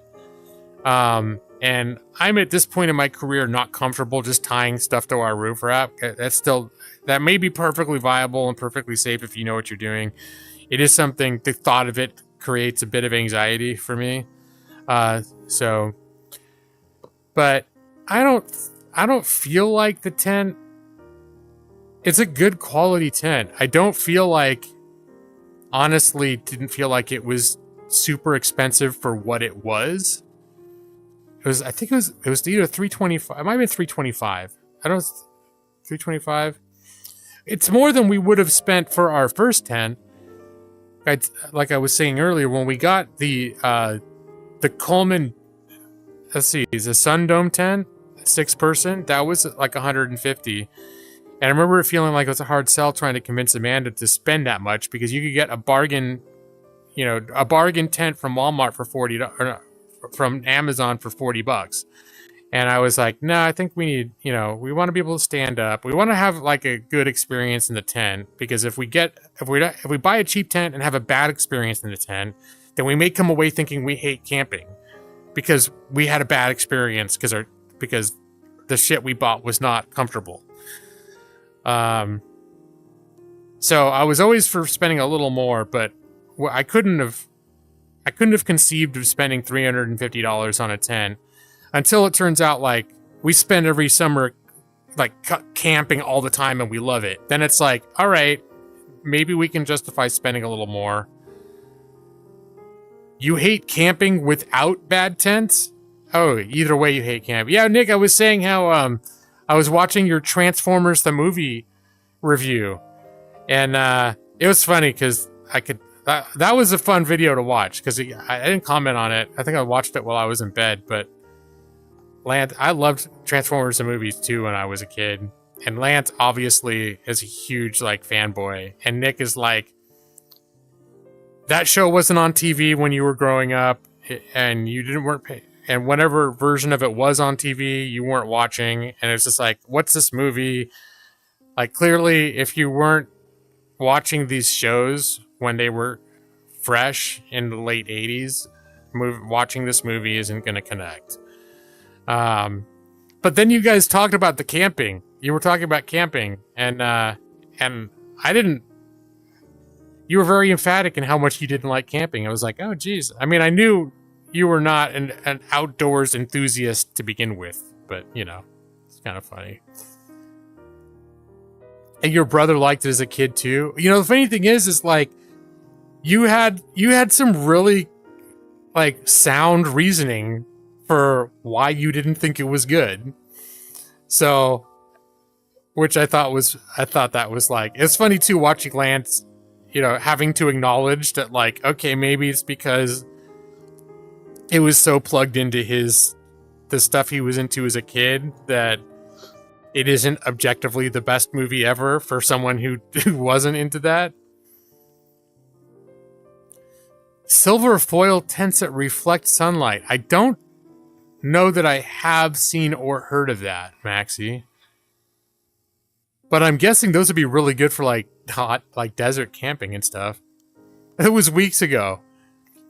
Yeah, no, I'm sure you don't remember everything you said, but I think it was that effect that I just said, where you went into this, and as someone who wasn't watching those, specifically the cartoons from the 80s that these were based on, you got thrown into this movie. It was sort of assuming that the people watching would know who everybody was in order to give a shit about what was happening.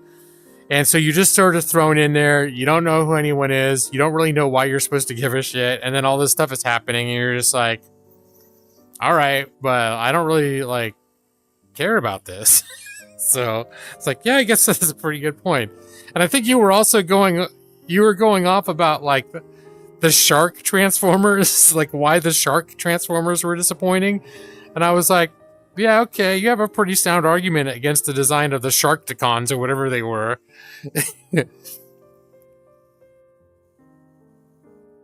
Season 2.5 of something you never seen, exactly. Well, I remember, like, I was super into Transformers before that movie was even in production. And I collected Transformers, and I was super into the Transformers. And when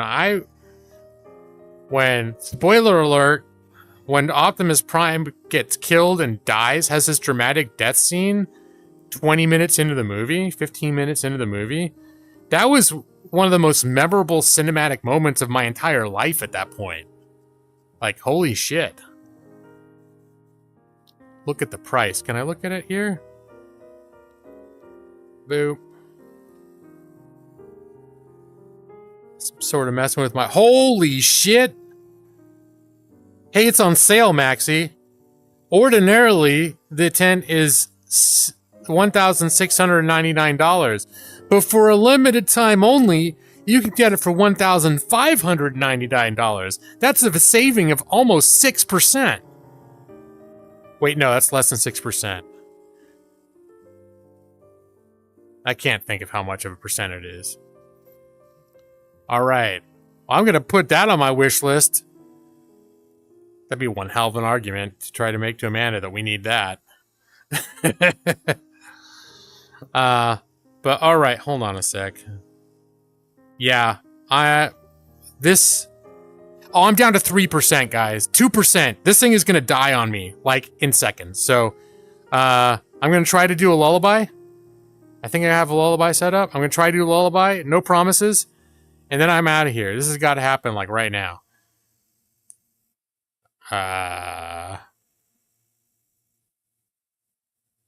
It's not going.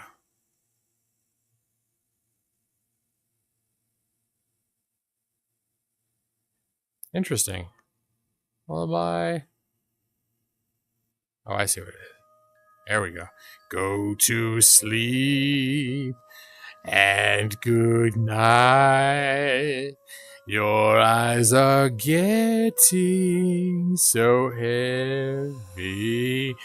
Go to sleep now, J. Maxie, Nixie, Brad Pritchard, Evie, Turner. Go to sleep, Joss, if you're still there. I'll be waiting for you in your dreams. Let's see, who else is here? Oh, it says there's 8 people watching. There's other people, you go to sleep too. Probably already are asleep. I've been asleep for hours.